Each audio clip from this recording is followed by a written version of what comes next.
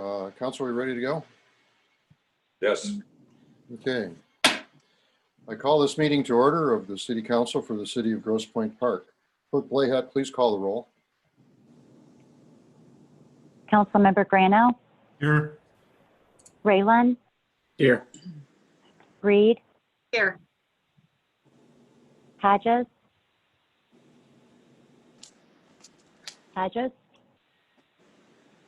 Michelle, you're Muted. Oh, there you Here. go. okay. Robson, Here. Fluid, Here. and Mayor Denner. Here. Please join me for the Pledge of Allegiance. I pledge allegiance to the flag of the United States of America and to the republic which stands one nation Under God's indivisible, liberty and liberty and justice for all. Thank you.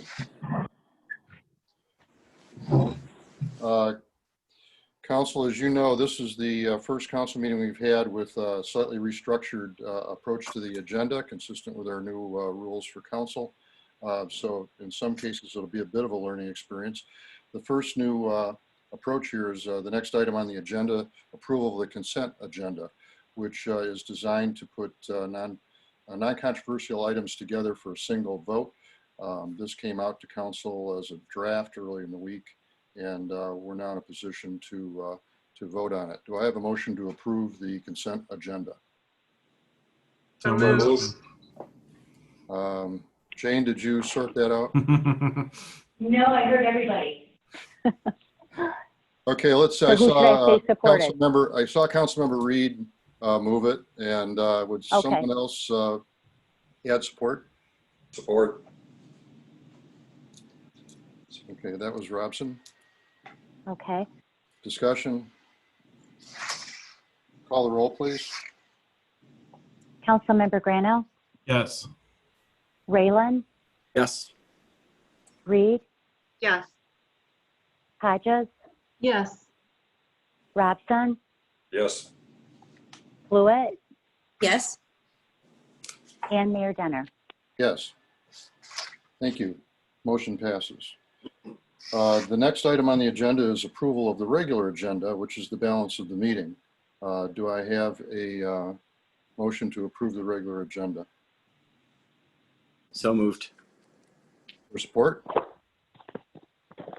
I'll support. Okay, Michelle supports, I think. It was member Fluid. Sorry, Mayor. I'm It was me. sorry, Fluid. Okay, I'm not quick enough. Okay, fine. Any discussion? Call the roll, please. Councilmember Grano, Yes. Raylan, Yes. Reed, Yes. Hodges, Yes. Robson, Yes. Fluid, Yes. and Mayor Denner. Yes. Okay, thank you. Motion passes. The next item on the agenda is our first session of public comment. And I'd like to remind everyone, and particularly the public who is interested in commenting, that this public comment is broken into two sections. Public comment on agenda items, and then at the end of the meeting, public comment on non-agenda items. So we're at the public comment on agenda items, and I would ask the administration to manage that. We may have some written comments and then manage oral comments. Yes, Mayor Denner, I do have written comments for the City Council tonight. There were two comments that were submitted to the city. However, they did not meet the meeting guidelines. And so with that said, I'm going to go ahead and read the public comments submitted to the City Council.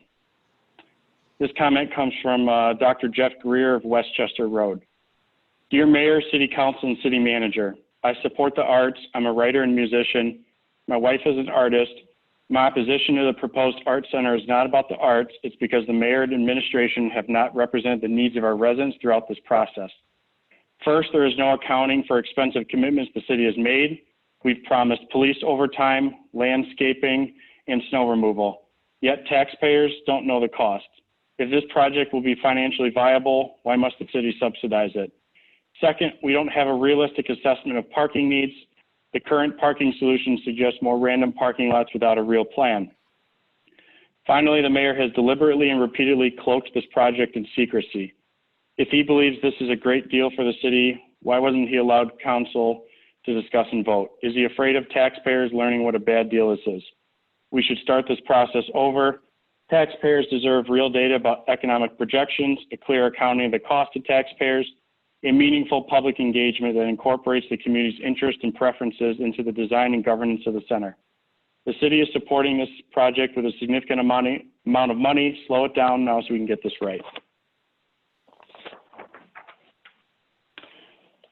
This comment comes from Mr. Greg Donnelly of Lake Point.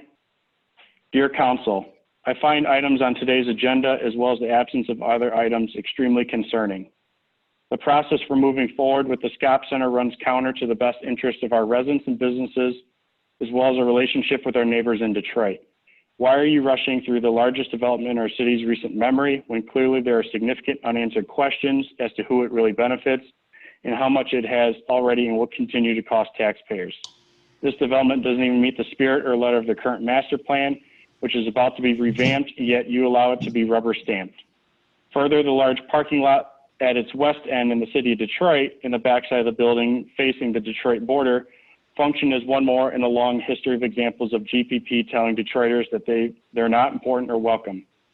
I find it further concerning after I've asked now for 3 straight city council meetings that I see no sign whatsoever that you will put on your agenda to discuss the possibility of removing the multiple barriers that we have constructed at the Detroit border over the past several generations.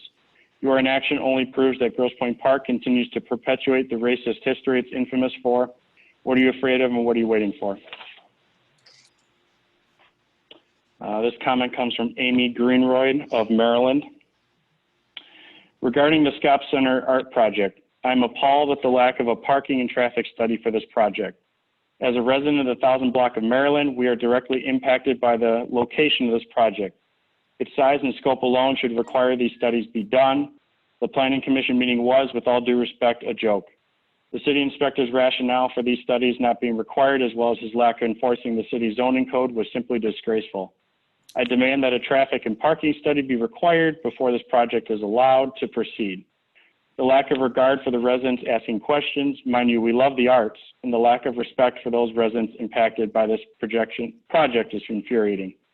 I sincerely hope for the rest for the city and all of its residents. Please, if a thing is worth doing, it is worth doing right. Thank you. This comment comes from Ellen Devine of Lake Point. I have lived in Grosse Pointe Park for more than 30 years. For many years, there had been an undercurrent of discussions on the streets. That art center is coming, Mayor Heenan wants it, and it is coming. Property has been acquired, signs have been posted. It felt like it was a done deed and was going to happen. The local newspaper made it sound certain. Only recently has there been formal community discussion to the extent that it is possible in a pandemic, and it appears to me that I am not the only citizen who has reservations. The discussions have shown concerns regarding lack of transparency, traffic, parking, zoning, building height, whether this initiative is how we ought to be allocating taxpayer funds and scarce city space. I do support the arts. I appreciate the generosity of the givers, but I feel like I'm being pushed to a conclusion which I'm not ready to accept. I urge further consideration of this proposal, more robust discussion at a time when we're able to do it in person. This comment comes from John Callis of Nottingham. The SCOP proposal is out of compliance with the zoning ordinance and master plan. How does the Planning Commission and Council legally justify this approval? Note that the Michigan Building Code is not a substitute for the zoning ordinance. It applies not to zoning, but life safety and building construction. My understanding is that Planning Commission is not the authorizing agent for final approval of a proposed building project. Just as the city attorney is an advisory function, so must the Planning Commission be advisory only, as the members are appointees, not elected officials. City Council has sole legal authority to final approve any building project proposed within city limits. City Manager Seisland correctly asserted at the public hearing forum on August 17th that the recommendation of the Planning Commission regarding the site plan approval of SCOP proposal will be on the agenda at the next council meeting. This should then be part of your agenda and subject to a vote. This comment comes from Dr. Timothy Moran of Nottingham. The process that has been engaged into forced creation of the Scott-backed Art Center has been wrong from its beginning. And if that center is to go forward solely based on the flawed meetings and decision of the City Planning Commission, not only will the Art Center be a loathed and reviled fixture, but the city will be able to say no to future development that finds our zoning limitations inconvenient. This project has already swallowed a massive amount of public money and will form a continual drain on public funds for its entire existence. The benefit of this project as currently designed is extremely limited. All this could have been discussed and improved had the process been a frank and open one, with detailed plans that met normal levels of financial and business information. Instead, the process has involved dubious dealings with city officials holding dual roles as members of an impenetrable nonprofit agency negotiating with themselves as city leaders. I have covered thousands of public meetings in my time, and I have rarely seen such a ludicrous example of ineptitude as this process. City Council needs not only to vote on this project, but to hold this project to regular standards of openness and daylight by delaying any approval and denying any progress until a stronger, more defensible business plan is in place that does not require annual public funding, and until a separate zoning appeal and approval can lay out a clear path. Mayor Denner, those are my written public comments submitted to the city. Thank you, Manager Seisland. Now I'd ask you to manage oral comments. Yes, so as part of this process, I'm going to ask Assistant City Manager Smith to allow members of the public to use the raise hand function, which is *9 on your phone. Please leave this section for agenda items of the City Council agenda, and Leah will call upon your phone number or name. You'll see a timer for 3 minutes, and at that time, the comment will end. So with that said, I'll have Leah admit public comment. Thank you, Manager Seisland. I'm just in the process of sharing the screen. And then, okay.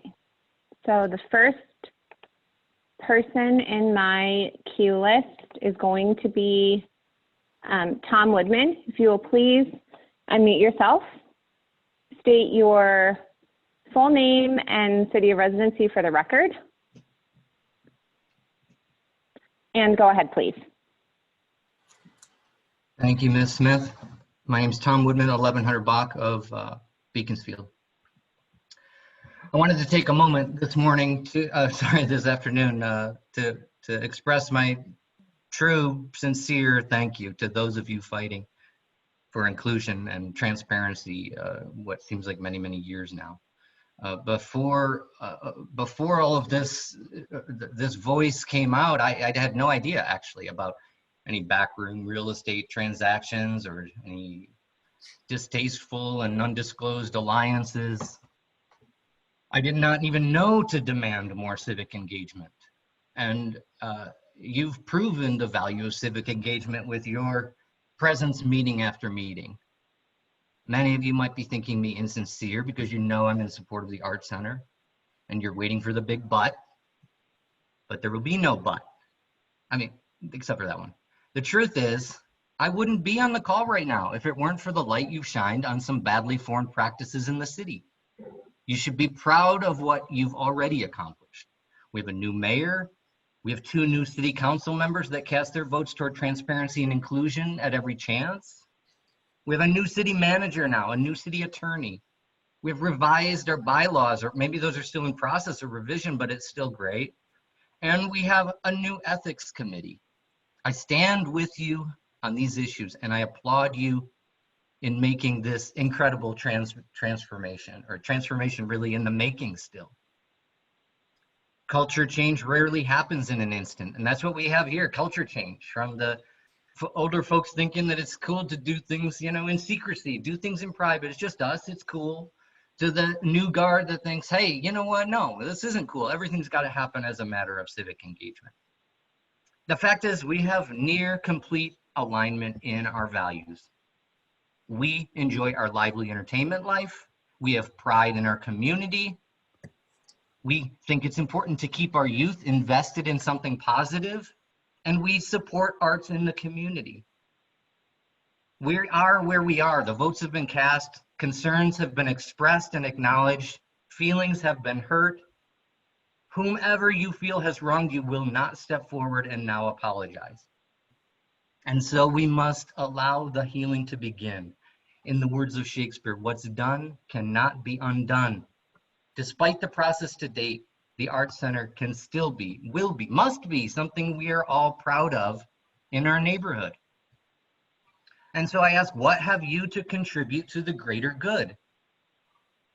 You know the Arts Center needs additional programming to get to 50,000 visitors a year. What are your ideas for that? What content would you like to see? What content would you call your friends for?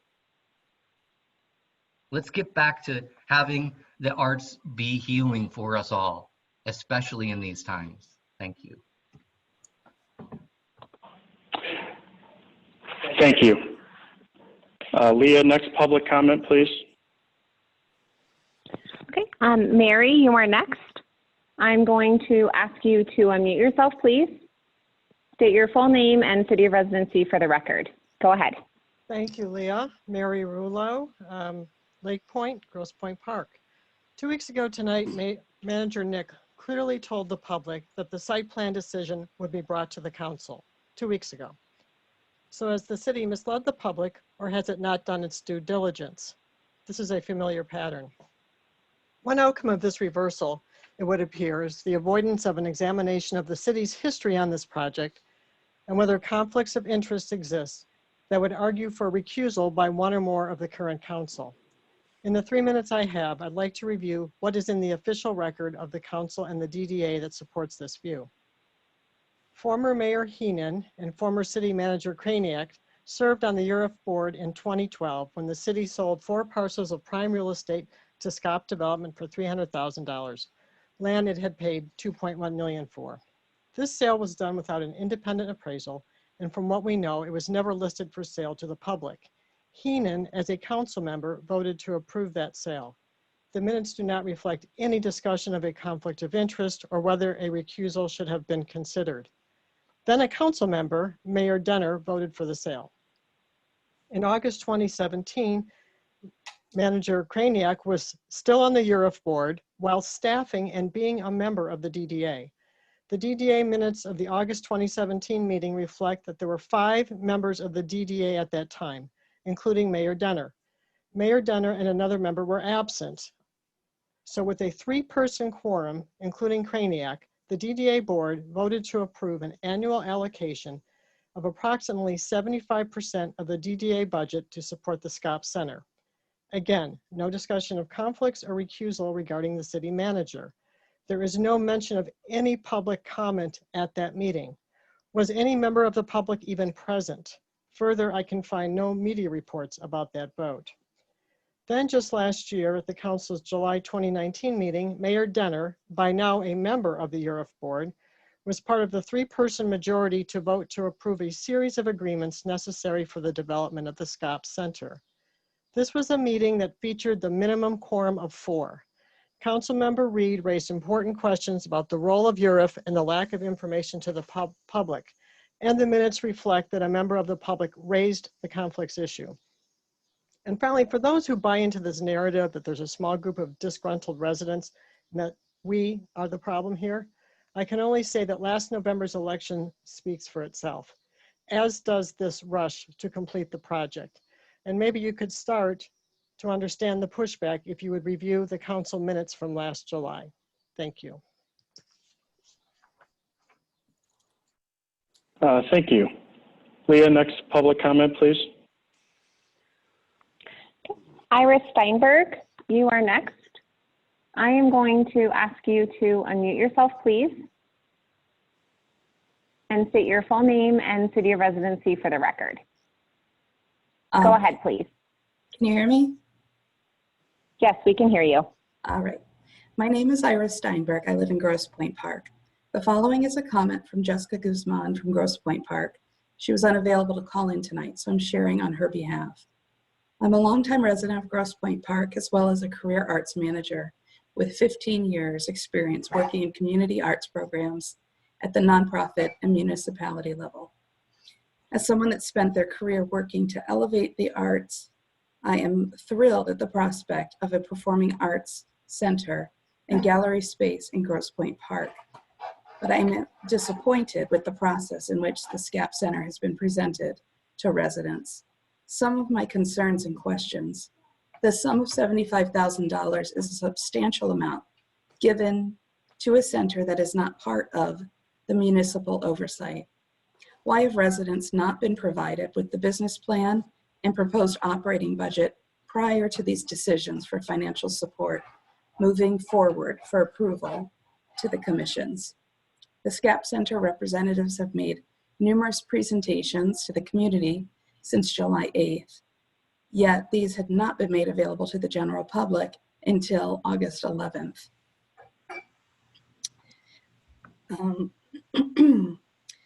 And some questions related to the budget.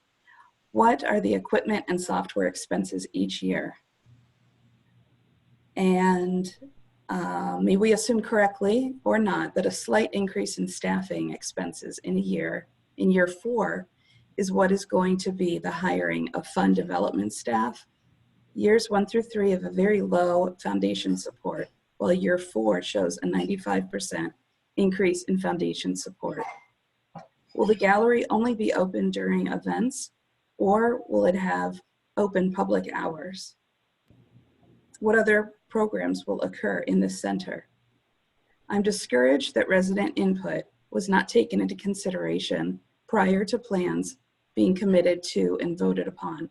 I'm currently involved in the development of a new community center in an area municipality which will have 50% of the facility dedicated to fostering the arts in the community through 2D and 3D studios, a 700+ seat theater, scene shop, music lessons rooms, 2 dance studios, rehearsal spaces, and more. We purchased the building in July 2019, broke ground on renovations September 2019, and we first presented our ideas to residents in fall of 2017 regarding what amenities the residents wanted. We had multiple focus groups and community forums to get input on the needs and concerns from the residents prior to purchasing the building and finalizing the design. Well, I realize this scenario is slightly different due to the city managing the entire project and having permanent oversight of the facility. I do want to highlight that it was always transparent and feedback from the community was authentically heard and taken into consideration. Please don't misconstrue my concerns as a lack of support of the arts. Rather, I'm severely disappointed in the process in which this has moved forward. You can still make this right by slowing down and providing the answers to the community when it is requested. The request for transparency, the delinquency in providing information, and the insidious comments from some council members towards residents with concerns makes this project feel questionable and suspicious. Thank you. Leah, next public comment, please. The next person on my list is Brian. If you will please state your full name and your city of residency for the record, please. Go ahead. I'm Brian Vosberg and live in Grosse Pointe Park. And I wanted to comment on the Arts Center and the Planning Commission vote that occurred on this project. As a certified urban planner who takes his oath and ethics very seriously, I was appalled at the vote that occurred at the Planning Commission on the Arts Center. I was also appalled with the statements from the city staff at this commission meeting who have also taken an oath in their duties. The zoning code in the master plan is what the Planning Commission is supposed to follow. That is the oath that they took. Those are the laws of the state of Michigan. They chose to bypass those, that zoning code, and they chose to follow a path that was not permitted in the city's own zoning code.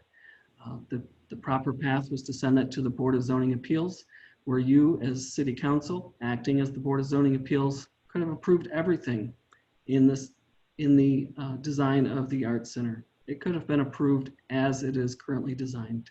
Instead, for whatever reason, this administration chose to avoid the actual truth of this and encouraged the commissioners to approve things that were not true.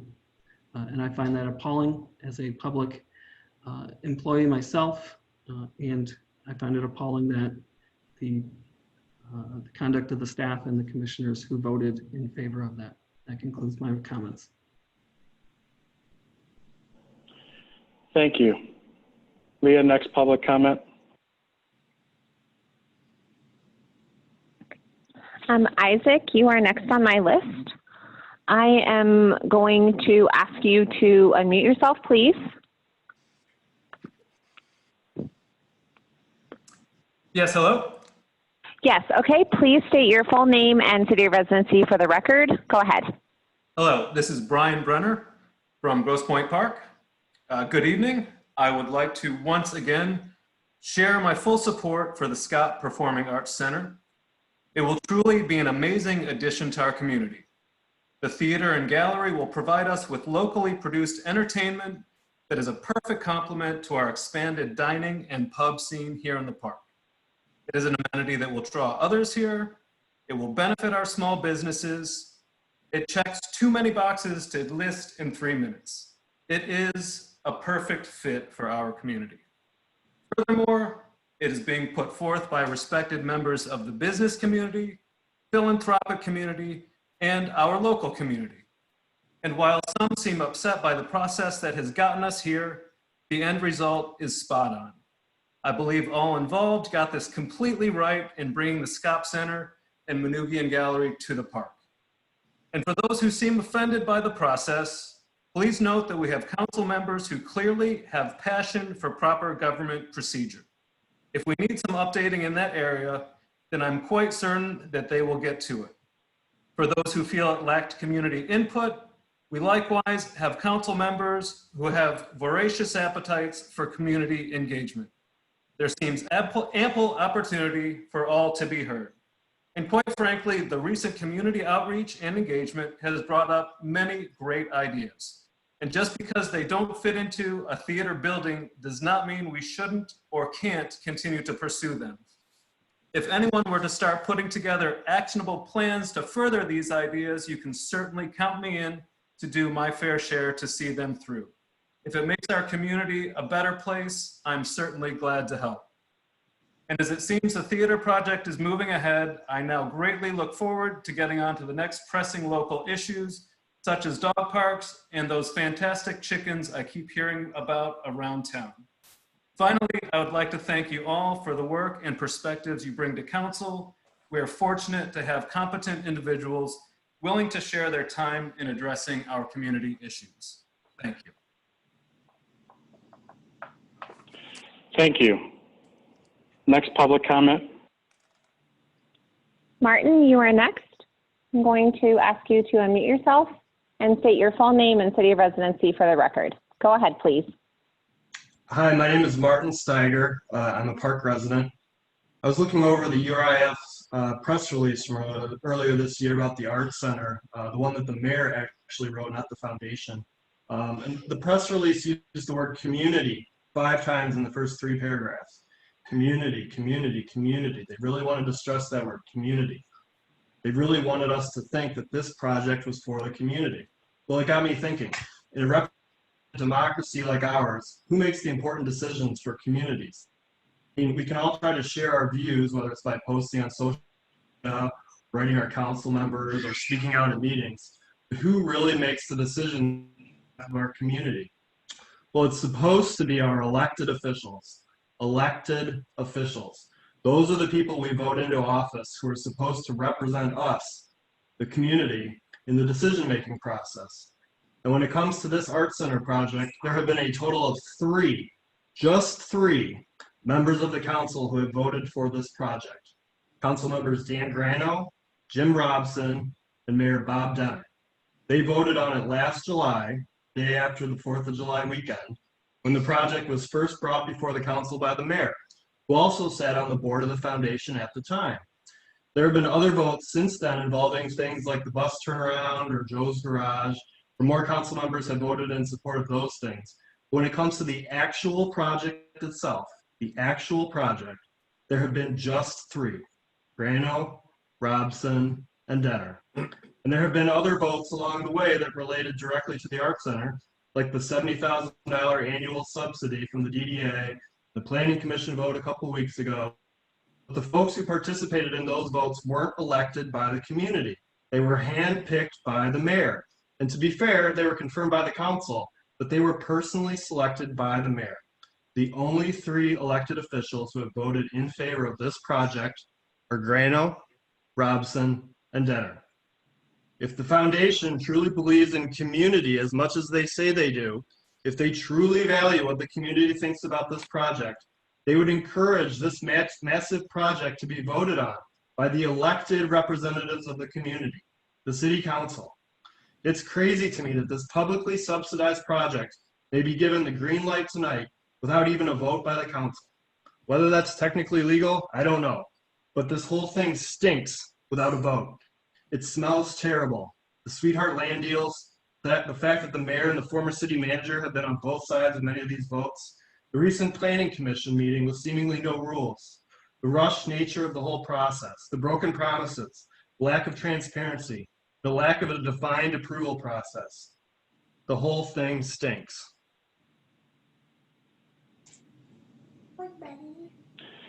Thank you.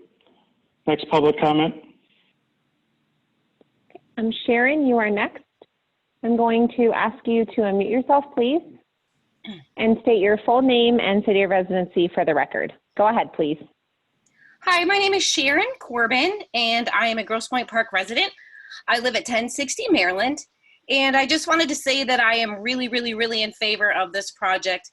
I'm also a member of Grosse Pointe Theater. We are definitely a community-oriented organization. One of the things about being in the theater, you put on plays, and the great thing about putting on a play is it doesn't matter what you do for a living, where you live, how much money you have, what color your skin is, how old you are, how young you are, what gender you are, if you're gay, straight, what kind of car you drive, and just on and on. It's about art, and it's about bringing people together, and that's what this venue is going to do with Grosse Pointe and Detroit. Art is about embracing and thriving on diversity. That is what this is, and the artist community. And I am just so grateful for everybody who has made this happen. I know not everybody's happy about it, but I want you to know that I am thrilled. Thank you. Thank you. Next public comment. Okay, Amy Conti, you are next. I'm going to ask you to unmute yourself, please, and state your full name and city of residency for the record. Go ahead. Right. My name is Amy Conti. I live at 1157 Beaconsfield. I implore the City Council this evening to do their civic duty and send the Performing Arts Center site plan back to Planning Commission. As provided in my very detailed email to the Mayor, City Manager, Attorney, Planning Commission, and City Council, this development requires use, height, and parking variances. In brief summary of my letter, a privately funded and developed facility is not an approved use in OS. It does not meet the definition of public, which by means of land use means owned by a government entity. The building height is very clearly over the allowed 30 feet outlined in the zoning code. Zoning is also very clear that building height is to the highest roof surface, not predominant architectural feature. Lastly, the Art Center property is underparked by 29 stalls. Parking cannot be shared with another property when that property may need to use those parking stalls at the same time. I must also add that 126 stalls completely underestimates the actual need and actual number of cars that will be coming to this venue. Additionally, conditional approvals would be commonplace anywhere else for this type of project. Specifically, approvals contingent on the City of Detroit and the relocated DPW facility and a traffic study. The information presented at Planning Commission that stated otherwise was intentionally misleading and incorrect. The members of the city that are in favor of this proposal are trying to find illegitimate loopholes to justify their very flawed methods of compliance with zoning code. City representatives should be responsible to the citizens of Grosse Pointe Park, the zoning code, and the master plan, not to private developers, no matter how great their monetary generosity. I cannot help but relate this to my personal experience with the city. In a proposal for a daycare directly across the street, I proposed a new use to an existing building. I was required a use and parking variance. I provided a trip generation study provided by a licensed civil engineer outlining the peak number of cars that would be entering and exiting the property. What kind of documentation has the Art Center provided to illustrate that the traffic generated will not create congestion and unsafe conditions on Jefferson and surrounding residential streets? Mayor Denner, in my last presentation to City Council, council for the proposed daycare, you said, and I quote, "The traffic would be insurmountable." Tell me, what adjective would you use to describe the traffic to be generated by the Art Center, which is going from 0 trips currently to the site to 500 people attending an event, all arriving and departing in 1 hour? I'm a licensed architect. I have attended hundreds of planning and zoning meetings on behalf of my clients nationwide. I've witnessed some interesting meetings, but never one where the city intentionally supported false information presented to the public as a means to approve a petitioner's request. I have no grievance with the Art Center. I am grateful we have donors in our community with such generosity. I do take serious issue with the process or lack thereof and the unethical and inequitable decisions by the city. Thank you. Next public comment. Diana, you are next. I am going to ask you to unmute yourself, please, and state your full name and city of residency for the record. Go ahead, please. Good evening. This is Diana Kohler from Grosse Pointe Park. I can imagine that an art center would be a tremendous asset to our community if it had been planned with extensive input from Grosse Pointe Park residents that validated the concept and informed the design process. That's not what happened here. Instead, it came to the community as a done deal, and taking your dog and pony show on the road does not constitute community engagement. I can imagine an art center with many opportunities for people of all ages to enjoy participating in and experiencing widely varied arts. But that's not what's happening here either. Instead, Art Center is so narrowly defined that it's really an auditorium with 2 tenants that goes unused most of the year.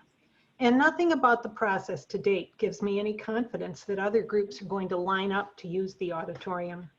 I have heard the excuse that you can't get signed agreements before the project is approved. Not true.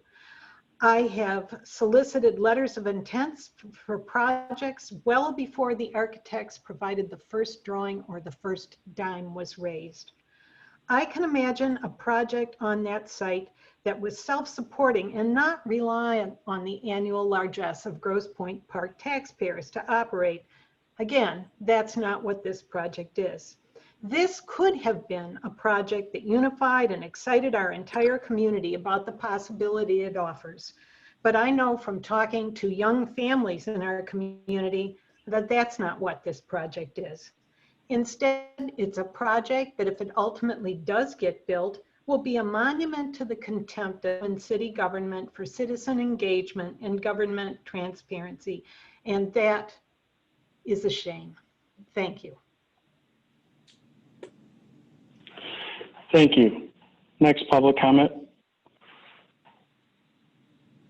Okay. Amy, you are next. I'm going to ask you to unmute yourself, please, and state your full name and city of residency for the record. Hi there, my name is Amy Chesterton. I'm a resident of Grosse Pointe Park. I wanted to say thank you. I noticed that Sharon was on there earlier. For those of you that don't know her, she is a tireless, dedicated advocate to the arts and an amazing actress. So I wanted to talk a little bit about what I'm seeing that has gone wrong here. And I say this specifically to the mayor and the council that are insistent on moving this project forward. You've committed our public safety department to usher patrons to and from the projected events, but yet we still wait for a daily commitment from the public safety department to escort our children on Kercheval before and after schools and the ever-growing populations at Pierce and Defer. You have committed snow removal and constructed a bus turnaround to accommodate this swiftly moving project, yet we await any sign of bicycle infrastructure or an increased pace for street resurfacing for our quickly deteriorating roads. The city inspector clearly spent countless hours both in fortifying his statements and opinions of this project yet to be built, while I personally have waited for over 4 months for a single return call regarding an abandoned and neglected lot directly across the street from our family home. Instead of spending time to write a progressive master plan that's rooted in economic principles and best practices for walkable communities, you spend the time finding loopholes and gotcha moments within our existing and decrepit policy. I could overlook all of this honestly if the end result was something that promised to be fruitful or catalytic for our community. I can tell you after 25 years in the development business that this is not that project. The economic projections simply do not add up. The site plan is one of the worst I've ever seen. Progressive communities do not have dead front facades, anemic entrances of activity. Progressive communities do not allow surface parking lots to sit proud on their gateway corridors. Progressive communities do not utilize valuable property for single-use development, let alone development that will be vacant more than it is occupied. Mr. Mayor, you have decided for us, without our opinion or vote, that this is what your community needs.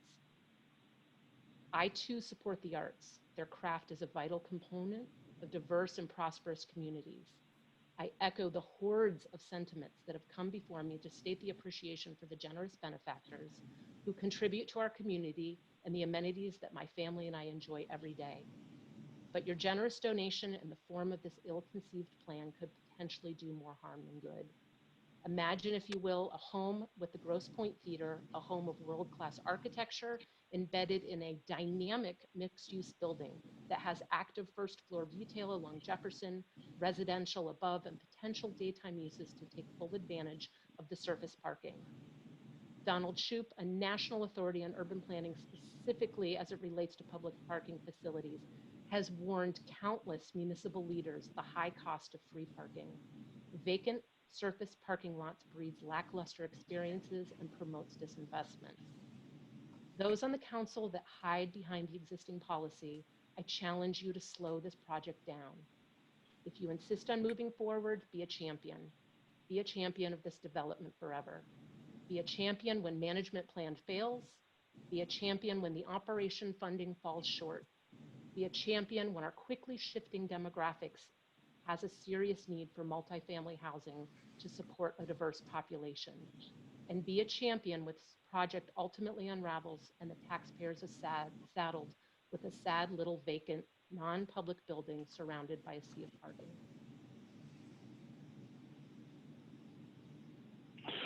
Thank you. Next public comment.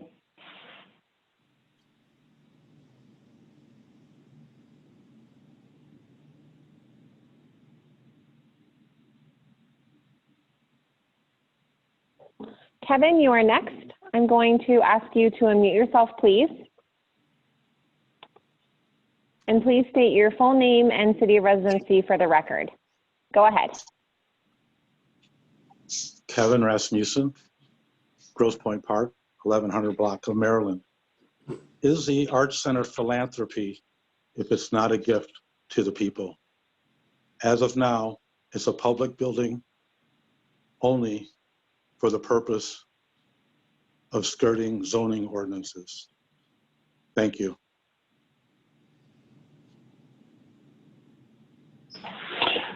Thank you.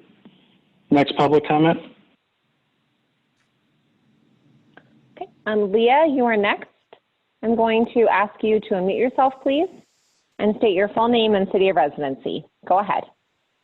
My name's Leah Greenwell. I live in Grosse Pointe Park on Maryland Street. As other residents have raised here tonight, the Art Center was born of a broken process. Some of that brokenness seems to come from insider dealing, in which things might be technically illegal, but at the very least would be seen as improper or immoral by the community itself if brought to light. The other brokenness seems driven by civic sloppiness or incompetence, which is also troubling, wherein we do not abide by the best practices of city planning, government administration, and leadership of integrity who act in the best interests of city residents. This sloppiness might be exemplified in the message to residents that there would be an opportunity for City Council as their elected officials to vote on this matter on our behalf. Now that has changed. How would this be a question for which we did not know the answer? This project has been in discussion for nearly a year, and 2 weeks ago the City Council was going to vote and now they aren't. It doesn't make any sense. It is either a change born of corruption or it is a change born of negligence, and both of those reasons are unacceptable. I'd like to use the remainder of my comment to talk about if this project moved forward tonight with the public money, resources, and energy that have been put toward it. How will the community have input and the opportunity to implement the vision it has articulated? Residents have asked for local artist access, children's classes, other community uses, none of which are in the current Scott Center plan or in the vision that they've articulated. Right now, there's no plan that would allow for world-class arts experience, which they say is their mission to happen. This process needs to slow down and be done right, which many citizens have said, and I hope this will be a turning point in the process. Thank you. Thank you. Next public comment, please. David, you are next. I'm going to ask you to unmute yourself, please. And Good state your evening. full name. Yes, go ahead, please. Okay. Good evening. My name is David Roberts. I live in Grosse Pointe Park on the 700 block of Barrington. I just wanted to call in tonight to express my support for the Art Center. I've only been a resident here since 2016, so as a result, I realize that a lot of the issues that have taken place for this have happened before my time. However, the one thing that I've heard time and time again this evening is this call and desire for community involvement. One of the things in my limited time living here that I've noticed is that we have all sorts of private members-only amenities, such as private parks, private movie theaters, private pools. This would be an opportunity for us to actually build something which could involve not only the residents of Grosse Pointe Park, but also the city of Detroit, Southern Macomb County, the other points. To me personally, this is an opportunity for us to actually build that community involvement in ways that are not simply performative, ways that actually would truly build community. And that's really all I have to say. And thank you so much. Thank you. Next public comment. Andrew, you are next. I'm going to ask you to unmute yourself and state your full name and city of residency for the record. Go ahead, please. My name is Andrew Conti. I live in Grosse Pointe Park. I'm a project manager and estimator for a commercial general contractor that specializes in site development and civil construction projects. I support the development of a performing arts center within the park. I do, however, take issue with the way the city has handled the SCAP Center project. There's been a lack of community engagement and transparency from the onset of the process. The city is also not adhering to its own zoning ordinances in an effort to advance a project that some city officials would like to proceed despite several non-compliance issues. There's a clear and evident double standard that exists within our city government. My wife spoke earlier on the call regarding a proposal we pursued for the development of a daycare within an existing building at 14950 East Jefferson Avenue, the property directly across the street from the proposed Performing Arts Center, which is also in the OS1 zoning district. A 2-year process culminated in fall of 2018 with the City Council acting as the Zoning Board of Appeals, unanimously denying our proposal, citing traffic and parking concerns. The daycare proposal required both use and parking variances, 2 of the same variances the Arts Center should have been required to apply for.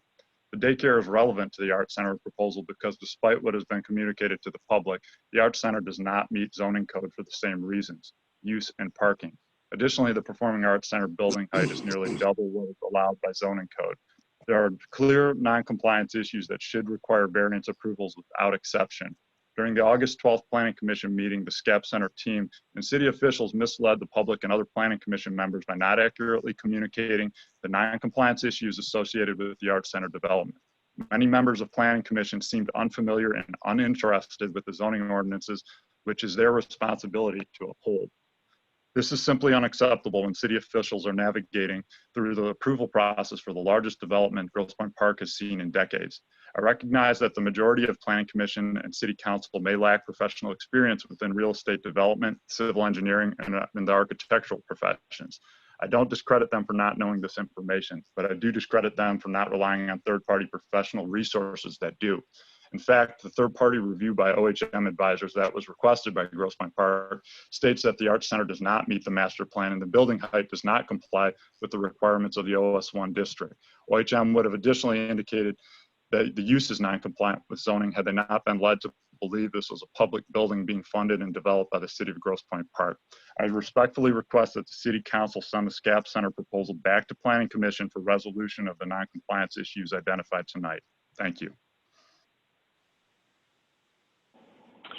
Thank you. Next public comment. Kevin, you are next. I'm going to ask you to unmute yourself and state your full name and city of residency for the record.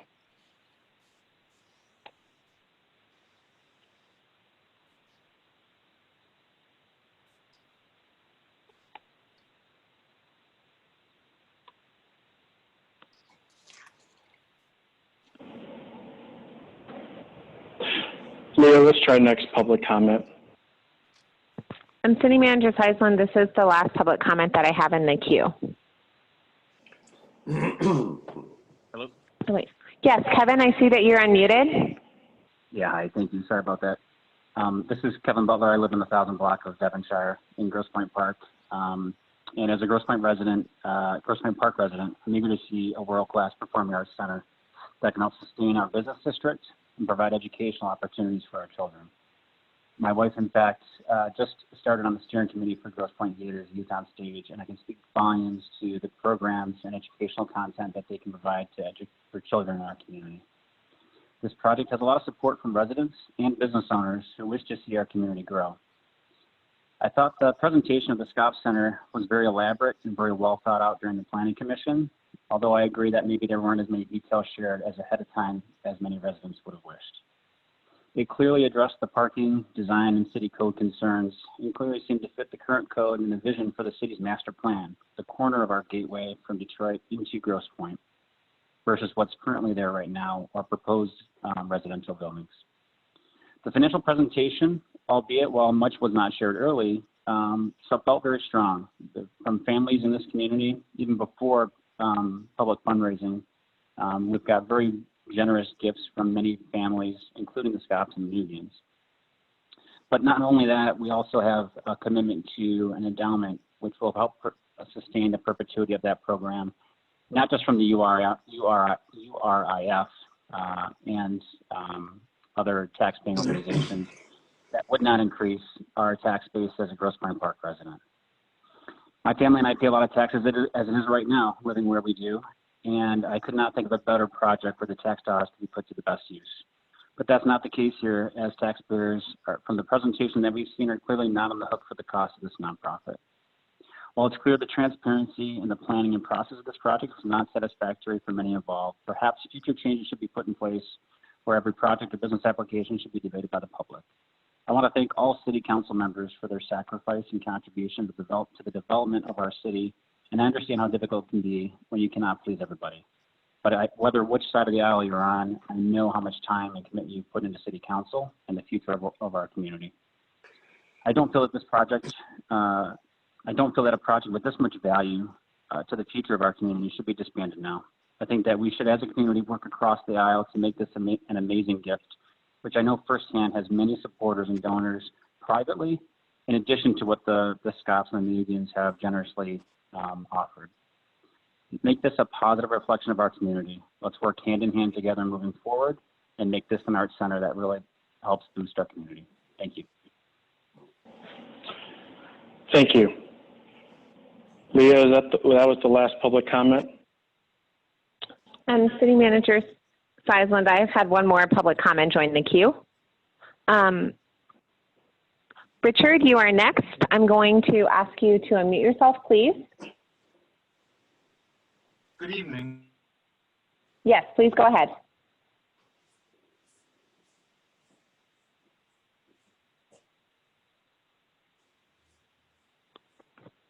Richard, I need you to unmute yourself again, please. Can you hear me? Okay. Yes, I can. Please state your full name and city of residency and go ahead. Richard Schroeder, Grosse Pointe Park. I personally know 5 of the city council members, and I think they're all great people. I was watching the last city council meeting, and it went 5 hours. I watched the city planning commission. It went longer than it should have. I know there was a threat by somebody that was going to make this go until not tomorrow, but the next day, and I hope that goes by the wayside. If I could just remind everybody, you know, we're all neighbors. If we just treat everybody a little more respect, not throw accusations at each other, because I think we're all in this for the same thing. We want to make the city better one way or the other. I think these great people who have thrown a lot of money at this project, I appreciate very much. I hope it goes forward. I can see a lot of other things in that place that would probably take a lot longer to build if it ever gets built at all. But I think that if this goes well, and it should go well, you know, it'd be a great thing for the city. But more importantly, if there's one thing I'd like to see, I'd like to see the accusations go by the wayside. I'd like to see people get treated with respect again. I'd like to see the respect of the city workers back in place where it should be. You know, quality people all the way around. Let's all just try and be decent neighbors for one more time again. Thank you very much. Thank you. Are there any more public comments? City Manager Heisman, that was my last public comment. Thank you. Mayor Denner? Okay, thank you. Next up is the manager's report. Mayor Pro Tem Robson, are you there? I am. I need to step away from my computer for a minute. Can you take over the chair for the manager's report, if necessary, the commission reports, which would be a brief report on planning? I can. Thank you. Thank you. Manager Tyson, go ahead on your manager's report. Okay, thank you, Mayor Pro Tem Robson. So City Council, before you is the latest manager's report, update of city initiatives and projects throughout the city. So I'll try and be brief. Our 2020 road program, Cadillac Asphalt will be coming to Grosse Pointe Park for road work just after Labor Day. New to this year's program, we're going to include ADA sidewalk ramps as part of its scope, and an alley, which has not been done before in our road program. The city did not include any road work west of Belfort due to DT and InfoSource working on that side of Grosse Pointe Park this calendar year. So we'll look to address that next year. Notices of for no parking will be posted in advance, and schedules posted online for the public. Those streets included on North Jefferson include Yorkshire 13 to 1400, Bedford 13 to 1400, Charlevoix from 3 Mile to Whittier, St. Paul from Belfort to Cadju, and then the alley on Cadju and Harvard on off Mack Avenue. The South Jefferson streets will be Bishop Road, and on Essex it'll be Belfort to Westchester, Harcourt to Bedford, and Whittier to 3 Mile. Westchester Somerset Crossing on Jefferson, the city of Grosse Pointe Park, with its public works staff and Chief Filoni had been coordinating with DT in Wayne County on a school sidewalk improvement project on Jefferson starting at Westchester and crossing to Somerset. This new layout eliminates about 26 feet of crossing space, will add 2 ADA ramps, and timing of lights will be changed by the county. On September 3rd, the Recreation Commission will be presented with the recommended dog park site at Patterson Park. This week, the city will share its feedback and analysis document to the public with the recommendation. City pool. Pools opened on Wednesday, July 8th and are expected to close right after Labor Day. At this moment, we have Tuesdays and Thursdays with no swimming due to having minimal lifeguards as students are heading back to college at this time. Staff have been performing well, and everyone was stepping up and making sure residents had a safe experience at the pool, and the Sign Up Genius has been a really good initiative that's worked out for the city. At our last TIFA meeting, the board voted to obtain pricing for a new parking study within TIFA and demo pricing for a home owned by the TIFA on Lake Point for pricing. A COVID support program was voted on, and a consideration to purchase drink cups for the social district once businesses have been approved by the state. The social district at this time, including GPP, 5 cities have been approved for a social district within the state of Michigan. The city is in development of signage and markings outlining those boundaries.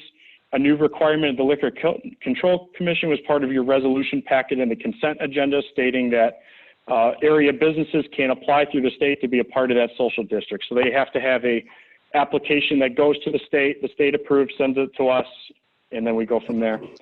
The TIFA COVID support program at this time, we've had 8 businesses that have applied, and this was in the amount of $3,500 per grantee. DDA will hold a meeting on September 1 to discuss at this proposed time bylaws, rules regarding meetings, and a COVID business support program. And then I made a mistake on your note that should have said August 23rd, not July 11th, has had 123 cases of coronavirus within the city of Grosse Pointe Park. Commission application, a final draft has been finished of the commission application. Those would be for open positions and or those that want to apply for city boards and, rec commission, beautification, planning. More details will be shared on the city website regarding appointments expiring, available positions within the city, expiration of those old applications, et cetera. I provide my last update that the city sent in a public safety hazard pay April-May payroll reimbursement. The state asked for clarification on some items and have been resubmitted for their consideration. This would be, if we were able to obtain it, the city would receive about almost $800,000 in payroll expenses during April and May of COVID. As well, from FEMA, COVID-19 relief, the city looked to have that payroll reimbursed, and at this time we were waiting on a response from FEMA. The Public Works building, the Public Works Committee met in May, reviewed a conceptual drawing of the building in TIFA in July, completed by the architect Stuckey Vitale. The new facility will be located off of Mack Avenue between Maryland and Weyburn. Facility will be between 16,000 to 17,000 square feet, which includes an upper mezzanine for additional storage. The main entrance and exit for this facility will be located off Mack via 3 entry doors. Also be a small door off of Maryland, which will be used for light duty vehicles. The city's goal is to make the facility easy entry for employees, and the design is close to completion, and city administration anticipates having a planning commission meeting soon for consideration of that site plan. And just some small public works updates throughout the city. The city recently purchased a new loader for employees that can be used for various tasks, including digging, loading of dirt, rock, etc., stone, or most commonly known for leaf season, as you might see as they go on our city streets. Public Works cleared and cleaned up the alley of brush and weeds at the west of Weyburn, bordering Alter Road, and as well, city staff is going through the alleys to help with cleanup. And with leaf season soon, the city will be looking to advertise 2 to 3 part-time positions to help with leaf season. Mayor Pro Tem Robson and Mayor Denner, that is my manager's report. Thank you, City Manager. Are you there, Mayor? I am. Thank you, Mayor Pro Tem. Thank you. Let's move on to the next item on the agenda, committee and commission reports. I believe I'm sorry, Councilmember Fluid.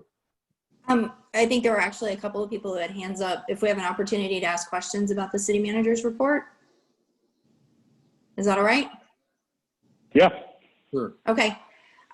So I've got it here in front of me, if that helps you. I'm looking at page 2 when we're talking about the social districts. And I know that we had decided that, TIFA could contribute to purchase the drinking cups and that had to be logoed according to the state regulation. Is TIFA also going to be paying for some of the other things that we had talked about, the outdoor seating, or is that coming out of the grants that they were given? That was coming out of the grants that were given. So any businesses can apply and they can purchase those tables, chairs, other methods that were used for COVID and or expanding their business outside onto the sidewalk and or the, you might have seen, I'm losing my mind, the parking spaces out in the street. The parklets. Parklets. 313 is an example. Thank you. Yeah. So when when are the social districts actually going to happen? When are we going to see that up and running? So as of right now, Assistant to Manager Smith had been working with the state, talking with the Michigan Liquor Control Commission. We were waiting on approval from the Liquor Control Commission. That did happen as we were looking to move forward with this project. Then there was a new requirement by the Liquor Control Commission that a resolution be passed by the City Council, which was in your packet tonight under the consent agenda.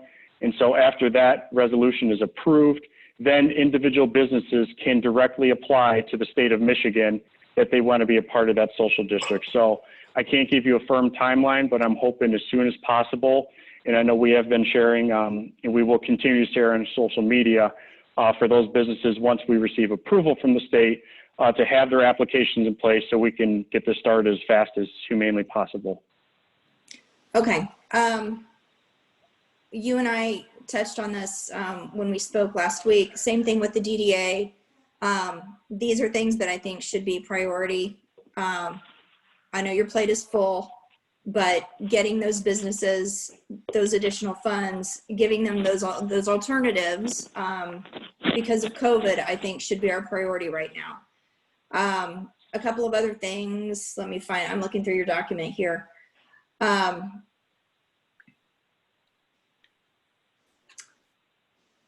I'm curious, when we're talking about 2 or 3 part-time positions for Department of Public Works, is there a reason that we hire 2 or 3 part-time positions instead of just hiring another full-time employee? And the reason I ask that is because I'm a big believer in full-time employees who are eligible to get benefits. So why aren't we just doing that? So the reasoning behind that part of it is getting residents, or I shouldn't say residents, the public to work on a job. So let's take this one for example. So this part-time job is specifically for snow and leaf removal.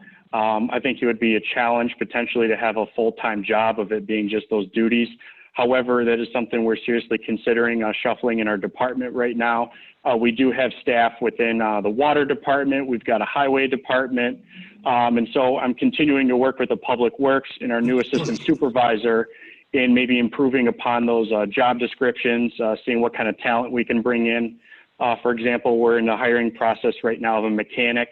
It is certainly a challenge to find qualified people to apply for the job with licenses, which is different from this position, but it's something that it's just with the wanting to do the job.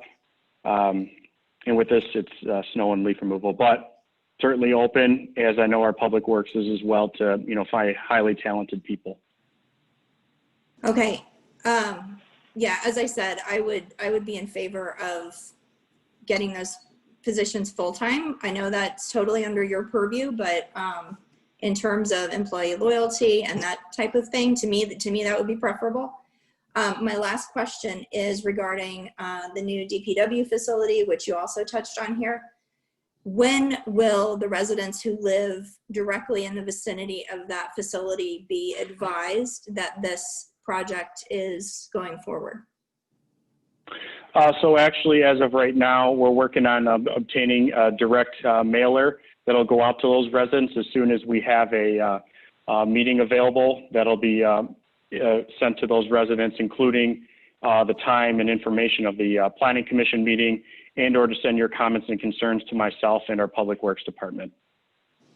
Okay. All right. That's all I have. Thank you. Okay. Thank you. Oh, Councilmember Reed.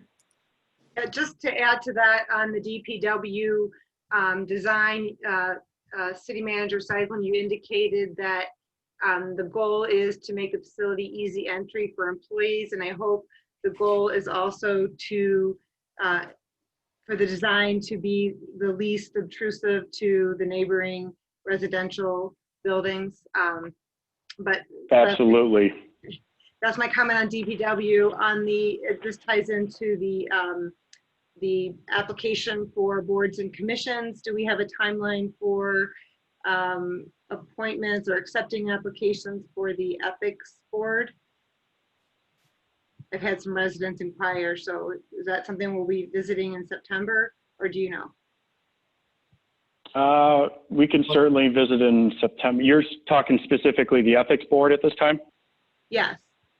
Yeah, I would expect, let me take Yeah. that. I would expect that as part of getting this process finalized, that that'll also be done, begun to be pursued in September.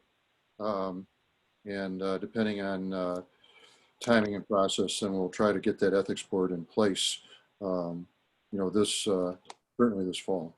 Right. And the reason I mention is because if we're going to be looking at those candidates in September, I think we need to let residents know if they're interested to make their application as soon as possible and give them a timeline and a deadline on that. Yeah. And then, oh, sorry. I was going to, go ahead. Mayo, do you have something to add to that? Just that depending on the timing, that particular position, because it's new, it will be either addressed, I believe, in September or October this year. Okay. And just tying into really our last meeting, do we have an update on live streaming of city council meetings? Not at this time. That's all I have. Thank you. It's on the list. Okay, thanks. Councilmember Relin. Thank you, Mr. Mayor. Thanks, Nick. That was a really, really good summary. You do have your plate full. I reached out to you earlier this week about an issue with a hole in the sidewalk, and you related to your public safety team, and they went out the next day and fixed it. I wanted to say thank you for that. That is, I can't imagine a city that has that kind of turnaround time for issues for the residents. I really appreciate that. I know some other residents have been complaining about long-standing DTE issues, and I know we have that number there. I'm wondering, is it okay for me to collect those and give them to you to move forward with those? Or they seem to have tried to reach out to DTE and the city, and they're getting bounced back and forth. So I just want to make sure that's okay and announce it to the public that, hey, it's okay to email the city manager on these things. He will take care of them. We had our DTE taken care of. It was super easy. We had minimal impact on our property, so it was great. But I want to say thank you to that. The next thing I want to ask you about is the DPW timeline. I understand you said that Stuckey Vitale is finalizing the design. What's the process of that approval for that project? So let me go back to your first point about DTE, just to clarify for residents and yourself. And I do appreciate that. I'll definitely convey that to the Public Works team. They really do take it seriously as soon as residents call. Even if it's not, a city issue, they're going to do everything they can to try and help. So the best thing I would certainly do is if you have a list of those, send them my way. I'll send it to the Public Works. We'll get those addressed. I do get those emails quite frequently, as I know our Public Works Supervisor, Pat Thomas. We do have weekly Wednesday meetings with DTE that require, we go through, is there any resident concerns? And so I can directly, for this sake, this week, we can address those by this Wednesday. Thank you. And then your other question was the process for DPW moving forward. As of right now, the process is that I'll look for that final review. We'll have a plan review by OHM advisors regarding the DPW site plan. I did discuss, I would like to try and fit in a public engagement session prior to a meeting or some sort of forum that I can talk a little bit more about this. And then after that, we'll have the Planning Commission look for approval. And after that, with the TIFA providing the support funds for this project, it would go back to TIFA. Okay, so City Council will not be able to have any input on this then, anytime further?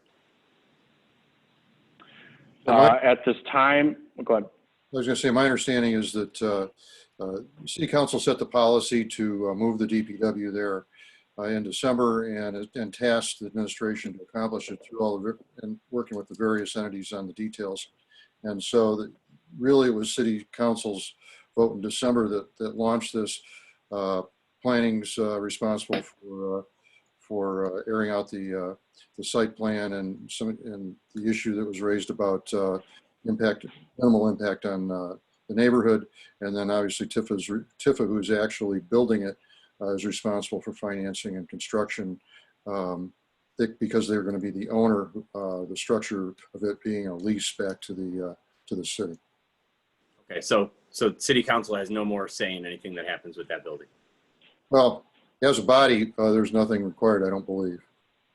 And Councilmember Alon, if I could just interject real quick, I'd have to look more carefully at it. If you have a specific question and want to discuss that, I'd be happy to look at it and see Yeah, exactly. no, it's a $4 million project that's coming through taxpayer funds. I thought city council should be the last route. You see what's happening with the art center? It's not going through a good process. Anything going future, we should go. If we can't go backward, we should move forward and get these processes through our city council who's elected. Tifa was not elected. DDA is not elected. Planning Commission is not elected. We're elected to represent our residents' voices. Those guys have no repercussions for what they vote on. I think it should come to city council, and I'm kind of scared that this big of a project isn't going to come through city council or take our feedback or anything like that. And again, the community engagement again is going to happen after this plan is already finalized. That's not community engagement. That's showing the community what we're planning on doing. You can't change anything at that point. You can't take any feedback. Again, the Art Center went through the same process, and we're feeling the ramifications of a bad process. I was hoping that we would learn from that and be able to change how we do things moving forward, especially with these big projects. We don't have any other thing going on that's this big. The Art Center, DPW are two big things. Probably nothing is going to happen in the long term. So I really would like us to represent our residents and be able to share our voices. Okay, I'll work with the city attorney to make sure that we have a rational process with the city attorney and city manager. You know, this we seem to be getting into what looks like council comment as opposed to questions for the city manager related to the manager's report. So I'd like you to refocus on that so that we keep the agenda moving. There'll be an opportunity for additional council discussion as we go forward in a couple of places. Thank you, Mr. Mayor. Okay, I guess I scared you off for the time being, but we are coming back to further discussion.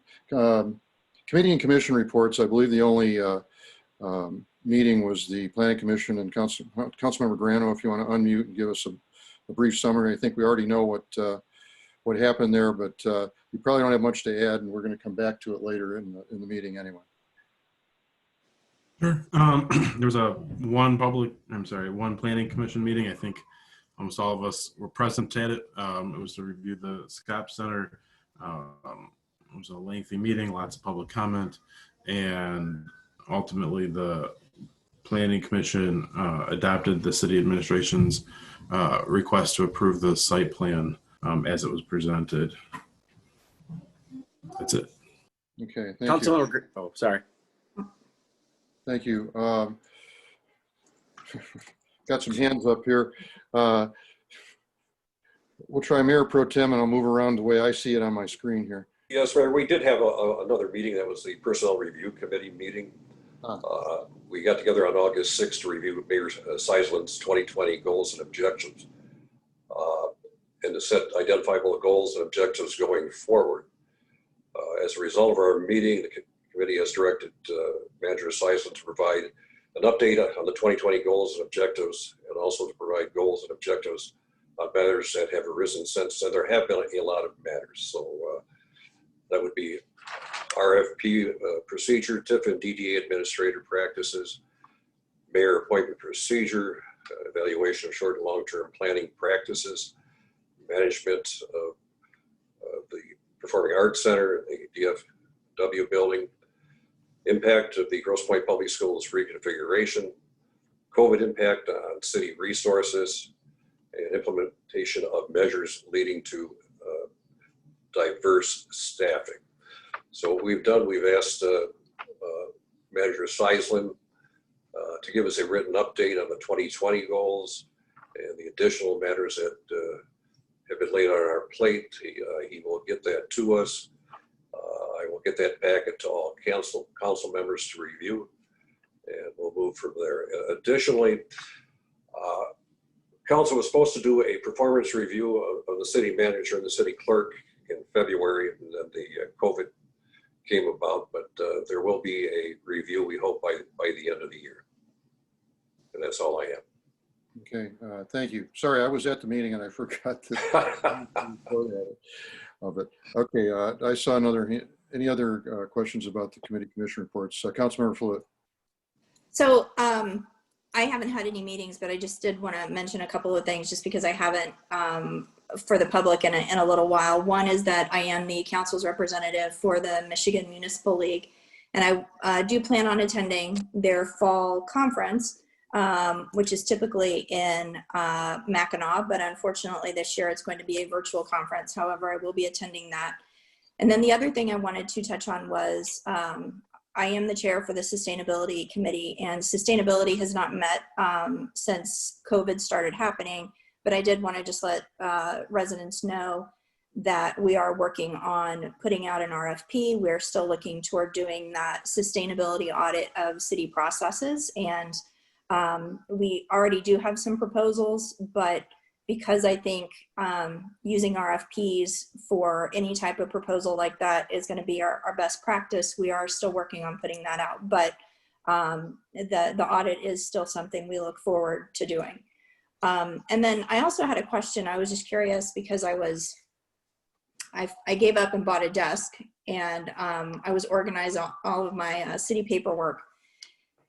So we have a real estate development committee, and I want to say that I'm not clear exactly what that committee does, and I don't know if we've had a committee report since I've been on council. So could somebody on that committee tell me a little bit about it? Yeah, I can talk about that briefly. That committee's actually been dormant for some time. It was most active during the time right after the recession in evaluating distressed properties, primarily in the Northwest sector, for possible city acquisition and either rehab or resell or demolition. That's when the committee was most active, and it's been pretty dormant since then. Arguably, it's not an active committee at the moment. Okay, thank you. Okay, thanks. Let's move on to unfinished business. The one key bit of unfinished business is the master plan process and the RFP that went out for consultants. I'll let the city manager introduce that. Okay, thank you, Mayor Denner. So City Council and residents before you tonight is paperwork regarding a RFP request that was put out for a city master plan. The City of Grosse Pointe Park issued this out on June 24th. Submittal deadline was July 31st. From that, we had a public bid opening with a bid tabulation from 8 vendors: Giffords Webster, OHM Advisors, Housel Levine, MKSK Planning Next, McKenna, Beckett and Rader, and Albert Kahn. And so as part of this process, Leah Smith, assistant to the city manager, and I went through a scoring criteria, initially scoring the 8 on 9 different criterias: firm's general approach to the project, qualifications of individuals, compatibility with the city's financial obligations, city area region, detailed community engagement plan utilizing multiple platforms for highest engagement. And so with that, we developed a final average score, and the highest scores were Beckett and Rader, OHM Advisors, MKSK, and McKenna. And particularly, I'm going to read a couple points from Leah Smith's review that was sent to me. I really want to thank her for her hard work as she went through these proposals with me and developing this criteria. And so with that, I'll try and update you on what we did. So as we went from 8 down to 4, we identified 3 points to focus on during our second review of the top 4 RFPs. One was knowledge of the GPP and the surrounding areas, the relevant experience, and the public outreach plan. So I'll provide a summary of the findings of the 4 RFPs below. McKenna demonstrated a detailed, in-depth understanding of Grosse Pointe Park as a city, focusing on the importance of maintaining a walkable community and preserving the way of life in GPP for years to come. McKenna provides zoning and planning services for Grosse Pointe and Grosse Pointe Farms and is currently working with the Eastside Community Network on a Mack Avenue improvement plan. In addition to completing all the required components for the master plan, McKenna also recommends completing a complete streets plan component to focus on calming measures for traffic through residential neighborhoods and providing parking recommendations to achieve the best balance between supply and demand.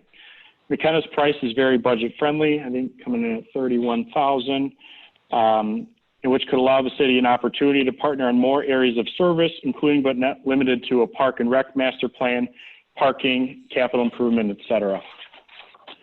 While McKenna did demonstrate a solid understanding of Grosse Pointe Park, there could be a little more detail in their public engagement, and they did not look to utilize any unique or creative methods in their public outreach plan. MKSK, the other firm, in partnership with Quinn Evans and Gibbs Planning Group, demonstrates an in-depth understanding of the surrounding area through extensive work with Grosse Pointe Public Library, City of Detroit, and St. Clair Shores. Their work program has a continual focus on implementation, also demonstrates creative classification of land use by classifying current land use by type as well as the character. They are the only firm that included completion of a retail market study as part of their proposal, which is critical for the city and local businesses in moving forward post-COVID. Their public outreach plan includes trained community ambassadors, volunteers to assist with community engagement, creating a grassroots feel for this project. MKSK stated that they have found the community engagement is higher when this approach was utilized. MKSK also has an impressive list of past projects, including recent master plan updates for other Michigan communities. We believe it is important to remember that while they have completed a lot of relevant projects, many of those communities are either in a redevelopment mindset or have open space to be developed. For example, Detroit, East Grand Rapids. MKSK did not demonstrate a deeper understanding of GPP in our community history. Their work plan proposal is high quality but reads a little generic. Third one is OHM Advisors. In partnership with CIB Planning, presents a proposal that includes an extensive and impressive public outreach plan. They propose utilizing a multi-platform engagement approach, including a project-specific website, online community surveys, postcards, yard signs, and text message polling. They also propose holding virtual office hours throughout the project, which the project team will attend to listen to additional community feedback and answer questions. OHM Advisors also demonstrates knowledge of the surrounding area and is currently working on a project in the East Warren-Cadue neighborhood of Detroit. It was also involved in the development of the Detroit Lower East Side Action Plan in 2017. Additionally, OHM Advisors already has a thorough and extensive knowledge of the city's infrastructure due to their current ongoing engineering work with the city. They demonstrated this knowledge in their proposed work program plan. CIB Planning Services leads as the lead technical consultant for the MEDC Redevelopment Communities Program, which was put in our RFP looking at considering Grosse Pointe Park for redevelopment ready community. And they've already demonstrated interest in joining soon. And last but not least was Beckett and Rader. Beckett and Rader is the only firm that referenced text from the 2012 master plan, which demonstrates a thorough and in-depth knowledge of the city's history. Through their work program proposal, a demonstration of where we want to go as a city is also shown. Their use of a story map open house is unique and provides an engaging online format to present the draft plan. Beckett and Rader are the only consultants who stated the benefits of doing a park and rec master plan in conjunction, and their proposed price allows for that conversation. Beckett and Rader includes an action plan as part of the proposal, which includes a time frame and the parties responsible for making the required changes. Additionally, the action plan would highlight what we need to do specifically to align with the RRC or Redevelopment Ready Community Program. The only identifiable fault with their proposal is their lack of knowledge regarding the Grosse Pointe Park area and our neighbors. As seen in their proposal, they do a lot of work out in the Ann Arbor area. Based on my evaluations of the RFP, I'm formally recommending that OHM Advisors, McKenna, and MKSK as the top 3 candidates out of 4 for review of the Planning Commission and selection. Okay, thank you, City Manager. I wanted to make a couple of comments here. First, I wanted to thank the administration for all the hard work they put into getting this RFP out and following a very strict and structured process in evaluating the responses. And I think the city will be better for it in the long run. I also wanted to point out that in the 21 fiscal year budget that council approved earlier this year, council provided for a consulting line item that would support the funding of this effort. And all three of the finalists fit within that budget number. And then finally, I wanted to indicate that I asked the city attorney and city manager to evaluate the terms of the statute to make sure that the process going forward is the best practices in compliance. And it was recommended to me that rather than city council selecting the partner to work on the master plan, that the planning commission has that responsibility, is that they have the responsibility to complete the update and then present it back to council. So with that in mind, I would like to put a motion on the floor for council to consider, and that is that move that the three firms and their proposals recommended by the administration, McKenna, MKSK, and OHM Advisors, be referred to the Planning Commission for their final selection and completion of a master plan update. Do I have support? Support. Okay, Mayor Pro Tem. Is there any discussion? Councilmember Reed. Yeah, I just have a couple of questions.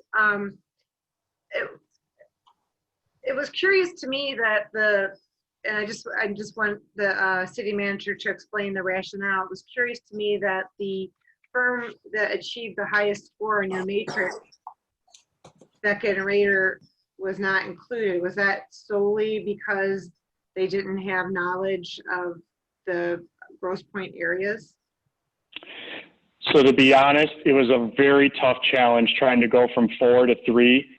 As much as they did have a high score, I think the lack of knowledge directly of Grosse Pointe Park, even though they did do probably one of the best reviews of our actual master plan in our redevelopment of scoring again, ultimately took play.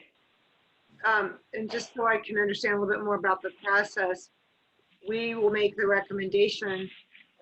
I assume the Planning Commission will not only have these proposals, but will also have the opportunity to interview the firms. Is that? That's correct. That's correct. So is there any reason not to include 4? Is it just, I mean?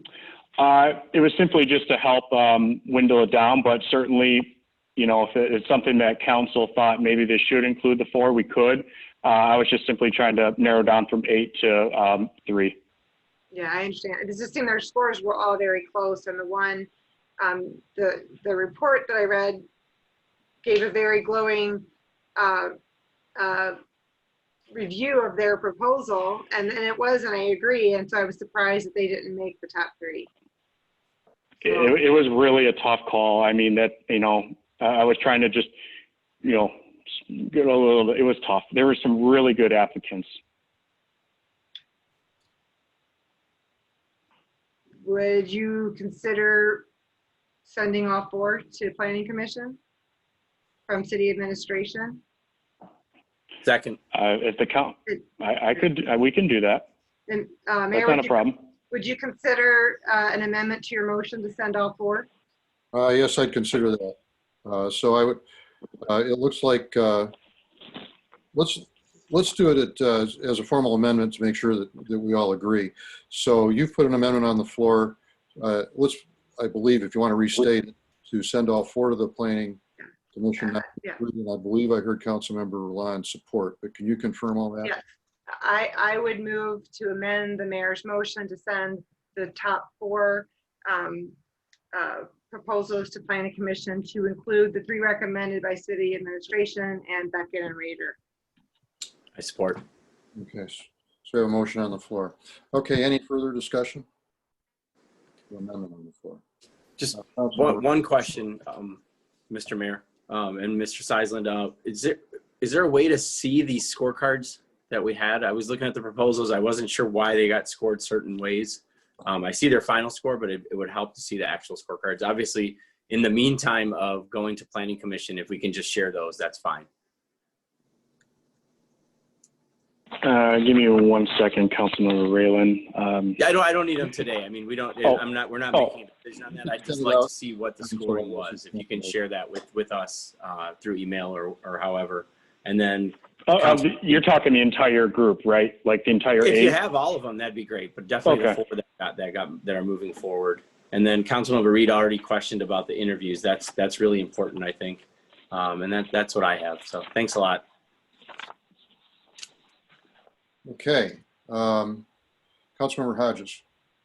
Thank you, Mayor Dunner. Just to point out to the community, one of the contenders was Halcyon Levine, and I was really hopeful that they would be in the top 4, but understand why they're not. I'm not questioning the decision at all. I think the administration did a great job pulling the recommendation together, and can only imagine how tough that was, Nick. And but Halcyon Levine did the work for Jefferson East Inc., and it would have been great to continue that momentum and really demonstrate strongly our commitment to wanting to work collaboratively with our neighbors. So they were 3 times our budget. So I'm very clear that that's not a viable option, but just wanted to at least point that out and use it, and also use it as a point to state what our values are and what I'm hopeful the Planning Commission will consider when looking at the candidates, that's an important endeavor. I believe very much that this master planning process could really serve as our turning point in the community, where we really unite together and talk about our future and co-create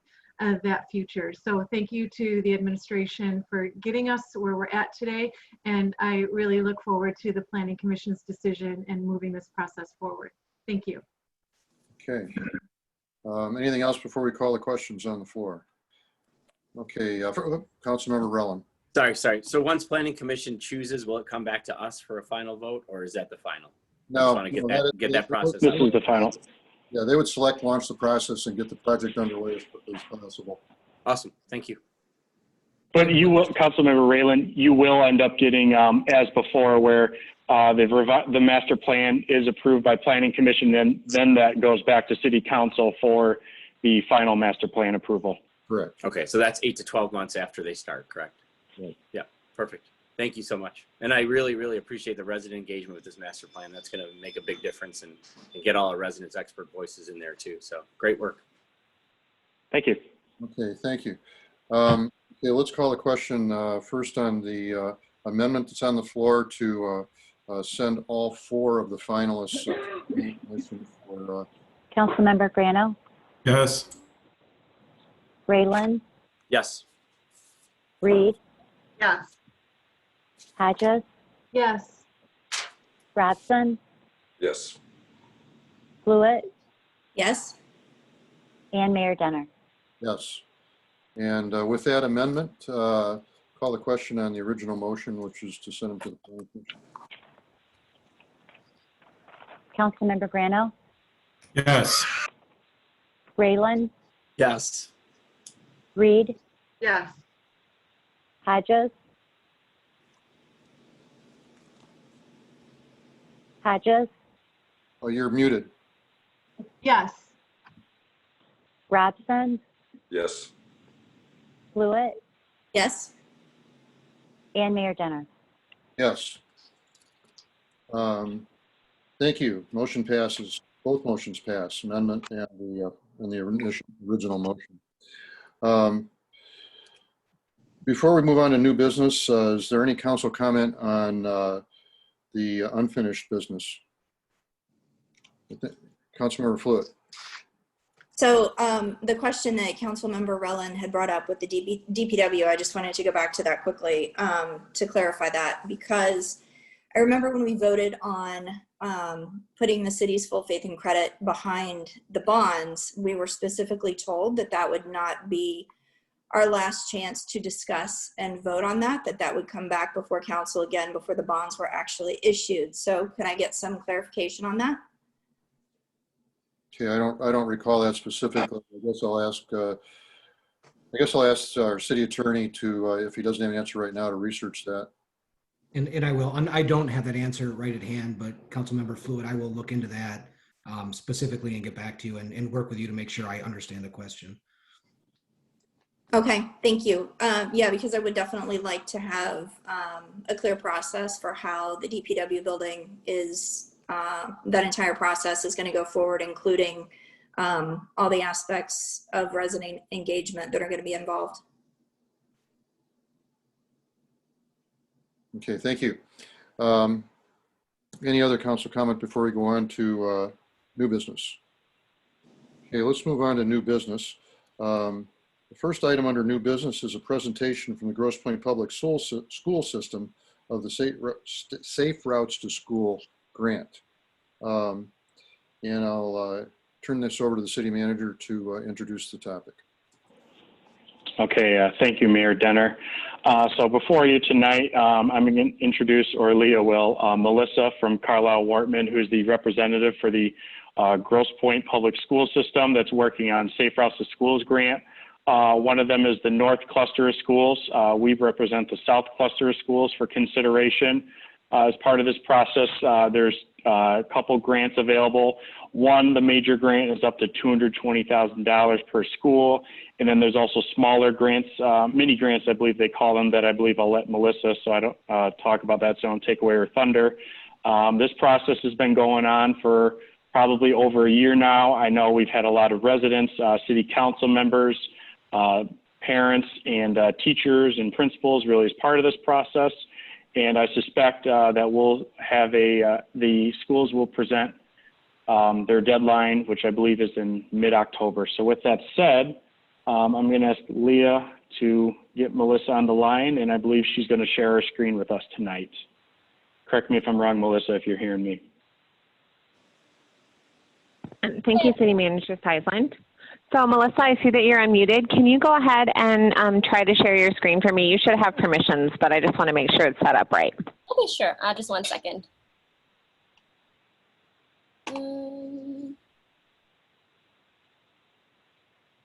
Okay, it says it's loading.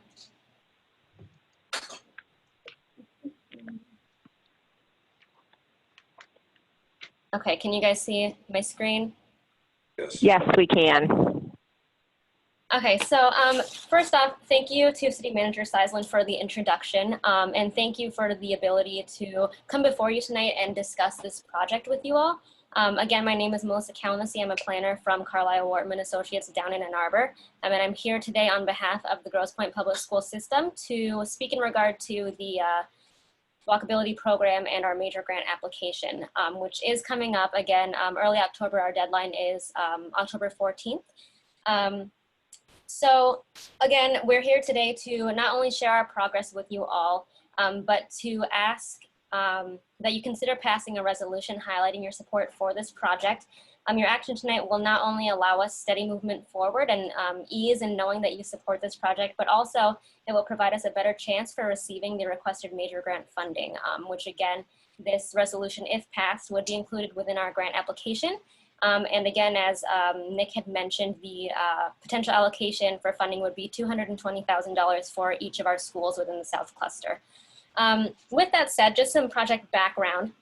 The public school system initiated this district-wide walkability program back in 2019. It was designed to evaluate, identify, and improve pedestrian and bike routes to schools within the school district. CWA, Carlisle Wortman Associates, has entered into a contract with the school system in order to assist with coordination efforts throughout the program's lifetime. This is a multi-year program. Currently, we are focusing again on the North and South clusters, a total of 4 schools within this program, all to be submitted within the October deadline. Some key components of the program include a district-wide safety assessment, a critical needs and walkability survey, route and construction recommendations, as well as funded improvements and implementation. Okay, so I'm gonna switch this, hopefully it works. Okay, I've got the rainbow wheel.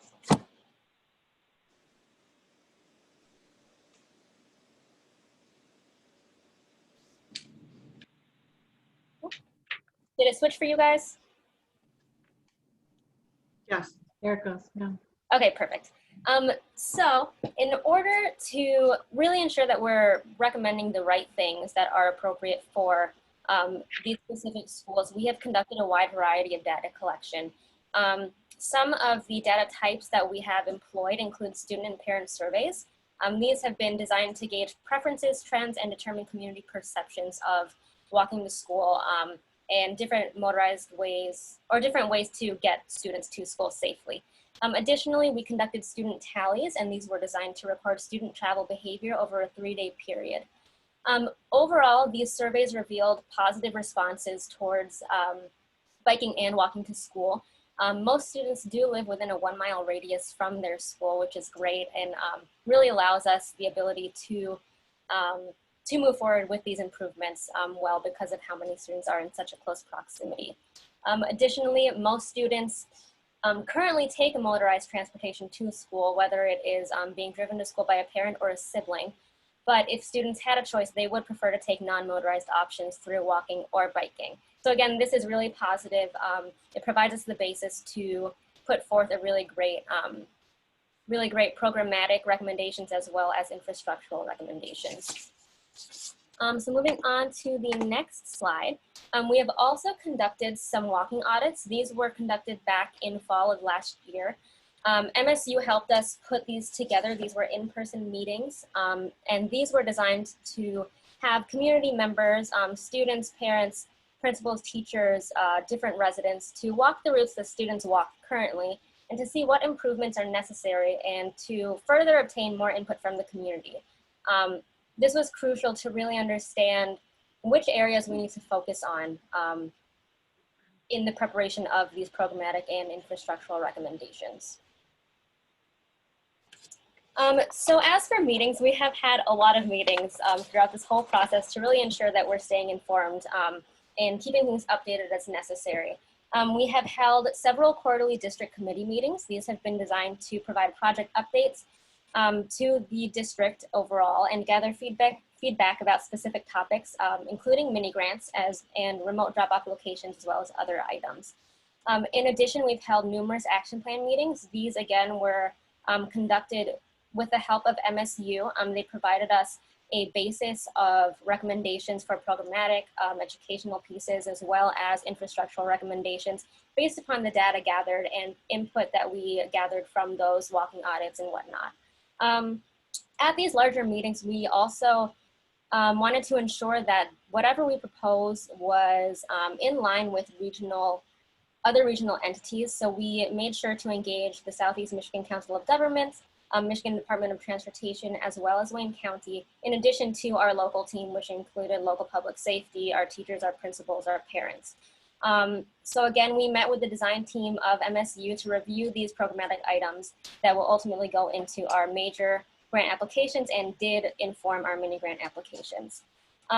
Following these larger meetings, we had local core team meetings, and these were to meet with our local team and to really refine and finalize and provide further feedback to MSU so that we're really getting things right before we finalize the action plan report that will go into our application.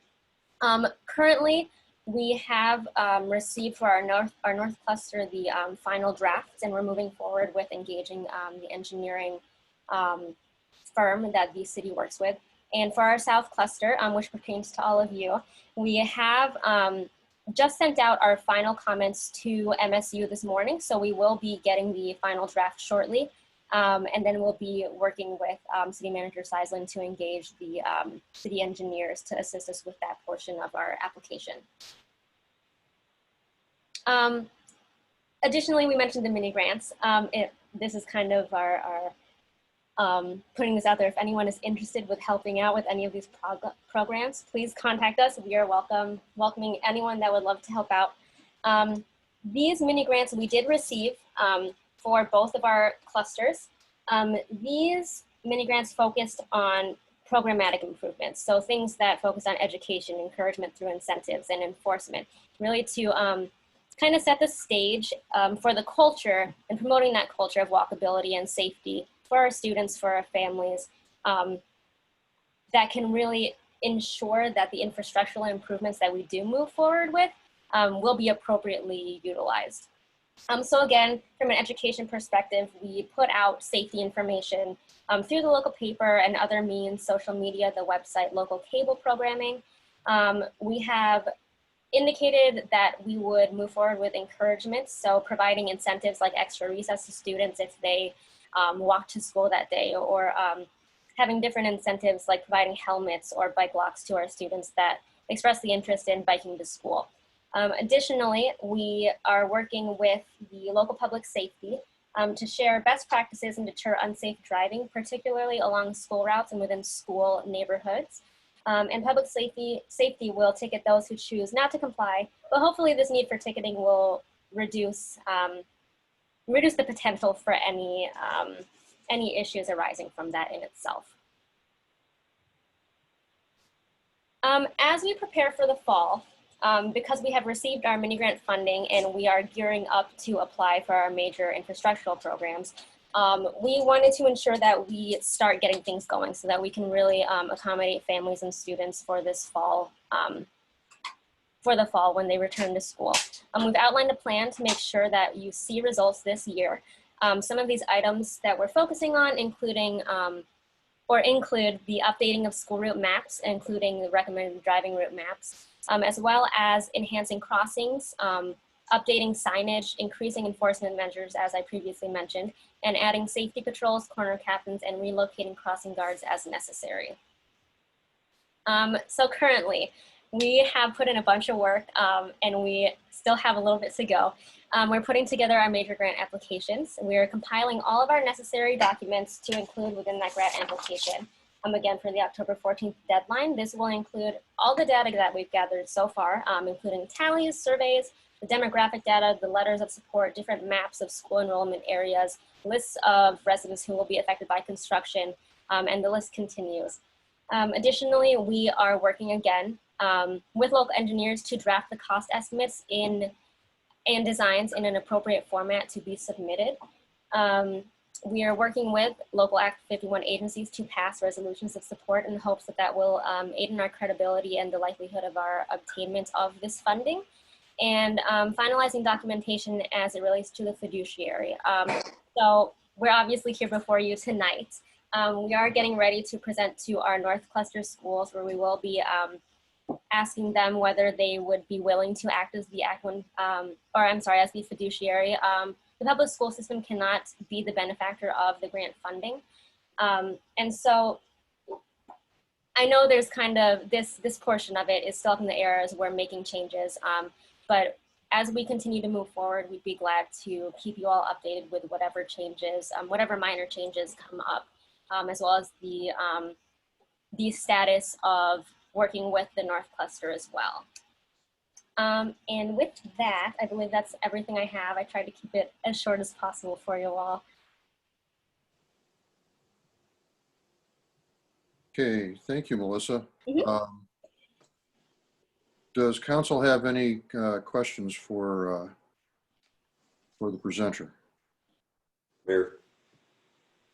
Mayor Pro Tem. Yes, Melissa, thank you for your presentation. Just real quickly, have COVID virus issues impacted the progress of your efforts? We're actually very fortunate. This has not affected our progress towards the application at all. I think everyone has been really responsive throughout this, and I'm not sure whether it's that people are working more from home and they have more time to answer their emails, or maybe it's just the fact that everyone is considering this as a priority to really ensure that we're geared up for students coming back for this fall. Thank you. Okay, Councilmember Reed. Yes, Melissa, when you say that it's $220,000 per school, that would mean if we are successful, we would get that for both Defer and Pierce? Yes, I believe that's correct. Okay. That would be helpful. Yeah, that's great. Anybody else? Councilmember Rellin. Thanks, Melissa. I was a part of these meetings in the summer, and they're really moving forward, especially with the chief and city manager on those calls. It's a good team we have working there. I know we're talking about getting some new routes for the kids to walk because of we want everyone to cross at Somerset and all that, and then to go around, especially the drop-off process with the extra 200 kids coming from Trombley. I'm wondering if we can get those out, even though kids aren't going to school. I'm wondering how we can still encourage maybe families to take those walks together to learn the proper process of going and where to cross, because we don't want kids, we were talking about possibly not having everyone go through the backyard of Pierce. Pierce is still a little dangerous with the one-way U-turn, going behind the building. So we're working on that. But I think it'd be good to encourage everyone to go on these family walks to learn the proper process of the path of where to cross safely with the new crosswalks, and even more importantly, the drop-off process for parents. As we all, if anyone's been to Pierce or Defer, it's a wild west out there. And I know public safety got involved this last year and started making some good changes. But I think that with step-by-step instructions on where to drop off kids, we're trying to not have kids dropped off in front of the schools. So just to get that process, if we can encourage everyone to do that as soon as possible before the schools actually open, if they open this year at all, for face-to-face. But I think that would be good to get the kids involved with that as well, and proudly know that, hey, mom or dad or caregiver, you're supposed to drop me off here. You don't have to drop me off in front of the school. I can walk from here. So I gladly love to help with that encouragement. Thanks. Yeah, I completely agree. And I'll pass along that information as well to Rebecca as we keep moving forward. Additionally, I did want to point out too that we are also planning on installing temporary wayfinding signage to assist with, again, kind of highlighting those routes, especially for the new students from the closed schools, so that they're really clear on where they need to go and how they can do so safely. Thank you. Councilmember Hodges. Thank you, Mayor Dunner. Melissa, thank you for that report. I believe in the chart that you included in our packet, it indicated that a funding decision would be made by February 19th. I'm just curious about how soon thereafter the measures could be implemented.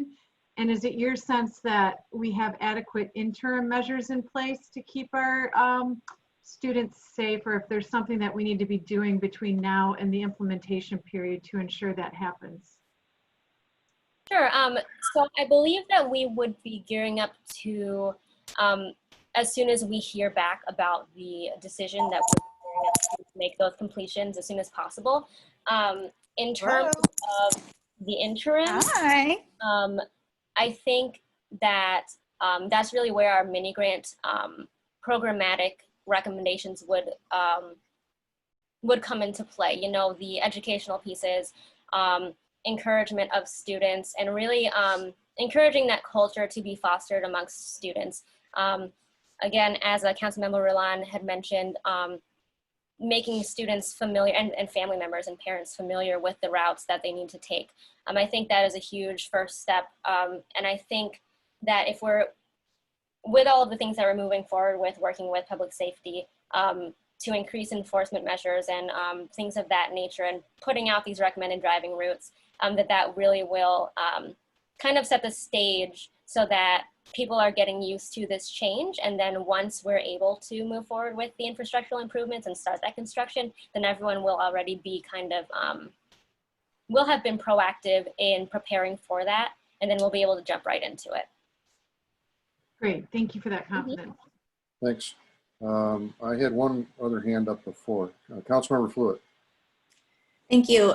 Melissa, thank you for the presentation. I just wanted to be clear on a very basic level here. So we're talking about, with both schools, $440,000, hopefully. And then the schools would be working with the city, and then would you also still be involved in terms of determining how all of these funds would be spent? Yes, I believe so. We would be working directly with the fiduciary to ensure that funding was being allocated in the appropriate ways. I believe Rebecca Fannin from the public school system would be a little more involved in that. I'm not entirely sure, but that's definitely something that I will double check with her, and we can keep you all updated as we move forward.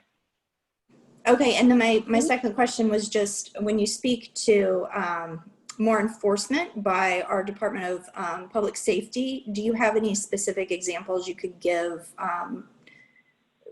Just more clarification, specifically what you'd be talking about there. Are we looking at overtime, or are we just looking at different types of utilization of officers, more crossing guards, all of the above? Sure. So I actually do see Chief Poloni on the call. Would it be okay to defer this question to him as he helped to kind of put this together for us. Chief Poloni, are you available on the call? Yeah, I'm here. Thank you. Okay. Yeah, so during the process, we looked at different areas where we thought that there were concerns from both the parents and school officials. So most of those we've already addressed. As far as you see at the Somerset, St. Paul area, we've already started with the new light system there. And then we're going forward, you'll start seeing that the lines all around all the schools and crosswalks and new markings will be done prior to the school year, well, whenever that is. But that's all in the process right now of being done. So, and then we'll see the crossing at Jefferson and Westchester, and the county will be coming in and they'll be readjusting not only the timing on the light, but there will be a school zone where speeds will be limited for the half hour prior to school and a half hour after school. And so there'll be enforcement there on those issues. So I think we've kind of got a pretty comprehensive look at it. And so those will be the things.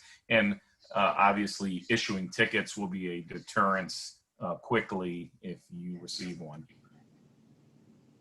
One thing for you, Chief. Thanks for that input. Are you going to be addressing the mayor crosswalk as well up at Cadieux? I know we talked about it. I can't remember if you said you were going to reach out to Wayne County to add either a school zone or to extend the crossing times there. Some parents have reached out concerned about that. Yeah, the county, we mentioned it to the county. They did mark it last year. I don't know about the timing on the lights. They'll review that as soon as they can. But can we give them a push to say how important that is? Oh, yeah, we always do. Anytime Okay. we call them about any issue, we always give them a push. The county is the county. Yeah, for sure. Thanks a lot. Thank you. Councilmember Reed. Thank you, Mayor. Melissa, did I hear that you are requesting that we pass a resolution tonight that you can include in your packet? Yes, that would be great.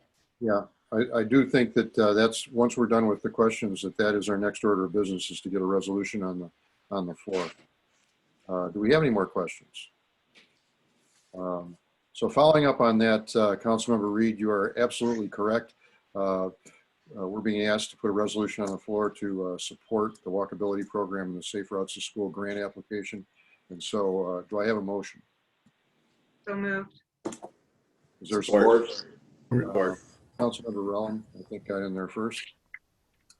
Any other discussion? So to restate the motion, I'm gonna state it in a somewhat formal way for our city clerk, and Councilmember Reed, you can correct me if I have it off a little bit. Resolved that the city of Grosse Pointe Park is in support of the Grosse Pointe Public School System Walkability Program Safe Routes to School grant application as presented at the August 24th, 2020 meeting of City Council. Is that acceptable? That is acceptable, Mayor. Thank you. Okay, thanks. With that, call a question. Councilmember Grano, Yes. Rayland, Yes. Reed, Yes. Hodges, Yes. Rodson, Yes. Blewett, Yes. and Mayor Denner. Yes, motion passes.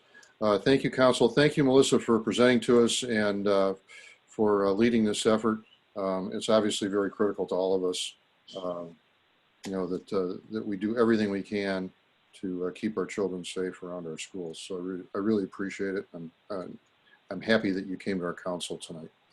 Thank you so much. With that, before we move on to the next item, it's a little past 9 o'clock. I'm going to call a short recess. It's about 9:05. Do we want 10 minutes or 15 minutes, Council? 10 minutes good enough? 10's fine. Let's call a recess till about 9:15.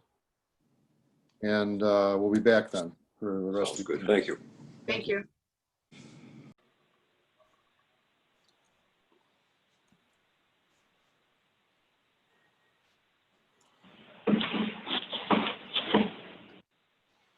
Okay. Okay, seeing that everyone has returned, I'm going to call the meeting back to order. The next item on the agenda is the Scott Center review. I'd like to make a couple opening comments just to set the stage. First of all, as we all know, the Planning Commission on August 12th approved the site plan for the proposed Scott Center. A part of the developer's presentation accurately referenced previous votes of council in support of an art center. One of the votes was to approve in July 2019 a three-way agreement among the City of Detroit, Urban Renewal Initiative Foundation, and the City of Grosse Pointe Park. The City of Detroit Council also approved this agreement in July 2019. The agreement obligates each party to certain actions and affirms all parties' joint intent to support construction of a center for the arts as depicted in Exhibit C of the agreement. This exhibit includes a site plan and renderings that are substantially the same as that presented to the Planning Commission. Another vote was to approve in October 2019 an agreement between Urban Renewal Initiative Foundation and the City of Grosse Pointe Park, which included agreement of the Urban Renewal Initiative Foundation to construct and operate the structure or building that will become the Scott Center and Manoogian Gallery. In light of these previous actions, I've been advised by the city attorney that no further action is required by our city council related to the approval of the Scott Center. Further, any action contrary to the noted agreements could create legal liability for the city. That said, the city manager recommended the Scott Center be discussed at this meeting. Councilmember Relland specifically requested certain discussion topics, although not required to be included by the rules of council, that the city manager has included and summarized on the agenda. I'd ask first that City Attorney Howlett comment, and then that City Manager Seisland initiate the discussion by providing information relevant to the topics noted on the agenda. City Attorney Howlett. I guess I'm up. Yeah, and thank you for the introduction there. The reason I wanted to speak is I think there's a lot of discussion, perhaps confusion, that intertwines policy, politics, and the law. And so I wanted to, as best I could, weigh in from what I consider a relatively limited charge to advise you, my clients, on the law as I see it. And then, put the decision making in your hands where it belongs. So as I thought about this, and Nick and I worked very hard on discussing this and trying to understand exactly what the process was. And in my mind, it came down to two questions. The first question is, what is the question that the council wants to vote on? And the second point to that, I think, is in part, I think it depends on the answer to that question, is what is the implication of that decision to vote? Because one thing I want to be clear about, I don't think from a legal perspective, myself or the city manager or frankly anyone else can control the issues or matters that you guys as a council decide to vote on in the context of this meeting. And so, I think that the comment was made at least twice during the public comment portion that, about it being technically legal or fitting within the box or whatever the comments might have been. And I think that's important for you to understand my perspective and my analysis of it, because the technical portion of that is important. I cannot give good advice if I try to ignore the technical side of it. And so where I see the issue right now is the mayor outlined, there have been multiple agreements that have been executed that I believe to be enforceable. There has been approval by the city council of those agreements, not this city council, but by the city council. The matter was properly submitted, in my estimation, to the Planning Commission, where it properly belongs based on our city code and our zoning ordinance. It was evaluated and it was voted on. And so, whether whomever dislikes the outcome of that, there was a process that was followed. And what I'm trying to advise you of is, with that process in place, what are the implications if the city council decides to take it under its advisement or its vote and contradict part of that process? right? And I was just thinking back to the discussion we were having about, say, the DPW building or the master plan. I think it's clear with the master plan, the statute guides us very clearly that the master plan is prepared by the experts on the planning commission and sent to council for review. And if you as a city council reject it, it goes back to the planning commission and then comes back to you for review, you as a city council. We don't have that kind of clarity here. It doesn't say that. There is nothing that says that this body, as it stands today, based on the sort of field of battle, as I always like to think of it, that we are looking at, that it comes back to council for review or vote. And so that's why we did not put on the agenda a specific question, because I think it's open for discussion that you as a group can decide on a question that you may want to vote on. And depending on that question, and those questions could be, are you going to second guess the planning commission and send it back? Again, I think personally, legally, that you don't have that ability. And if you do it, we'll have to, if that's the vote or the outcome, then we'll have to analyze what the impact of that is. Is it a vote about the zoning? Is it a vote about further study? You know, and so all of those different votes, which I'm not immune to it. I'm on Facebook. I know there are a lot of questions. And so trying to put all that together and understand what specifically it is that this council wants to vote on. And then I think we need to discuss the implications. And just to keep it short, I think the implications of a lot of that, if it's unwinding the process or an agreement that already exists, the implication is, I think there's exposure there. And as a city attorney, or as any attorney, frankly, my number one job is to advise of risk and exposure.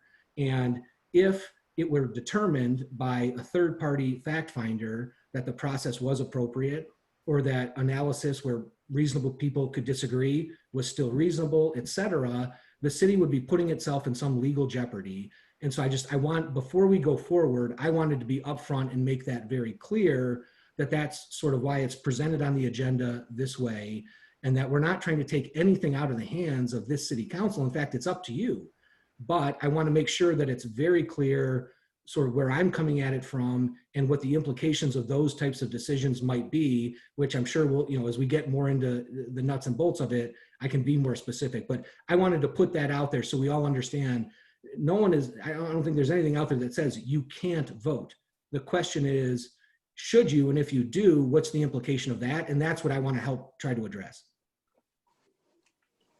Thank you. That's all I have for now. Okay, thank you, City Attorney. It appears that there's a question for the City Attorney, Councilmember Reed. Yeah, so this is probably jointly for the city attorney and the city manager, and it relates to the FAQ, and in particular, the October 28, 2019 purchase agreement.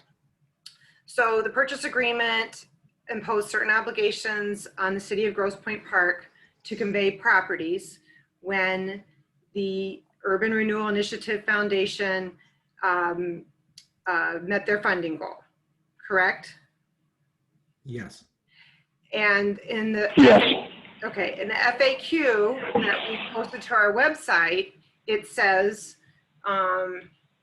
that after that agreement that we voted on, the city negotiated some important changes, including that the Urban Renewal Initiative Foundation would pay approximately $410,062 for the properties that under the contract, the purchase agreement, they didn't have to pay for. Is that correct?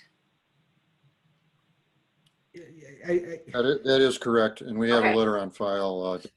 So, and I assume that is something that has to come before council, that we have to approve that change or amendment to the purchase agreement. Is that correct? It's not actually an amendment to the purchase agreement. It's actually a pledge of contribution. Okay, well, what we put out to our residents says that we negotiated important changes after the October 2019 purchase agreement. And my only point here is,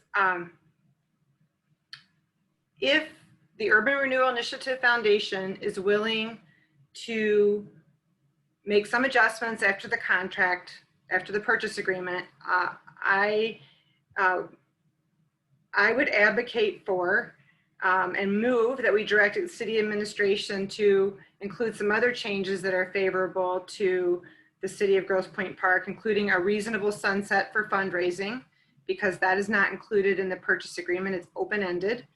That they retain, and we've heard this from many residents, that they retain an independent firm to perform parking and traffic study to include solutions that do not adversely impact and congest the surrounding neighborhood, and that they employ green and sustainability design and construction practices, in particular with the hardscape surrounding their development.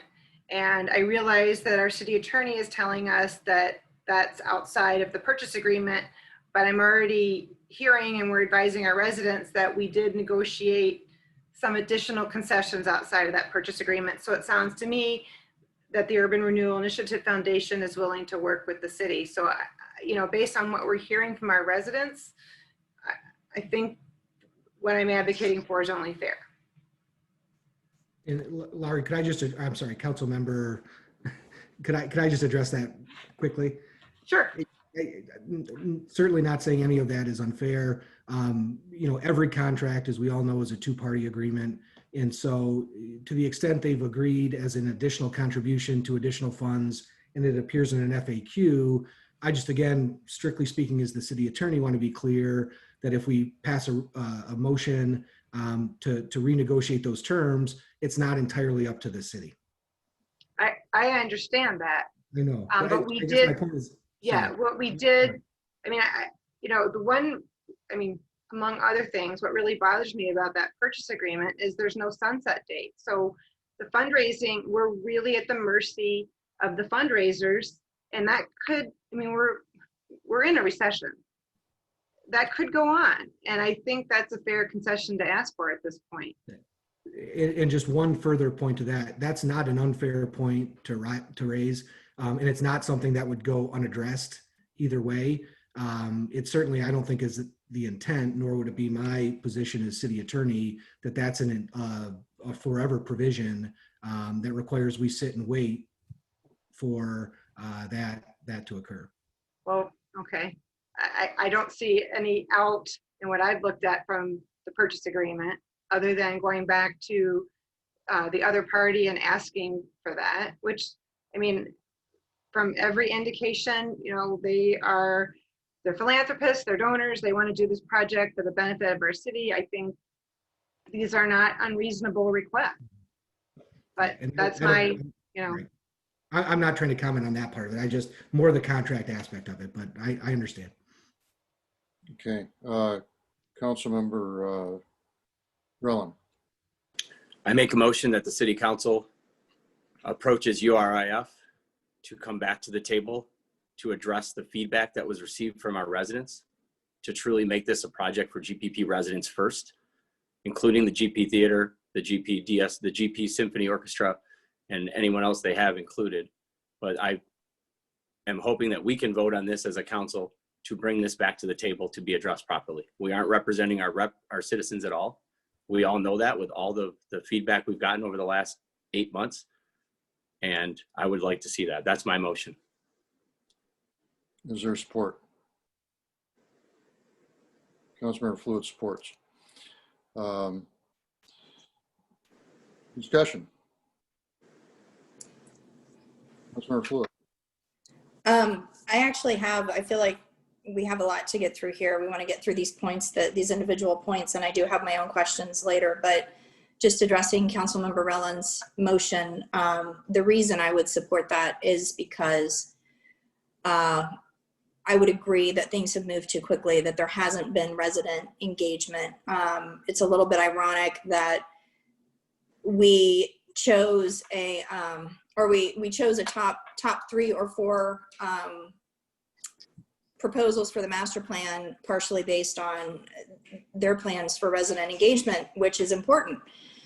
So it also needs to be important in this as well. So I would support absolutely going back, all parties coming to the table together and discussing how we can meet in the middle with this project. I've had several residents tell me that I should get along and try to compromise and stop being so mean. And I've asked a lot of questions that have not been even responded to, let alone answered. But I am more than willing to come to the table and see if we could hash out these differences. And I think that that could be productive. Okay, further discussion. Councilmember Relon. Yeah, I agree with that. The resident engagement, we've been told by the URF they want to work with us to make things better. This is an official public display of that initiative that we really want to get this right. We have so many resident experts, I'll mention it again, that have reached out to us and spoken repeatedly at these meetings. One, this process is bad. This will help untaint that process. Two, that we have so many better ways to design this building that really shows what GPP is. This is not a private building. We found that out at the Planning Commission. It's a public building that we are paying for. So we have the right to demand certain things. There hasn't been a traffic study. I know almost every person that lives on Maryland parks on Maryland. How are they going to park 180 days a year with events here? Maryland is going to be a Wild West, like a deferred drop off in the morning. How are we going to handle 200 to 300 cars extra in our neighborhood for 180 days a year? How are we going to handle the public safety demand that's going to entail with all these people not knowing our neighborhoods, coming into our neighborhoods, not knowing where to park, not knowing where to go? Once you start going down Maryland, you can't turn around to go back to the Art Center. You have to keep going. All these people aren't going to know where to go because there's no parking spots. That's a huge thing. The traffic and the parking studies haven't been done or required. I can't believe Planning Commission didn't demand those. That it kind of hurts my feelings that we've mentioned it so many times and they just pushed it through. The lack of transparency that we've had, I'm going to say it again because I mean it. Lots of people are finally figuring out what's going on. And if we push this through without a council representation vote, they're going to hate council. They're going to hate this project. We want it to be successful because our tax dollars have already been included. I really feel that the URF would show a true faith that they want to really make this a community art center. And we can start using that term again for this art center. But right now it's not a community art center. Okay. Councilmember, Mayor Pro Tem Robson. Mayor, point of order. On the agenda, this is the Scott Center review. We had a comment by the city attorney. But we're not going, in my mind, according to the agenda, which would be public safety coverage, and then 5 other matters, which kind of further talk about some of the concerns that some of my fellow council members are bringing up. Yeah, that is a valid point, Mayor Pro Tem. That's fine. We may be a little out of sequence in dealing with this. There's a motion on the floor. I suggest that we table that until we complete the discussion. Some of the specifics that came up in the conversation actually are topics that I've asked the city manager to be able to comment on. So I think that it would be fair to ask the city manager to comment on that, and then we would come back to further discussion of the motion on the floor. Okay. So City Manager Seisland, I'd like to turn it over to you. Okay, thank you. And Councilmember Raylan, I'll do my best to summarize a couple of these, and if you need, if there's some clarifications, just let me know. So what I'm going to do, public safety coverage, the way I look at that and how the document's been presented, the agreements that have previously been in place. Just as an FYI, currently within Grosse Pointe Park, we have 7 public safety members on a shift. The anticipation is that one officer might be out on Maryland as the show leaves for those that are crossing from, the proposed SCAP Center to over, at the City Hall side, because there's going to be parking space available at City Hall. There's a proposed lot in front of the library, and then there's the St. Ambrose lot and the lot off Alter and the lot in front of the SCAP Center. Similar has been done for performances at Pierce Middle School in regards to public safety, helping with traffic flow. We do believe with this that there would be no overtime or other added costs to this project, considering the services we already do provide for those. And we'll go off topic a little, for example, even the schools that do have, let's just take Kercheval, that, children are crossing there's no required overtime, for that officer and or ordinance enforcement officer, as you may see as well, to help out the schools. We do not charge them for that service. It's just part of their daily coverage. So let me stop you right go there. ahead. Sorry. The schools are paying residents. All those people, all those kids are residents. That public safety shouldn't even be in question if it's overtime or not. It covers our residents. The Art Center is a private entity that we are providing this blank check to for public safety, which is a really bad decision with 180 nights of one. Even if it's just one person, we know it's going to be more than one police officer that's going to be needed to get people in and out of that art center. Again, the school is kids that are residents here. We're already paying taxes for public safety. That shouldn't even be in question. What about nights that we have Charlevoix after dark? Those are weekends. Kirchville after dark, the Charlevoix effects. We have 3-4 policemen there. How are they going to manage taking care of an event on Jefferson, as well as where most of our residents are downtown in our business district at that point with 3 or 4 policemen? And that's the reason those events are so successful, because we see Chief Poloni walking around with all those great policemen. I don't see how we can have public safety at the Art Center 180 days a year, as well as take care of our school events and our city events that we have. Or what if there's a church event that same night? That's 500 cars that are going to go into there at nighttime. It's just a really unplanned, unconfirmed. There's no answers for this. So how can we move forward with this kind of commitment without answering this simple question of public safety? So thanks for the explanation, City Manager, but I don't think it solves our problem of us having a shortened staff for public safety for 180 days a year, which is a big disservice to our neighborhood and our residents that pay taxes for those services. That's my concern with public safety. Okay. Thank you. Mayor Pro Tem Robson. I'm glad the subject has been brought up. It does need discussion among us. And I guess it's how people have perceptions about parking and how good or how bad it could be. As it pertains to the Performing Arts Center, their first parking rollout was inappropriate. They have revised that. Right. So this is a problem that is solvable. Mayor, you have something? Actually, the traffic and parking is the next sub-item. We're right now mainly on public safety coverage. All right, let me focus then just on public safety, and we can bring Chief Poloni in on this as well. Grosse Pointe Theater in recent years has been doing performances at Pierce Auditorium. Pierce Auditorium, I believe, is a little bit larger than the proposed one at the Performing Arts Center. Parking is less. Public parking for performances seems to be less than it would be at the Performing Arts Center.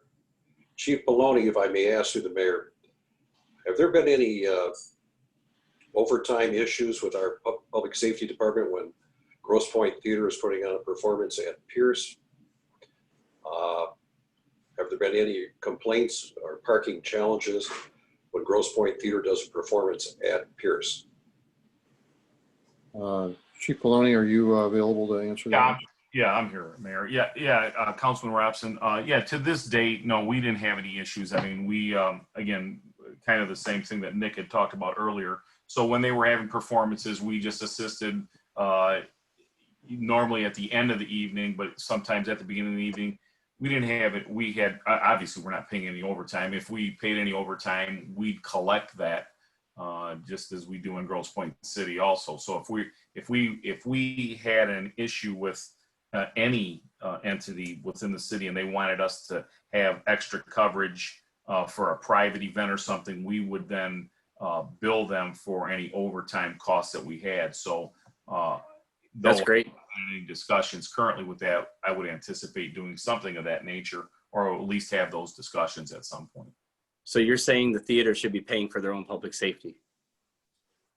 Well, no, because the Pierce is a public building for Grosse Pointe Park. That theater is not it's not a Grosse Pointe Park building. No, it was for a private, but it was for the Grosse Pointe Theater, so it wasn't for the school system itself. And all I'm saying is that if we had to incur overtime costs we would most certainly be looking to pass those on to whoever the private event was, or in that nature, we would be looking to do something like that. If not, in fact, having discussions about other avenues of coverage for those events. And, Okay, so will that be in the proposal then? I don't see that in the proposal. my understanding, Chief, is that we're not projecting any overtime, though. That was your opening statement. It is. With 180 days a year, Chief, what do you think about that? 180 days of having police coverage at an event, probably before, probably after, for more than half an hour. It's going to be quite a show. Yeah, so I mean, But- again, Go ahead, sorry. Yeah, I like I say, at this point, without having discussions directly with anyone on that, I don't anticipate any overtime costs. Again, we cross, again, I know you're saying that they're residents, but no matter what, we're crossing people at events in the morning for schools, at the evening for schools, for the theater. So it's just another extension of doing that same thing. 180 days, it's 180 days. And so again, without seeing their schedule and those type of things, it's hard for me to give you an exact answer, but I'm just saying we do Exactly. that. No, that's we good, do Chief. that Sorry. on a regular basis. Yeah, I don't want you to answer without the data that we need. Obviously, we need more data, is what you're saying as well, and that's kind of what I'm saying. We shouldn't be agreeing to something without that data, and that's our next point is traffic and parking. We'll get there, but we don't have enough data to make this commitment, and that's one thing that we need to give our residents is the proper data and the proper studies, and we don't have that. We keep saying, trust me, and that's bad government. Why are we gambling or guessing with our resident funds? Thank you. I appreciate your answer. Okay, should we move on to the next discussion point, City Manager? Traffic. Okay. Yes, thank you, Mayor Denner. So in regards to traffic and parking, the parking requirement was met per our code of 126 spots. And they are providing for 160 spots, which is the lots of the City Hall, the on-site at the SCOP Center, and St. Ambrose. In regards to traffic study and or parking study, this is not a requirement per our site plan review. Although I will say upon the initial parking that had been presented to us, which showed about, and I believe to the public, almost 600 spaces, we immediately went to the SCOP Center team and said, it's got to be worked at. And I believe they did do that. So Councilmember Raylan, I'll go ahead. If there's anything else, I'll be happy to try and. I'll let Councilmember Reed go first. I'll follow her. Sorry. I'll leave it to the chair. Councilmember Reed. Thank you, Mayor. City Manager Seisland, did you, or in your discussions with the development team, take into consideration when there are events at St. Ambrose, which there are frequently events, particularly on the weekends, weddings, masses, fish dinners. So their parking lot, St. Ambrose does not have enough parking spots in their parking lot for the people who attend their events. St. Ambrose attendees use the city lot and city streets, particularly for masses, regularly. So what's the solution? This is why I think a parking study is in particularly required here, because this is in the most congested area of our city, and we have another facility that hosts many events, and the neighbors in this area are asking for it.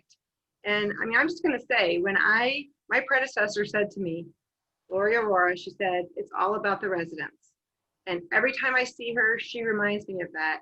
And our residents are asking for this because once it's done, they're the ones who are going to be suffering when they can't find a parking spot and they're coming home with groceries or their small children or whatever, and it's dark and it's snowing or it's raining. We have to consider our residents. This is a beautiful facility. I'm very appreciative of the philanthropy. But at the end of the day, our residents are the ones that we should be looking out for. So I would think that the developers would want to do it. Can I just make a partial, add some partial information, partial response to that? You mentioned that the most common reason why St. Ambrose spills into neighboring lots and parking areas is because of masses. Well, there shouldn't be any direct conflict between. Not just that. But you mentioned other things. 180 days. For example, weddings and receptions and that sort of thing. But what we've left out is that there has been a commitment by DDA to construct a lot adjacent to City Hall in front of the library. That does add considerable overflow opportunity for all parking uses, and I just wanted to point that out. I understand that. I'm not a traffic expert. I don't think anyone on this council is a traffic expert. So, or a parking expert. I mean, there are professionals that do this. Yeah, it sounds great to me, but I know most of the time when I venture out, I mean, it's human nature. We take the closest parking spot to our destination. So, Okay. Further, Councilmember Fluid. So what I would like to touch on has mostly been addressed. That's what I was going to say. I think Maryland is really going to bear the brunt of this. I don't like the idea of a parking lot in front of the library. I will fight that as well. That's later. But I think it's unreasonable to believe that people, if there is a spot on a residential street that's nearby, that they will go to the library. They will go to the closest spot. And I think if you look at the site plan very carefully, it indicates that people are going to be entering the Art Center parking lot from Maryland. They can't enter from Jefferson. They can also enter from Alter, I believe. But there's going to be a lot of traffic on Maryland as they also access the facility. I think it's unrealistic to think that that's not going to happen, that people are not going to park on those residential streets. I think it's also unrealistic to say that people will park on Jefferson.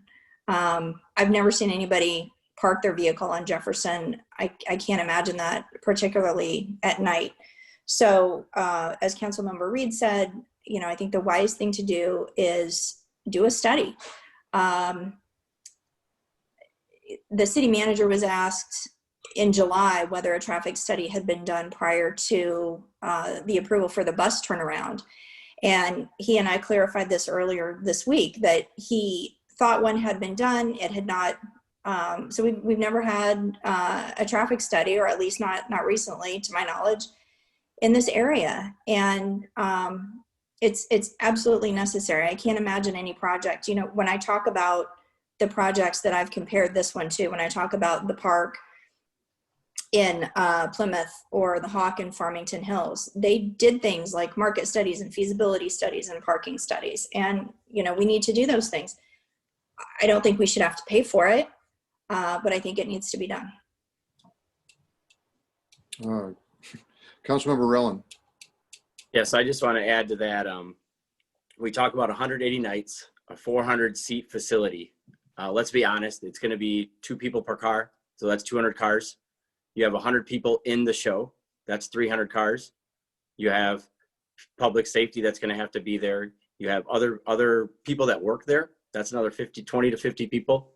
We're at 400 cars coming in. They have 126 spots, 169 spots. That's a little outrageous. These are densely populated, thriving residential streets. There's lots of kids, lots of bikes, lots of children, lots of cars already. How could we not do these parking studies and traffic studies to ensure that we're not going to adversely affect our neighborhood? It's going to change our neighborhood forever. Is that good or bad? We don't know. We can't say, yes, it's going to be great. Our city's going to be thriving. Everyone that lives here is going to be pissed off because there's 400 people driving around. There's no parking for us that live here. People don't know how to drive around here. Or it's going to be good. We're going to have a good traffic study that dictates where to guide cars to, put that information on the ticket, put signage up saying this is not for theater patron parking, anything like that. But we have to have a parking study and a traffic study. We've already understood that Chief Poloni hasn't had URIF approach them to talk about public safety because we don't have those answers. So that's one concern we already have. Now we have traffic and parking is coming up as very big concerns. Again, I think it's something we need to vote on to slow this down before we get these answers. Okay. I'll comment on that in a moment. Mayor Pro Tem Robson. Thank you, Mayor.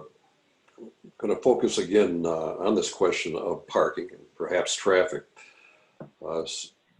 City Manager, currently, are we talking about 126 parking spots without St. Ambrose and 160 with? Any clarification on that? Yes, thank you, Councilmember Robson. So from the quick sheet I'm looking at, I'd have to go through. I believe the 126 is part. You know what? I'm going to have to clarify on that. Let me take a look right now because I've got 126 and 160. If you don't mind, I can get back to you on that one while I'm there.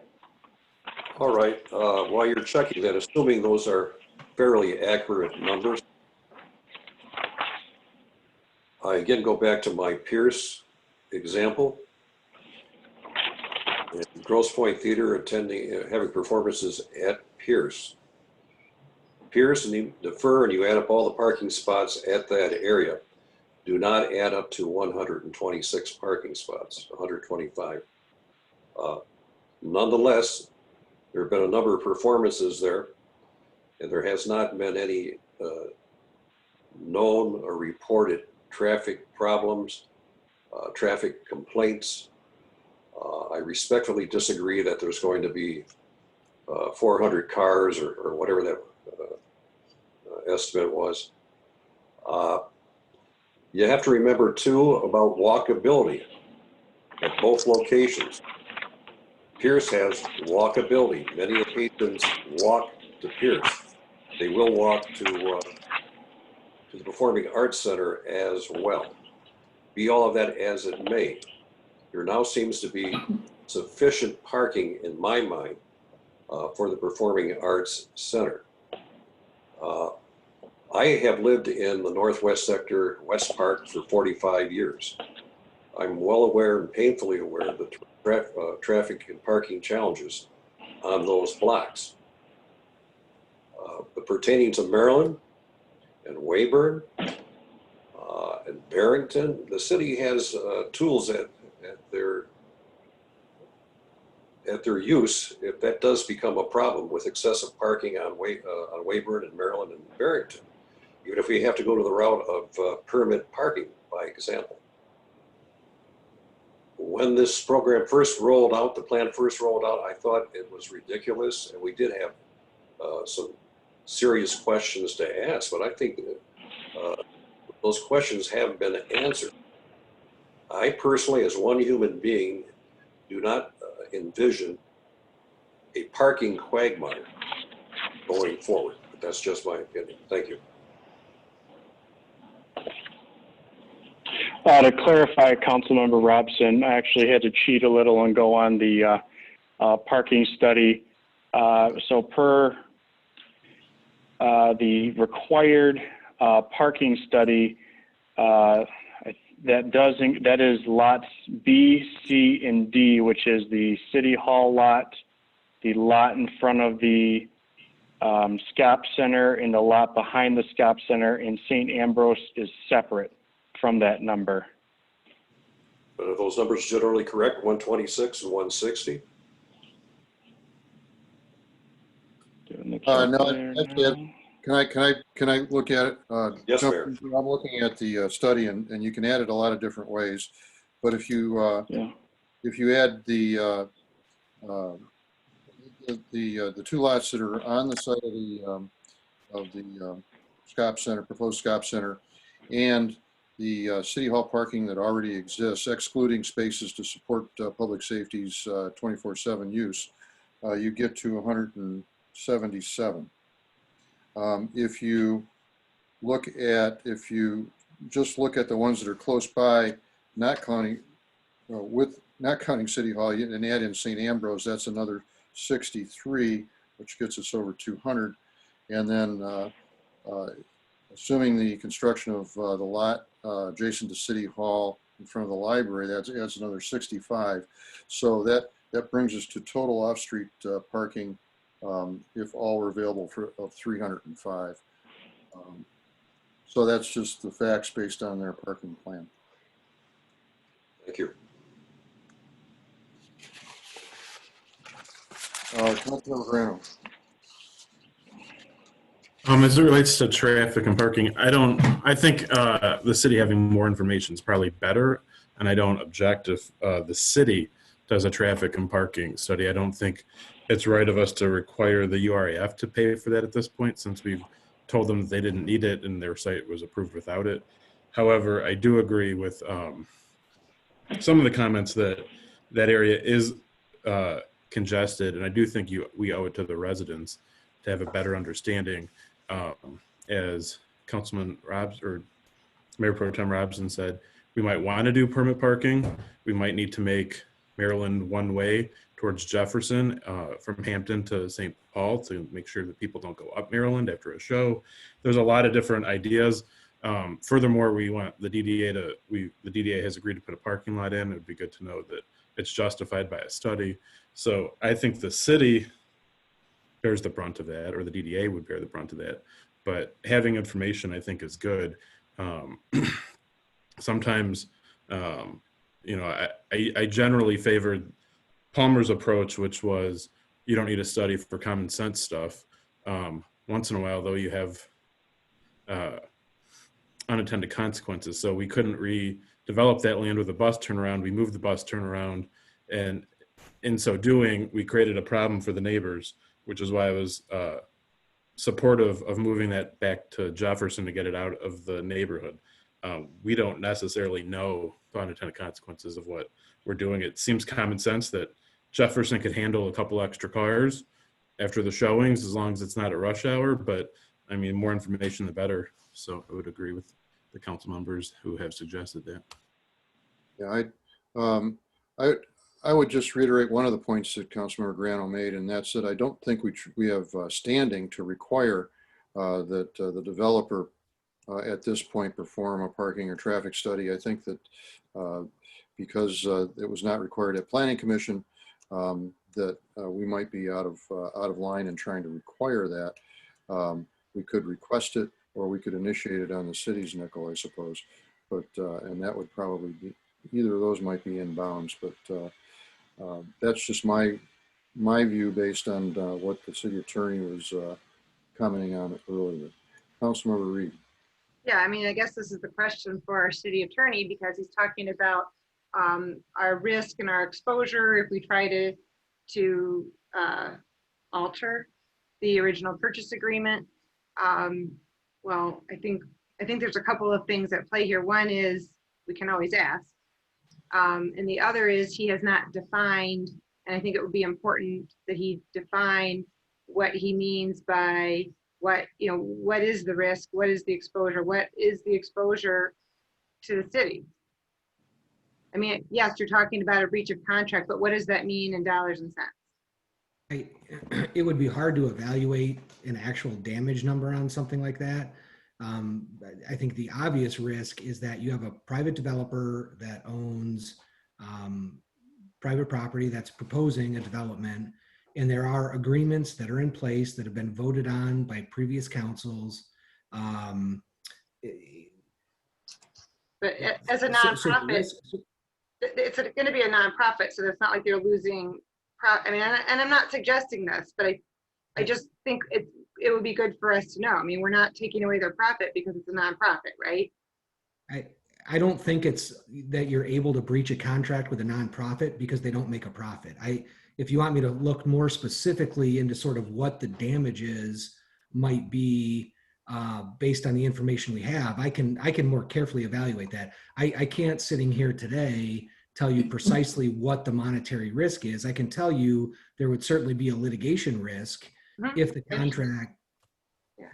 So and I guess part of the issue for me is, and I think maybe some of my fellow council members, is we were assured that this whole project would come before council, and we found out late last week that we were going to be presented with a legal opinion that it likely would not.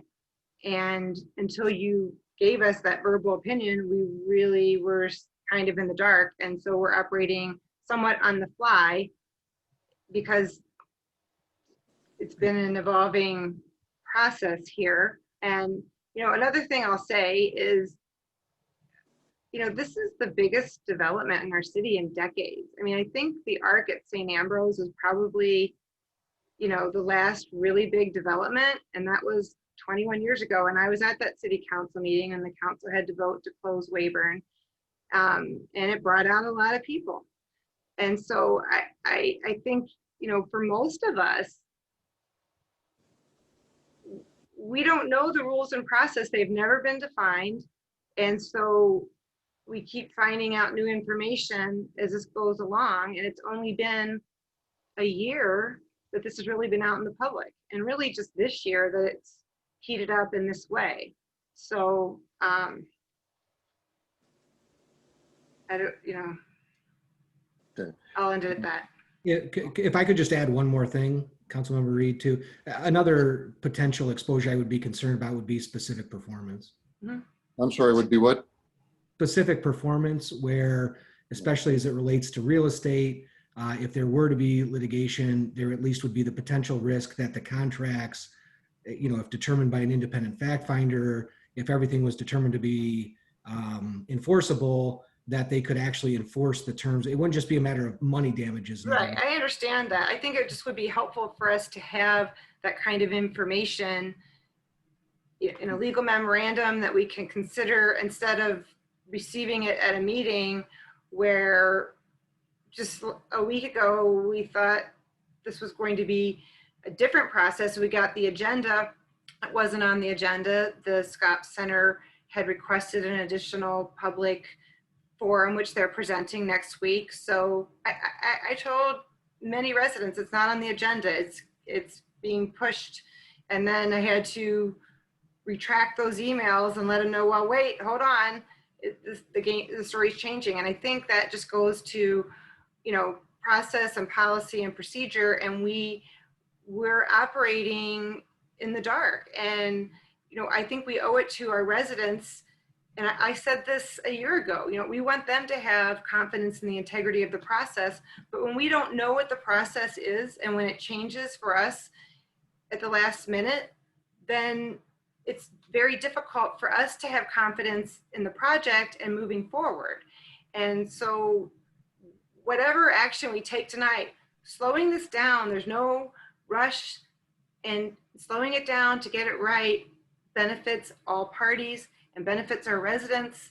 And that's what I'm looking out for. And I do want to speak to the parking permit. I think that's a terrible idea that burdens the residents.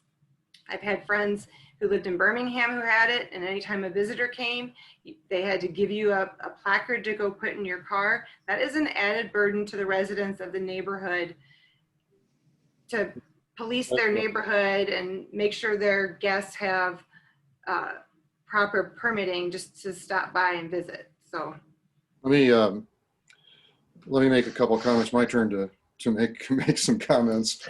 You made a number of points there. Last point first. The city's looked a number of times at the possibility of permit parking in the Northwest sector, and always has rejected it for pretty much the same reasons you just outlined. Doesn't mean it couldn't come up again as something that would be re-examined, but it's never sounded like something to past councils that was desirable. To the damages, I leave that to the lawyers. However, I would point out that the developer, based on the agreements in place and the vote of the Planning Commission, is rapidly expending very large dollars in pursuit of completing the project in good faith based on the assurances and agreements in place. So I would want to make sure that I made that point. And then I apologize for the confusion about the process in terms of the approval process.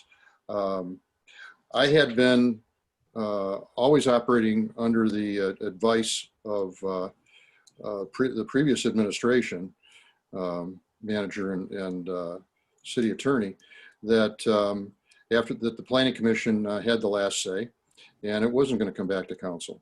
As recently as a couple of weeks ago, there was some some indication and an expectation set that it would. That really happened within the last couple of weeks. It was re-examined carefully, and you heard what the city attorney had to say today. So I just wanted to clarify that I understand that. I just think that the elected body should have that information, and in written form preferably, so that we understand the process and we can effectively communicate that to the residents. Okay, fair point. Councilmember Fluid. So I've got 3 different points right now. One is I would have to agree that it is absolutely absurd that the governing body has nothing. We have no paperwork, no documentation, no proposal that we can show to any residents. Now we can ask them to go see, go online and look at what the Planning Commission received. But it is absolutely nuts to me that we are building or we are supporting this massive project with no documentation. And I may have mentioned it here to council. I know I've mentioned it to a couple of residents, that I had a resident who worked in construction who emailed me and said, I'm retired, but I have time. Send me the proposal. Can I look at it? And I said, you're not hearing me. I am telling you, I have nothing. I have nothing I can show you about this project because I don't have any paperwork. I have nothing in my hands. The second point I want to make is, so basically what I'm hearing tonight is we're in this position where we can't ask for a parking study. We can't ask for a sunset date on fundraising because the pieces of this puzzle were put together in such a shoddy way that the city was not protected. And now all the cards are in the hands of the developers, and we apparently have no recourse to protect ourselves. That's what I'm hearing. Go ahead. Is those are the key points, right? Yes, and go ahead. Okay. I just wanted to make, from my point of view, clarifying comments on both of your main points. One is that you don't have any documentation before you. All the material that the Planning Commission reviewed is on the city's website and is publicly available. It includes all of the site plan and the presentation. So I suppose that it wasn't spoon-fed to you as part of a package, but it is definitely publicly available to all, as well as to if someone wanted to perform some additional analysis, as you suggested, it'd be a fairly simple process to go to the website and retrieve it. It wasn't spoon-fed to me, but I've been asking for it for 9 months, and I've been assured that it would be given to everybody, that everybody would get all the answers since I first met with you and the city manager in December, right after I was elected. And that's not what has happened. I take exception to the word spoon-fed. I'm sorry. It went up on the city website on August 12th, correct? So it's not like this information has been out there where the residents have been able to find it. Yeah, I apologize for the use of that term. That was a poorly chosen word and not just Thank you. What I meant. And the other is your point about we can't ask for these things. I think there's a difference between asking and requiring. I think that the asking, requiring is where we potentially get into what the city attorney has cautioned us about. The asking is about discussion and way forward. So I think those can be viewed as two different things. The attorney might want to clarify that, but that'd be my understanding. I don't think that requires much clarification. I mean, there is nothing that prevents us from asking, a willing participant in the negotiation to participate further. My caution is that trying to require them to do so, I think, could be a difficult task because there has been a process that has been followed. Okay, thanks. Councilmember Rowland. Yeah, so City Attorney, you mentioned that this is a private entity again, and you mentioned it's private land, correct?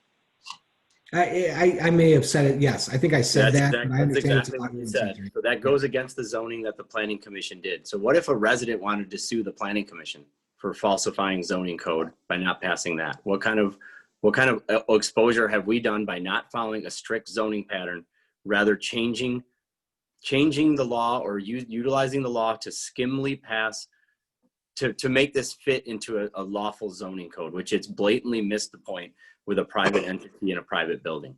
The second thing I want to mention is we should never pay for a developer study. This should have been, they should want to do this to make sure they don't screw up our neighborhood with traffic and parking. This should be on their list of things that they should promise to us. The third thing is, you said 305 spots with St. Ambrose and City Hall. Why are we letting the art center park at City Hall? What about library events? People that want to go to the library, how are they going to park there if those are all taken at 7:30 because there's a show going on all night long?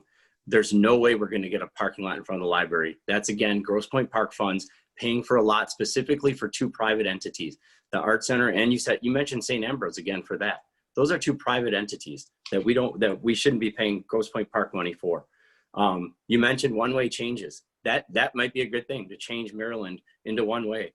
But we have so many resident concerns that we can't answer. How can we go forward with this? I still say we vote later on tonight to push this back to Planning Commission or to bring URF to the table to reassess what we're dealing with now. Now that we have all the things on the table that have happened in the past, it would be a good effort on their part to get the resident buy-in that they need to be successful. Thanks. Councilmember Grano, you had your hand up. I'm sorry. Just wanted to respond. I'm sure Jake wanted to respond to this too. On the private entity part, I think it was pretty clear at the Planning Commission, as the Planning Commission rep, that the law was represented that this was a private entity, but a private entity can be a public building if the public building is open to the public.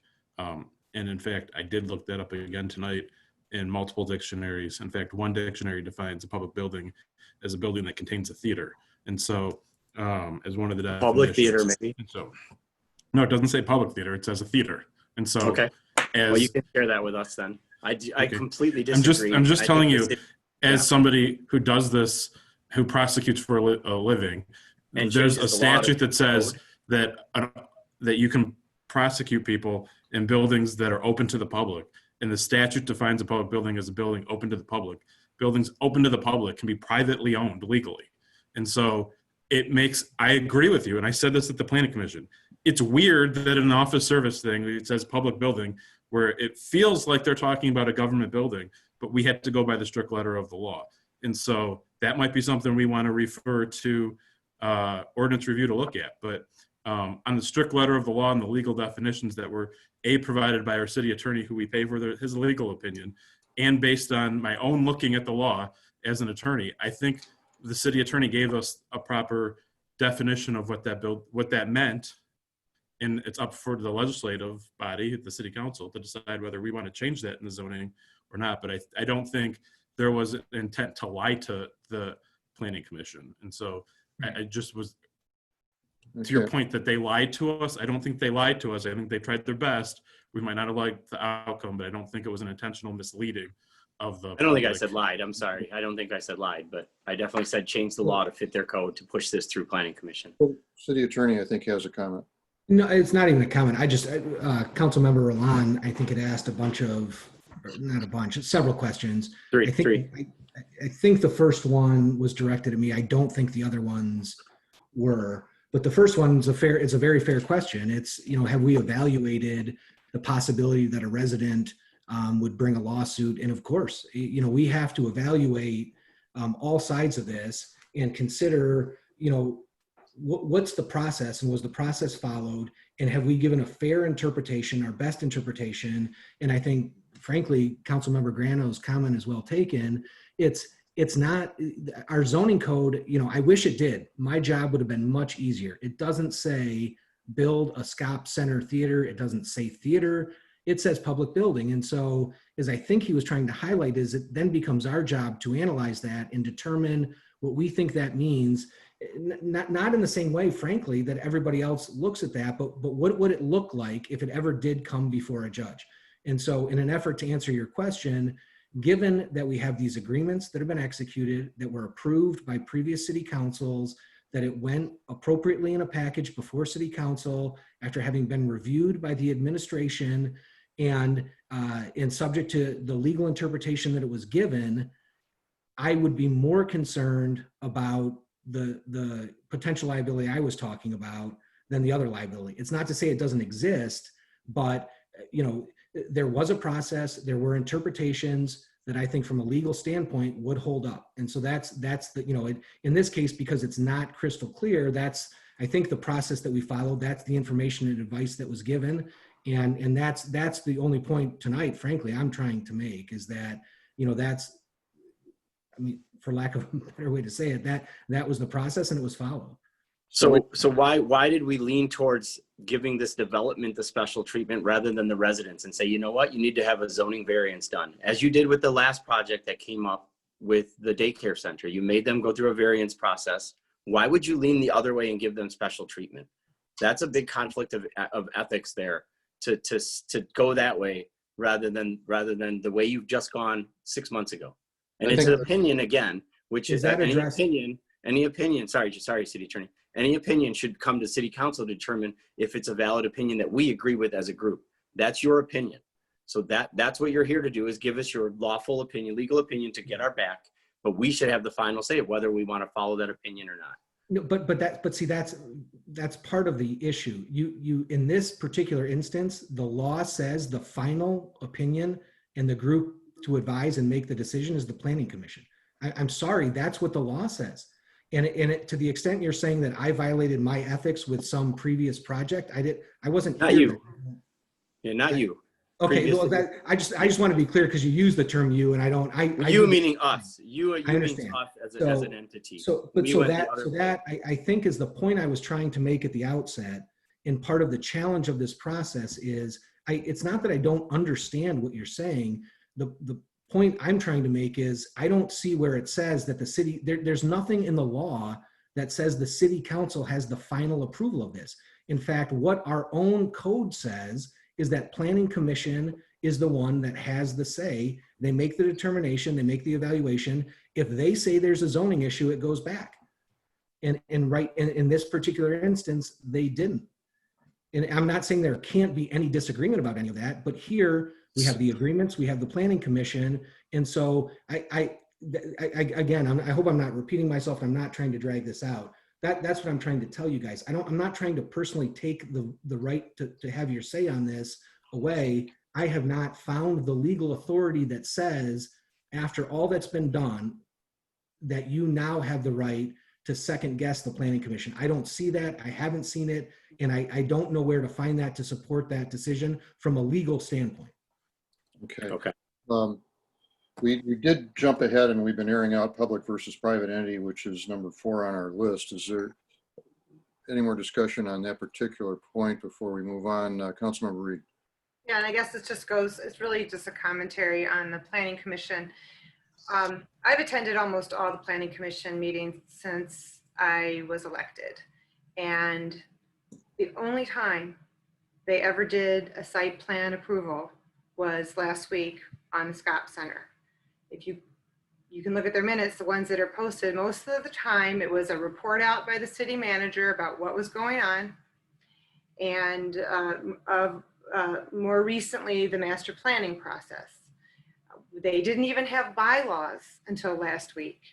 And they didn't exist because I asked for them 2 years ago and they didn't exist. They were working on them. So, I mean, again, I'm just going back to process. I'm not saying this to embarrass anybody or cast aspersions, but we have to have better process for our residents.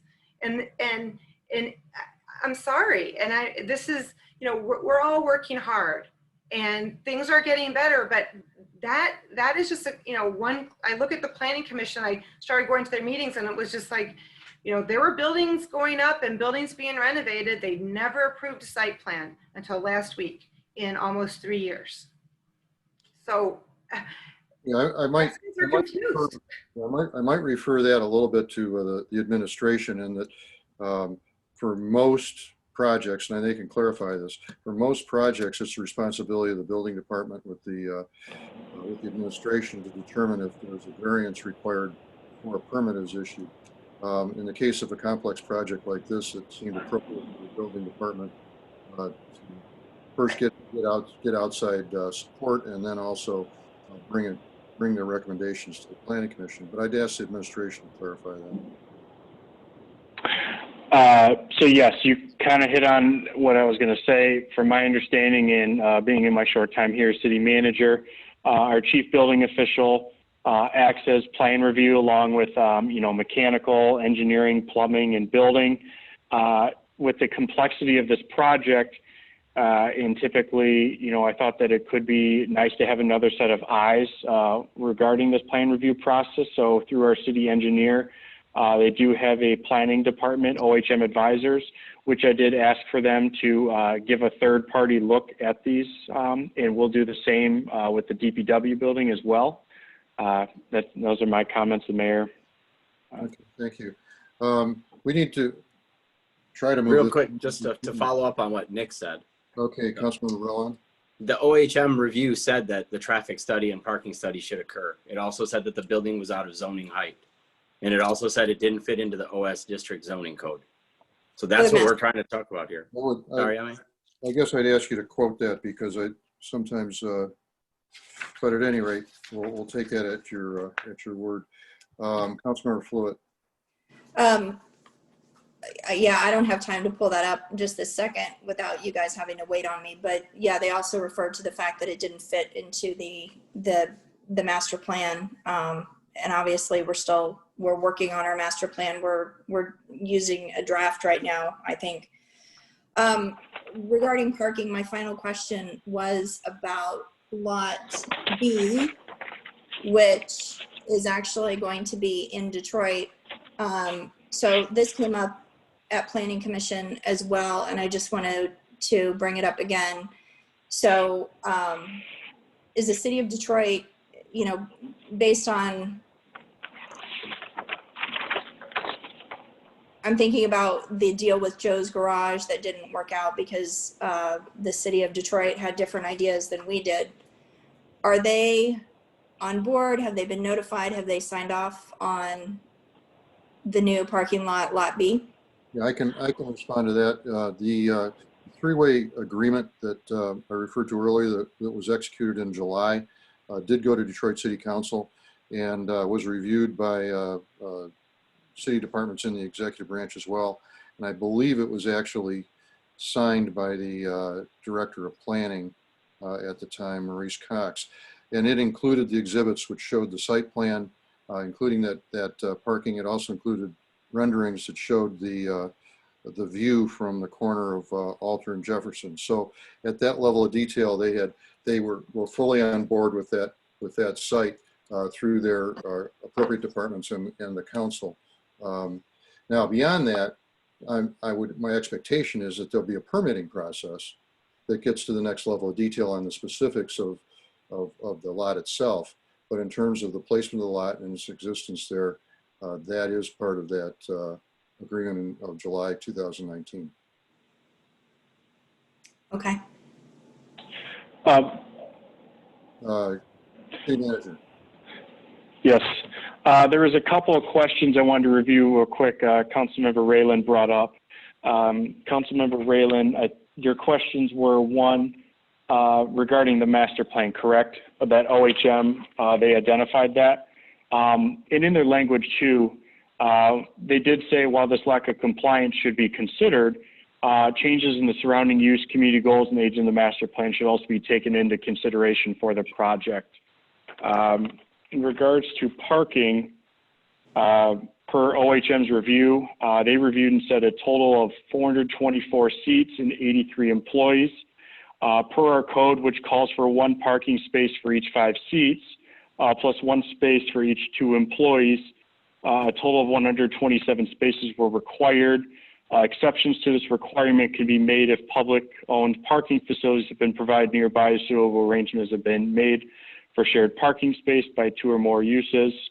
And then in that second paragraph from that one, I highlighted here, there are also 152 spaces located to the east of the site that may be available for shared parking use.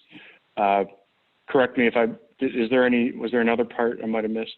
No, are you in agreement Okay. with that? One car for 5 people and 1 car for each 2 employees? I don't know anyone that carpools to work currently.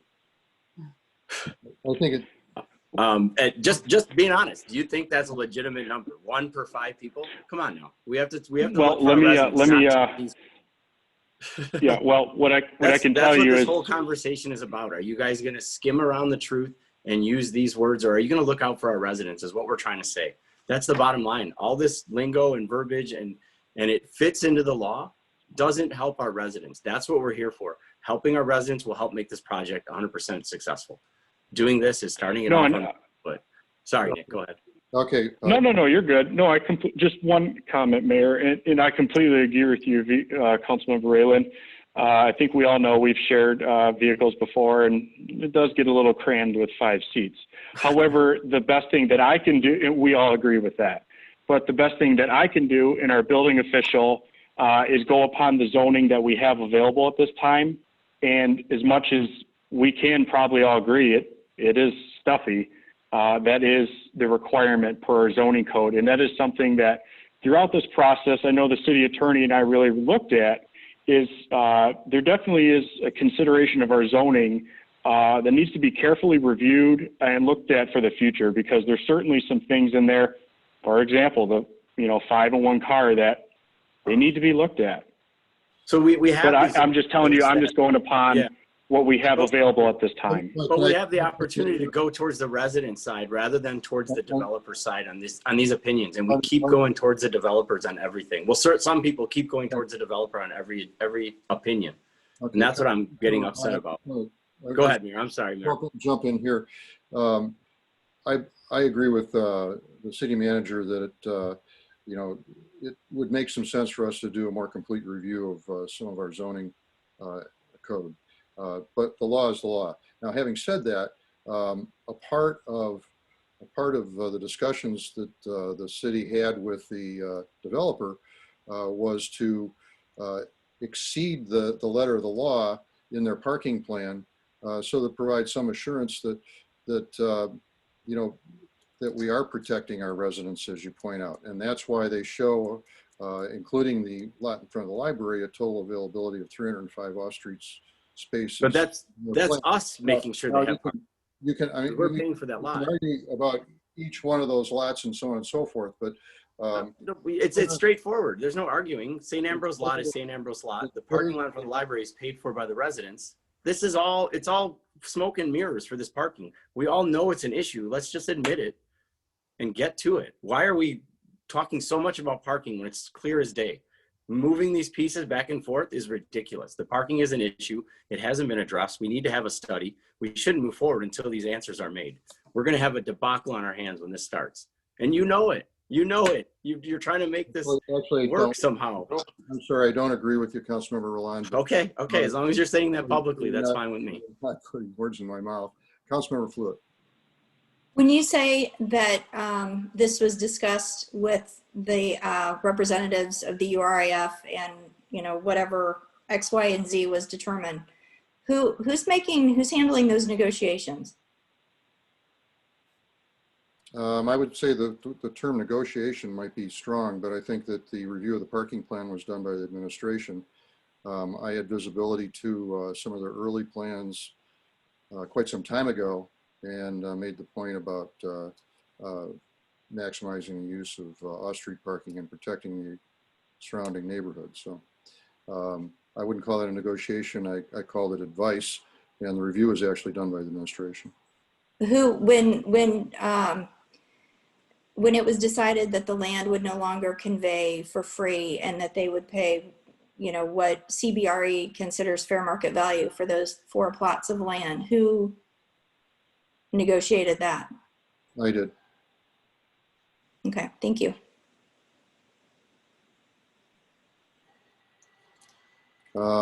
Okay, moving along. We jumped over ordinance enforcement. I don't know what that point was about. Thank you, Mr. Mayor. I brought that up as far as the zoning. We used, it goes along with number 5, the city staff providing review. We used a city employee to guide us on our zoning ordinance enforcement, using his knowledge from other cities as well, and then thinking that with using his opinion to see how we can skirt the actual zoning concerns. I think that's a huge conflict of interest as he reports directly to the city manager and to you, Mr. Mayor. Having him report anything is going to not be an unbiased report. I'm not sure I agree with So that. I'm not going to say any names. Didn't an employee give advice at the planning commission for them to be able to pass by zoning height and zoning office space use? I would say, just in terms of fact, there was a signed letter by the chief building official. Yep. Summarized his conclusions, and that. Yeah, he also spoke for about 25 minutes on his work in other cities and how they, if it's referring directly, it's kind of like going to college. If your teacher doesn't ask you to do it, why would you do it? Those are his exact words. So for us to use that kind of terminology in something this serious, I think it's appalling to take that as a matter of opinion that we use to make this decision pass zoning. Okay. Onward. So I think. Does anyone else have any opinion on that from our council? I'd like some more discussion on that if we could. Councilmember Fluid. I just had, as I said, I have a list of questions and they're kind of coming up as we go along, but I did have that written down. Is Supal, I just want to make sure, am I saying his name? Supal. Ron Supal? Mr. Ron Supel. Supal, thank you. Okay. So yeah, who met with him to talk about getting his input and asking him to provide, to consult on this and to provide his expertise at Planning Commission? So I asked for that. So as part of, Ms. Ron Supel has been with the city, I'm going to say probably over 10 years. Just to give a little background, he's a licensed building official through the state. He has a mechanical permit, engineering, plumbing, and building. And his duties as part of the chief building official include working with our code enforcement and permitting process throughout the city. So on a day-to-day basis, Mr. Supel is out either in his car, going out to sites, working with contractors, working with developers, to see if there's any compliance issues and or Michigan building code. And as part of this process, what I really wanted to do is have Mr. Supel involved as part of the staff team, like myself. I will be involved in some of these meetings. I'll ask upon the experts within our city to be a part of the meetings. So with this large of a project and the complexity of it, I did ask Mr. Supel to be a part of this conversation and to provide his interpretation, which you did see in the documented letter. And so to answer your question, yes, it was at my request. I had Ron speak at the meeting. Okay, thank you. Okay, Councilmember Grano. I would just like to say, I think it's a little bit out of bounds to attack our employees' character.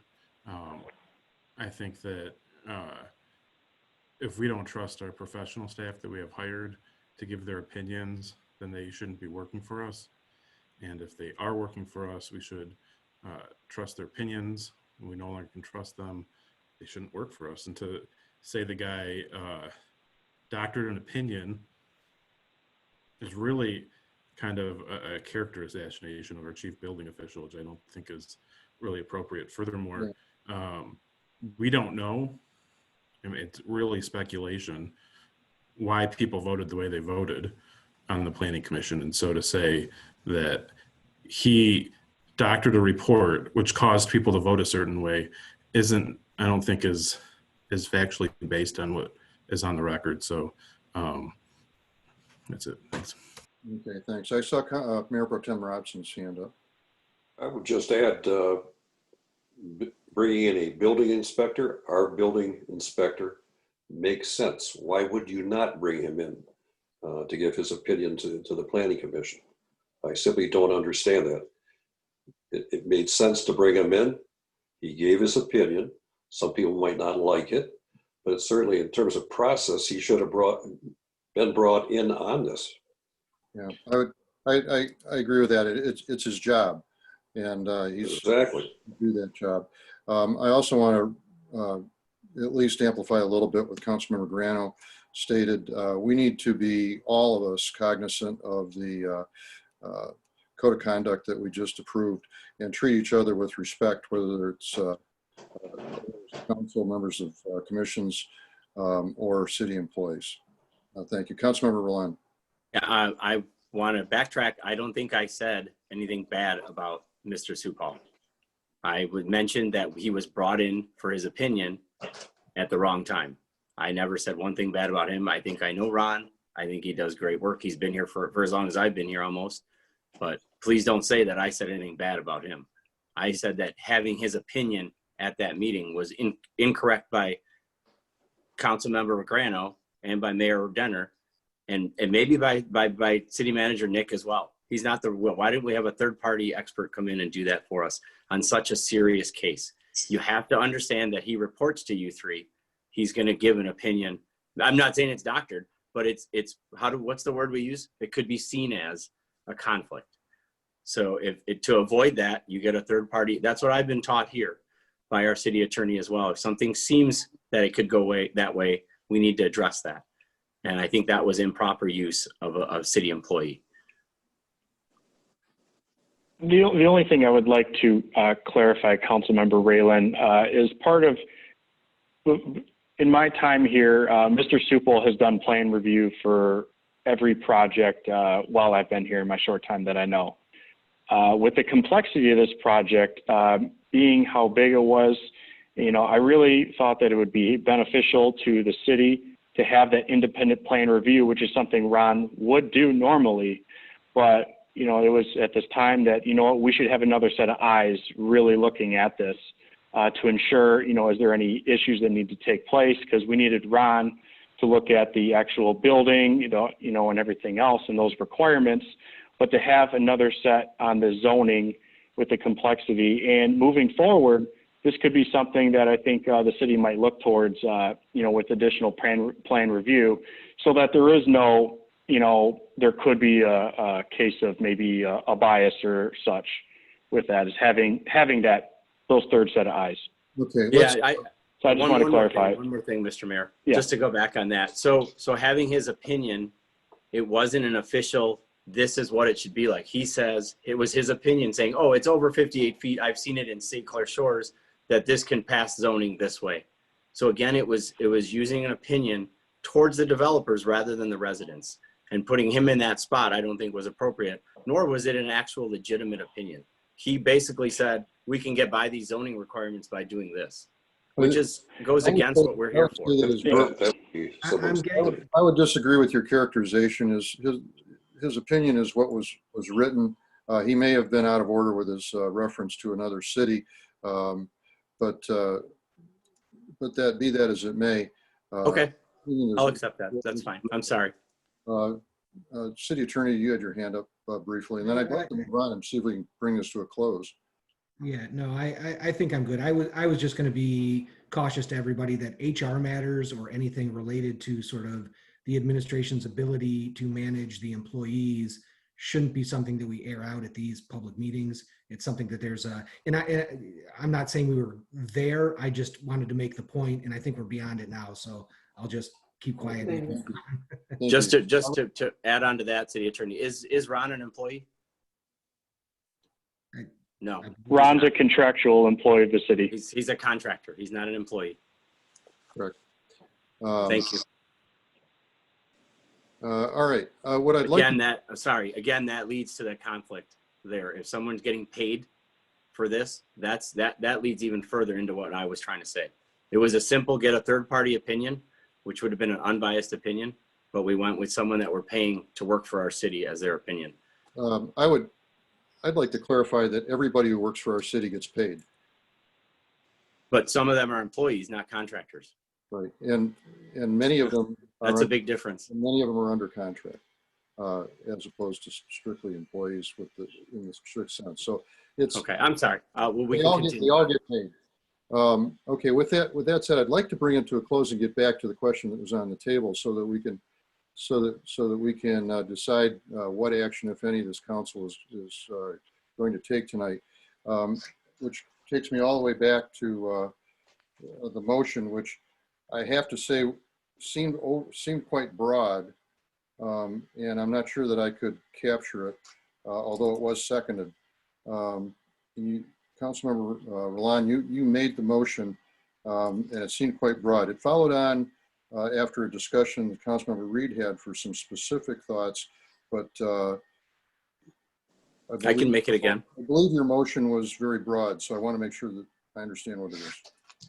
So I'd like to make a motion that City Council votes tonight to bring back to the table this approval of this art center with the intention of discussing it with resident input and the URIF to move forward in a manner that is best for our city and our residents. Okay, is that consistent with the second that was provided, I think, by Councilmember Reed? Did you provide the second for that? No, I seconded it. Okay. I thought we leaned a little more heavily on the aspect of bringing everybody to the table to see if we could more easily reach a compromise on some of these details that we seem to be disagreeing on. So you don't quite second what was out there that Councilmember Roland used the word approval in his statement, and you. Can we skate around that word, or can we say bring everyone back to the table to reassess our agreement? It's the same thing as not approving it today, correct? Or should I state it that way? I make a motion that I don't know, City Council votes. The city attorney can help us get a proper motion out. Thank you. Yeah, I think I go understand. ahead. I'm sorry, Dick. I hope I didn't. Oh, no, I thought Councilman Reed was talking. Sorry. I think there's a motion and a second on the table, and I was going to propose an amendment that might help clarify, if I may. Because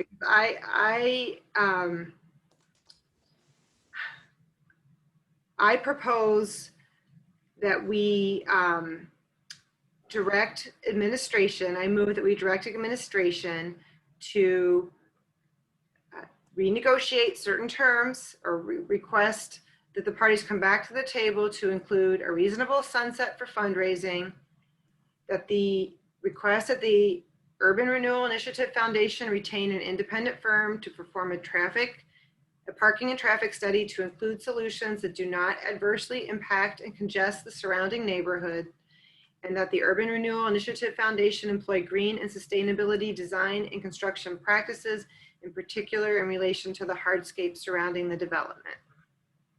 I don't think I'm restating his motion, but I'm amending it to be very specific. Yeah, your motion, your amendment is specific to points, and you use the word request. Yeah. Okay. I think that amendment would have to be amended one more time to include resident engagement in a matter that changes the functionality of this building. That's my ultimate goal. This shouldn't just be a theater and a symphony orchestra. It's not going to be viable.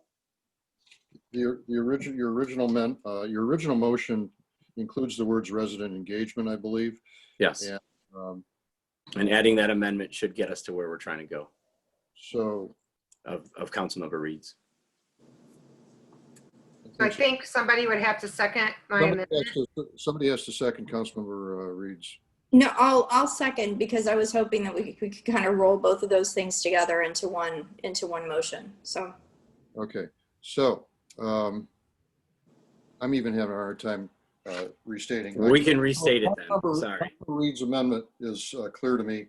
The original motion is still not entirely clear. If the administration can take a shot at what they heard. Please do. You know what I'm trying to get at. So that. You know, I have different things written down. I have motion by Vika, supported by Fluid, to return URIF to renegotiate with a reasonable sunset for funding. independent firm for traffic study and apply green and sustainability program. And parking That was study. the first motion. Well, that was the second, Actually- independent firm for a parking study. Yeah, that's actually, And then the second, go ahead. and then the amendment was Lowry and Fluid proposed direct administration to renegotiate with Europe, reasonable sunset, Europe to provide traffic study to be reasonable with the concerns of residential neighborhoods. And I didn't get the last point. Green and Green sustainability, design, and construction practices. Okay. Okay, based on that recap, are the motioners and seconders okay? Okay. I accept. Let's call the question and see where we're at. Do we have any conflicts of Okay. interest on this vote? Can we I have a discuss question. Discussion. Mayor Pro Tem. Discussion? I have a question on the motion, on the Yes. amendment. Yes. Yes, question for Council Member Reed. Would you be more specific and help me, please, about when you talk about redesign and sustainability? In layman's language, please explain. So in particular with hardscape, that would be like the parking surfaces surrounding that, and we've had residents bring that up with the rainwater runoff that can create issues, but there are design standards that have more permeable surfaces that are better for the environment and that absorb the water. That's one example. Mm-hmm. You can understand that. I mean, I think within the industry, those terms are understood, but that's sort of what I'm getting at. Okay. So Go ahead. you're referring only to parking lot surfaces in your motion?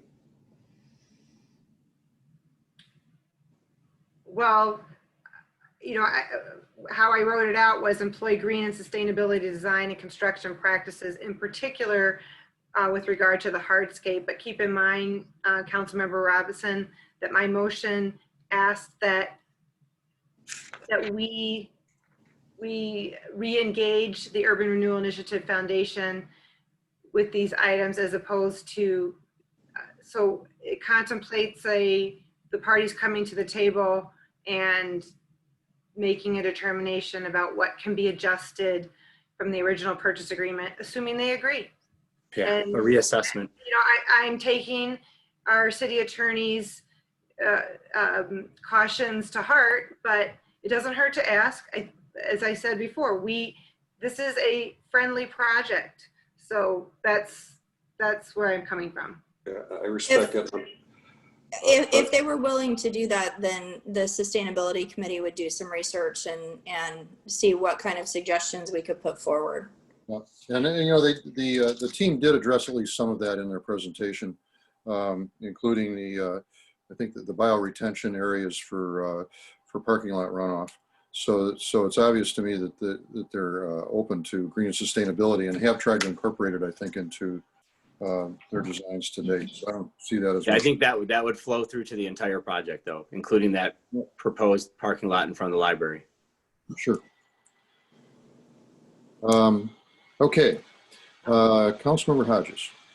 Thank you, Mr. Mayor. I know the balance that I would be trying to find when voting on this or any other motion that might come before us tonight would be to find the balance of minimizing our legal exposure. I think that's important. I don't think we can ignore the legal advice that we've gotten tonight. And I appreciate some of the discussion that is helping us unravel that and get to that point. And it's very clear that the Planning Commission had the authority, they acted on it, and our partner in this, our developer, is expending dollars and moving according to that and in alignment with that. So I think that's an important value to maintain, and that's one reality. The other reality is we do have some concerns. And it seems to me like there are some remedies that are reasonable that don't compromise that legal reality, but also enable us to get to the finish line on this. So I just want to make sure from legal counsel that the wording is proper. And I think Member Reed was getting there with the word request.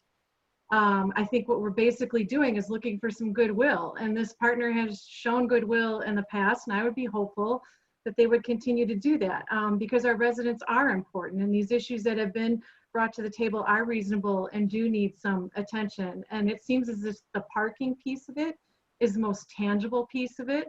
And they should be hopefully very willing to respond to that request. But if not, should we be directing administration to figure out a way to make that happen using our city resources? The other issues, if the community engagement one, I certainly believe in it. I certainly want that to be part of it. It seems a little more intangible to me and harder to provide for in this. So maybe that's a separate motion or discussion that we have, because there's no question good governance is absolutely imperative. And I think we're all trying to find the balance between past administration and this administration. So how do we ensure that good governance? And that's our biggest obstacle right now in getting through this project, is we don't have good tools to manage this process. We can't change all that, and we're legally committed right now. So we have to provide testimony to our commitment to this community to doing that going forward. Master planning gives us that opportunity. That's going to spawn zoning discussions. It's going to spawn all of the other discussions that we need to have. And more than likely, most of those are going to be inclusive of this project rather than exclusive of it. But again, that's separate from this project. So how do we honor the legal situation that we have ourselves in, honor the partner that has been acting in good faith on behalf of those boundaries that we as a city established for them, while still getting the change that we need? So that's where my comfort level is. And I think we need to be specific about that. At least I'd want to have that comfort before voting. And I'm not sure that I made myself clear, but hopefully you're getting the sense. The parking's very specific to me. The sustainability thing, we can probably get that to a position where that's comfortable. The committing to a sunset, we can certainly make that ask, but I don't know that we can require those things because of the legal situation that we're in. So that becomes the question for the future. And how do we empower ourselves with the tools we need to be good decision makers and not have this dysfunction? Okay, got it. Councilmember Grano. So I'm clear on what I'm voting on, because I'm not clear at all. We are voting to request these things. We're not voting to demand these things. Is that correct? That's the way I have it noted, and the way the clerk has it noted. Yes. Following the city attorney's opinion, I would like to demand it, but I know that's not going to fly on this council. I think the best way to do is request. And I really think, as we've stated, moving forward, getting back to the table together, reassessing it with our resident engagement is the best way. So I'm fine with request. Yeah, okay. Councilmember Reed, are you? Yeah, just comment. I think there's already precedent for the Urban Renewal Initiative Foundation's willingness to make concessions, because they have, with respect to the purchase price as opposed to the free conveyance of the lots at Maryland and Jefferson. So, and the parking plan is continuously changing and improving weekly. Yeah, I would say that the developer is clearly trying to act in good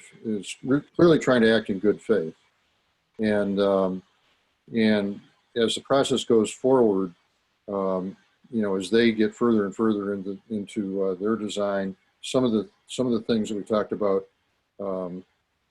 relate to our agreement to sunset, for example. Some of it relates to their design. Some of it relates to the process, the community engagement, which they are committed to,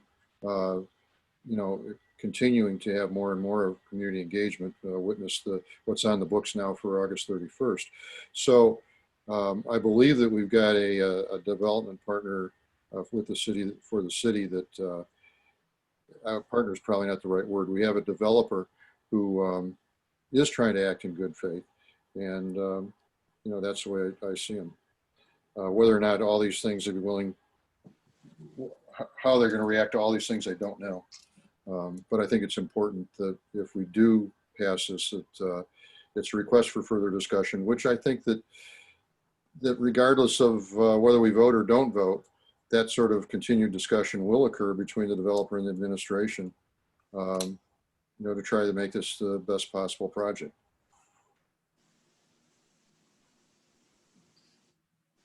Got several hands up. I'll go with Mayor Pro Tem first. I would like our city attorney to chime in on this request. What are your thoughts, sir? I think consistent with what we've spoken about all night, it's consistent with, frankly, I think the point I was trying to make. And I don't think there's anything where I feel legal jeopardy in making the request. I think it's properly phrased. I think it summarizes what the discussion points have been. And from a legal standpoint, I'm comfortable with it. Thank you. Okay. There were a couple other hands, or did we just handle that? I have the same question. Okay, we'll deal with the amendment first, which is the request to consider specific items. Sunset the traffic parking study and the green and sustainability. Clerk Blayhead, please call the roll. Councilmember Grano, Yes. Raylan, Yes. Reed, Yes. Hodges, Yes. Robson, Yes. Fluid, Yes. and Mayor Denner. Yes. And then the original amendment, which as the original amendment passes. Original motion now as amended that includes words about community engagement. Call the roll, please. Councilmember Grano, Yes. Raylan, Yes. Reed, Yes. Hodges, Yes. Robson, Yes. Fluid, Yes. and Mayor Denner. Yes. And so we have directed the administration to make contact and begin those discussions. Motion passes. Okay. Spirited discussion as always with this council. Mayor? Yes, sir. I'd like to make another motion if I could, Yeah, which sure. is, it seems to me from all the citizen comment that I've got, there's real concern over the city's future financial obligations as it relates to this building. So I would make a motion that there's no additional city resources for the building or operations of the Arts Center outside of what is already committed in the agreements that have been signed. The agreements that are in place and or the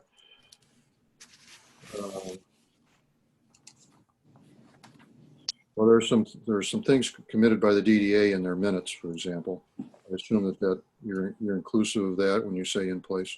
Correct. I'm saying, so like, I think one of the concerns residents have is this won't be successful and then the city will be on the hook. And I'm saying we will not bail out the Art Center. Okay. So is there, Can we get a list? is there Sorry. support? Is there support? I have, yes, support. Support. So it's on the floor. Grano, supported by Milan. Discussion. Councilmember Reed. Yeah, so I think we need to be clear what those commitments are. And in terms of the DDA, I reviewed those minutes. The DDA voted, but to commit funds, but and I've spoken with City Manager Seisland about it. There are no agreements in place there. So I would favor only what is already accounted for in the contracts that are in place without entering into additional agreements.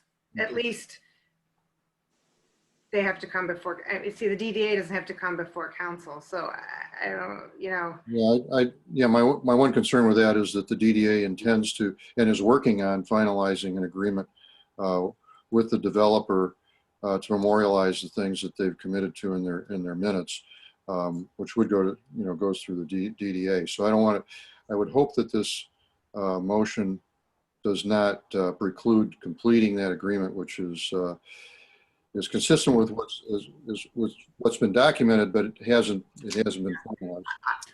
Honestly, I don't know what we need legal counsel. I don't know that we can. We approved their budget, but I don't know that they get to vote on how the council. Can you help us out? I don't think we can do anything about it. Well, I maybe I'm a little confused. I think if the point of the motion is, I'm sorry.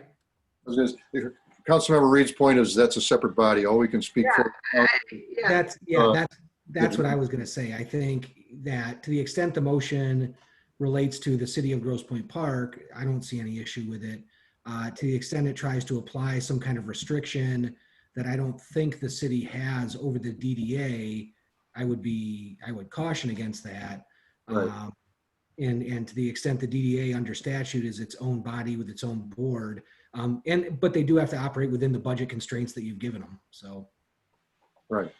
So, okay. So my original question is, what are the commitments? Can we quantify them from? And I did have a discussion with the city manager. I think he did run some numbers on what our commitments are. Is that correct? So could you clarify, Councilmember Reed, when you say the commitments, are we talking the DDA portion, or are we talking the other commitments that were in the purchase agreement? Just to clarify. I think we have to take the DDA commitments out of there. Yeah. Okay, so You can tell us what I think we know from the minutes what they're proposed to be, but what outside of the DDA are our financial commitments, either in terms of dollars or in-kind services?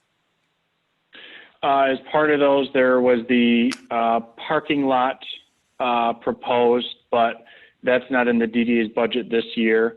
There's the police services, which we discussed. There is, it's stated as landscaping. However, what it really should be stating is tree trimming and lawn mowing, which is by, a public works employee. There's snow removal, which is part of that front parking lot. And I believe there's also a mention of salt into there, of city services. And also an office, right? Yes. Yep, thank you. And an office space in City Hall. For one person? One person. And what goes with that? Do we give them copier, computer, internet, Wi-Fi? I mean, what goes with that? Half a parking I'm spot. going to have to have a discussion because all there is just, it states office venue for manager. So we're going to have some discussions on those parameters. There's also in the MOU with the city of Detroit, there's actually a verbal agreement for $60,000 worth of landscaping on Mac. I'm not familiar with. Yeah. What are you referring To the to? bottom of page 2 on the MOU with the city of Detroit. It says it's a verbal agreement.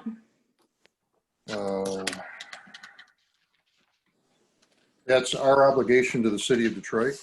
I believe so. That's how I read it. Councilmember Fluid, is the $60,000, do you have the text in front of you to reference or the page number? Just so I can go back. I don't have it in front of me, but. Yeah, No, I'm not familiar with. I don't have it right in front of me, but I believe it's at the bottom of page 2. It's a footnote. Yep, I got it. Okay, thank you. Yeah, it's footnote 2. LPD notes the oral representation were also made that GPP agreed to provide additional funding of approximately $60,000 to update the streetscaping on the city site at Mack and Alter to match an update that's been recently installed on the GPP side. Matching funds will be required by the city. This was not placed in the MOU, but referenced as a part of the overall commitment of cooperation between the two municipalities. Okay, so that's not the three-way. That's the one that is just between Grosse Pointe Park and Detroit. Yeah, that's what she said. The MOU between Detroit. Oh, okay. I was looking at the three-way. Okay, yeah, that's actually okay. Fine. That has more to do with good faith in our relationship with Detroit than it does the Scott Center. But you are accurate that that's there. Whether or not assigning that to the Scott Center seems not right because we were embarking on doing that anyway. But So we have I'm just trying to chime in on what I know about the in-kind services because I've tried to keep track of that. So those are the in-kind services that have been referred to. And then we have the 75,000 annually from the DDA and the parking lot, which should, again, those are separate. Those are attached to, those are DDA commitments. Right. We've already done the bus turnaround. Right. And that's also, it was also a DDA commitment. Well, but we signed the MOU. The MOU, we voted on that MOU. Yeah, it was part of the MOU agreement so that the ORIF could purchase the land from the city of Detroit. Along with Kirchville reopening as well. Yeah, it was actually, I guess it was a city commitment that was paid for by the DDA then, if that's the case. Either way, it was paid by GPP tax funds. But they're separate buckets, and it's important not to confuse it in the. No, it is important to confuse them because they are tax funds that could be used other places. It's important to discuss them all, but it's important, but we don't want to commingle the discussion between what bodies are responsible. It's still funds, Mr. Mayor. I think that's what the smoke and mirrors game is. Those are funds that we could use for other things, not just things to get developers land from Detroit. We paid for that bus turnaround. We could have used that somewhere else. That's horribly planned. The turnaround, opening up the turnaround again was again GPP funds. Whoever paid for it, it came out of something that could have been used much betterly in a much better way than making a deal for land in Detroit. Okay, but let's just deal with what's in place here. Well, I think we need to list all the money that's been spent already. I think that's what we're trying to do. All the commitments we've done. We're talking about commitments going forward. I think that the important thing is commitments going forward. I mean, sunk cost is sunk cost. But I think that, if we have commitments going forward, I think that's what the spirit of Mr. Grano's motion is. So the only thing that's not, because we also have the demolition of the current DPW and any environmental remediation on the DPW site, which we have no idea of knowing. That's part of the still being finalized DDA agreement with Urban Renewal. That was a $40,000 commitment, correct? That was on the budget. So if that goes, if it gets quoted at over that budget, it has to come back to City Council to approve. That's what we were told. Oh yeah, if the demo is over 40, then there will be a budget amendment that have to be dealt with. And that has to take place before June of next year. Otherwise, it comes back on the budget for 2021-22. Correct? Yeah. Anything that has to go forward would be in the new budget approval. Okay, that's true. So does that follow with DDA every year? Do they have to get a reapproval for the $75,000 a year they're donating to the Art Center? It has to, it's incorporated in their budget. It's not approval. It's approval at the budget level. Okay, so we approve it every year? We approve their budget every year because we all operate on an annual basis. Now, even though we operate on an annual basis, the city and some of these other entities do make multiple year commitments, and that has to be incorporated into the budget each year that it applies to, and that applies to general funds, paying off bonds, all the things that are done by government. So we can't change that commitment then either. That's a done deal. The $75,000 a year to the Art Center, which doesn't exist yet. We're approved for perpetuity. No. We there is the DDA, and it's in their minutes. And as was pointed out earlier, the final language around that is still being finalized. So once it gets finalized, do we approve it again? No, the DDA does. How can that be? How can we just give money as a blank check to an entity that spends our funds? The agreement is with DDA's. Okay, follow me here. The DDA. I'm following you. I think you need to be a little more transparent. To approve the agreement, the council's responsibility is to budget. So when the fiscal year comes around, where any of those commitments apply, that would be incorporated into the DDA's budget, which is part of the budget approval process. So it's agreed. So we can't backtrack on that, is what you're saying. We approved it. That's going to happen. City Council can't renege on that. I'm not sure I can comment exactly. I'm trying to say that we're going to give $75,000 of our GPP funds that should be dedicated to all of the Jefferson Avenue to the Art Center, a private entity. Correct? I'm not. It's a yes or no. Maybe your table's clear enough for me to agree or disagree. So Okay, I'm sorry. it makes assumptions that may or may not be factual. So I just, what I said is what I said. Okay, so we were, sorry, I sidetracked us. We were in the process of listing our commitments moving forward, including DDA commitments that we know of. I think Grano was specific to the city budgets, like general fund, things that we have.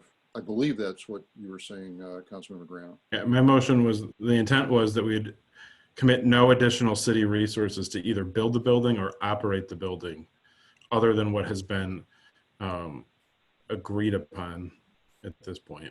And so or the DDA, like, I don't think I can really tell the DDA what to do. So as the city goes, so we're not going to commit general fund money or money out of another city fund that, you know, in 3 years, we don't have 180 days worth of performances and the theater starting to go under and they come to the city and say, we need $1 million. We're not giving it to them. Okay. Right. That's what I'm saying. Or they say, we ran into a budget shortfall building this building. We need you to kick in more money to build it. We're not going to kick in any more money. So it's clear to our residents that whatever agreements are out there is what we've agreed to. That's it. And that there's not this open-ended, you know, it seems to me there's a worry in our residents that there's an open-ended commitment. And I want to give some finality or certainty to the residents of what the city has agreed to. Okay. So can we get a legal opinion on that, city attorney? Does there need to be a surety bond or anything like that to make sure that occurs, or just our words are our words and that's it? Sorry, we're not going to give you money. I don't think we need a surety bond or something like that. I think you can pass the resolution or the motion with the commitment that no additional city funds other than those city funds that have been committed will be spent in the relatively specific manner that at least I interpreted Councilmember Grano's motion to be. So I would be satisfied with that motion. Okay. Okay, good. And so we have that on the floor. It was, I forget now who seconded it. I think Councilman Reland did. I did. So do we have a list of what we've already committed? I don't think we have that list, discrete list of what we've committed. Can we create a list and then review it to make sure we have everything covered? Because that should go in the minutes discreetly. This verbal agreement saying we've committed it, check the minutes. I'd like it spoon-fed. Mayor Pro Tem. This motion to me is turning into this amendment is turning into a Chinese fire drill. I don't think we need to do this. I think that would be the job of future administrations and future city councils. If somehow somebody comes back, says we need money, it's not our job to say no. It's the job of any future city council or any future administration. And then we keep going around and around the mulberry bush here about what about this, and maybe this will happen, and maybe that'll happen. This is just too damn gangly for me. Let the future council, future administrations address that problem. Yeah, I would tend to agree with Mayor Pro Tem that our agreements are our agreements. No, they got us into this position. I'm sorry, don't interrupt. No. Sorry, go ahead. Future councils. Yeah. Councilmember Reed. I mean, to that extent, a future council can undo what we do. I mean, it goes both ways. I like Councilmember Grano's motion, especially when things are so uncertain, because this project, you know, fundraising isn't done and the ground hasn't been broken. So there's a lot of unknowns, and I think it will give our residents some reassurance.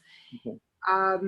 You know, a future council may have a different opinion, and the facility may have a different flavor. I mean, things may change, but I think I like this motion. I think it does send a message to our residents who are concerned about the commitment of city resources. So I would support it. Okay, I think that's a point well taken. Can we? Oh, I was going to call the question. Sorry for interrupting you earlier. My point is I would like to get that list of commitments out in the open. I think we should make that list discreet. We've messed up things in the past. That's why we're at this stage, and this art center isn't a done deal with everyone on council. We've seen all these votes are 4-3. So obviously they need to be discreetly listed. I think that would help our situation here to discreetly list so everyone knows. Because I don't think everyone on council knows exactly what's been committed already. Just one point to make. Sorry for interrupting, Mayor Denner and Councilmember Reed. I do know in our current FAQs posted online right now, we do have some of those commitments. I will look to ensure that all those commitments are listed on the FAQs for the public. They're not. Okay, I'll look to add those then. Okay, thanks. Okay, let's call the question on the motion on the floor. Regarding no future commitment of city resources beyond what is already committed, referring to city funds. Clerk Playhead, please call the roll. Councilmember Grano, Yes. Rayland, Yes. Reed, Yes. Hodges, Yes. Robson, No. Fluid, Yes. and Mayor Denner. Yes. Motion passes. Okay. I think we should move on to council comment on new business. I think we've kind of drained this particular discussion and we still have public comment coming in. Councilmember Foote.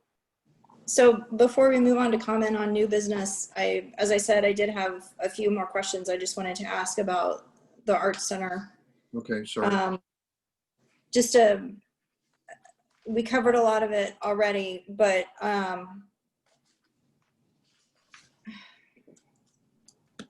so I had comments prepared and, things have gone in a different direction than I expected. So I'm trying I'm trying to narrow it down a little bit and save some time here. Please. But one question I had was, why was there such reluctance to have a public forum, and why hasn't the one that was the one that is planned for August 31st been announced? I haven't seen any announcement on that.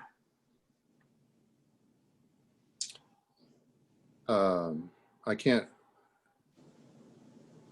really go back in time to really comment on the reluctance. I think the process in terms of public sessions was really based on the developers' ability to provide information to support that.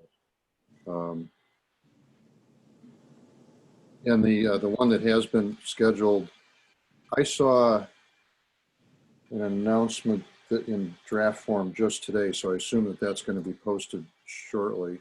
Maybe city manager's aware of that.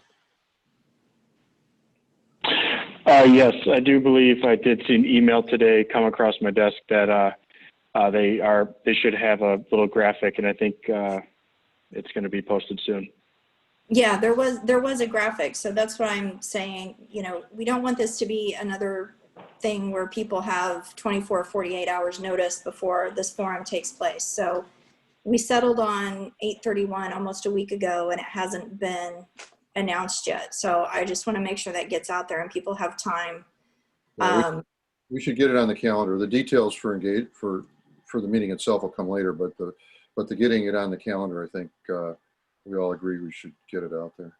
I do think there was reluctance. I don't think, there was no plan for a public forum until Councilmember Rowland and I held our own. And then that same day, the city announced that they would be hosting a forum. But I don't think we can dispute that there was some foot dragging about public engagement. I had questions about sustainability, and that has been addressed thanks to Councilmember Reed. I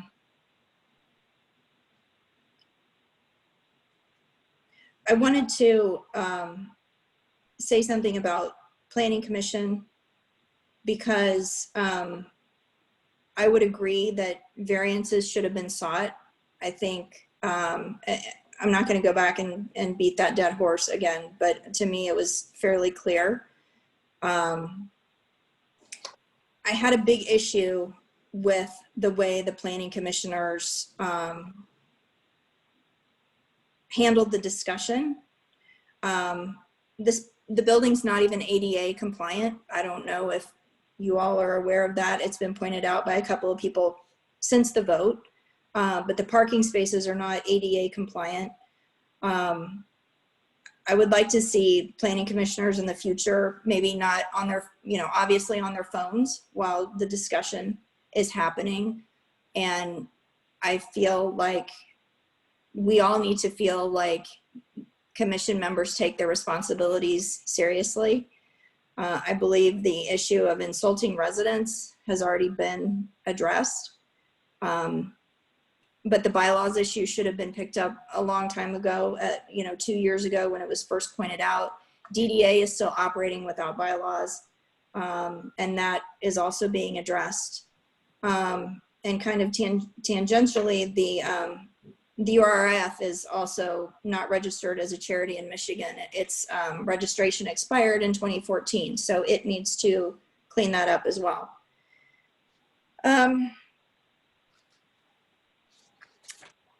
One thing I had written down was, why are we handling this prior to handling all of the issues with the new DPW? Because the new DPW building has to take place. It has to be relocated at least before we can demo the old DPW and move forward with this project. So why did the Art Center getting it to Planning Commission take precedence over getting grants out to our small businesses who were affected by COVID? We voted them that money. We voted money to the TIFA and the DDA in May, and the DDA hasn't even met yet. I know they're on the calendar for next week. One thing that the SCAP Center representatives have pointed out is that building this facility will, they believe, help small businesses when it's complete in 2022. But our businesses need help now, and I feel like the Art Center business is interfering with the other things in the city that should take priority. So my question was, who decided that the Art Center was the highest priority for the city and put it on the agenda ahead of handling all of the things that we also need to handle for the DPW?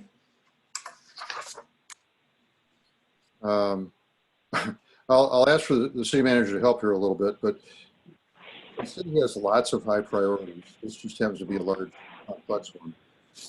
The specific question about why did we get to this report, we got to DPW, I'll refer to the city manager. It really had to do with when each design team was ready, as opposed to a priority question.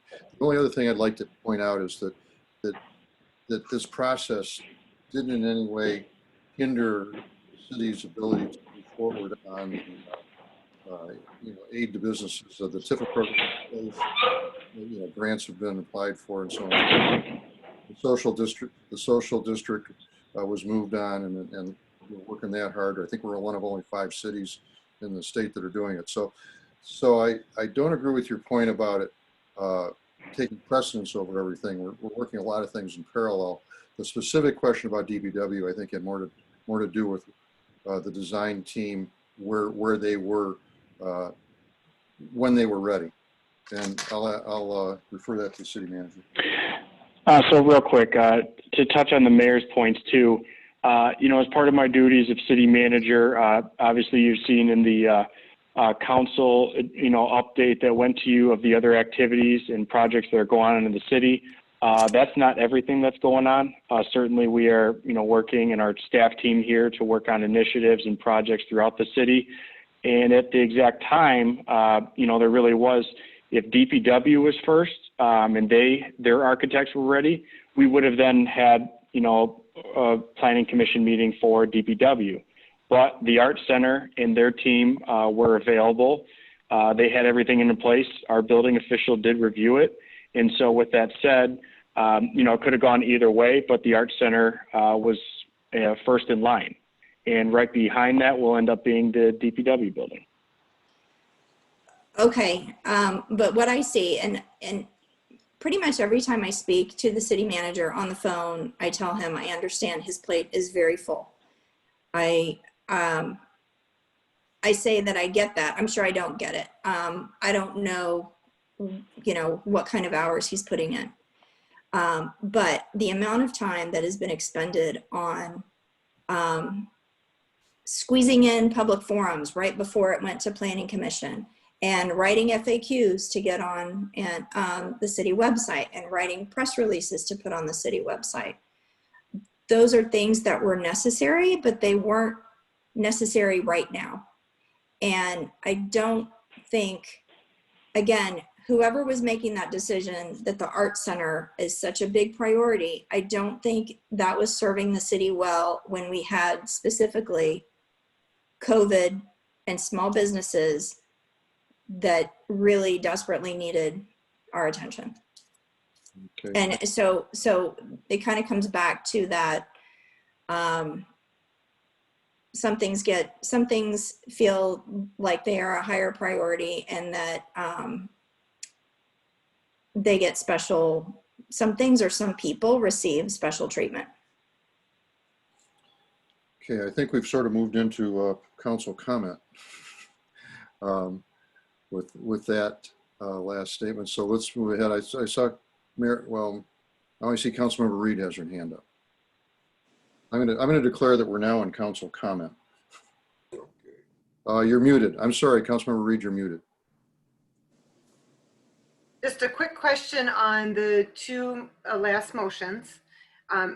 First, and in particular on the first motion, in terms of our opening discussions with the Urban Renewal Initiative Foundation, the motion said city administration. So will that be you, City Manager Seisland, with our city attorney at the table with the URIF team?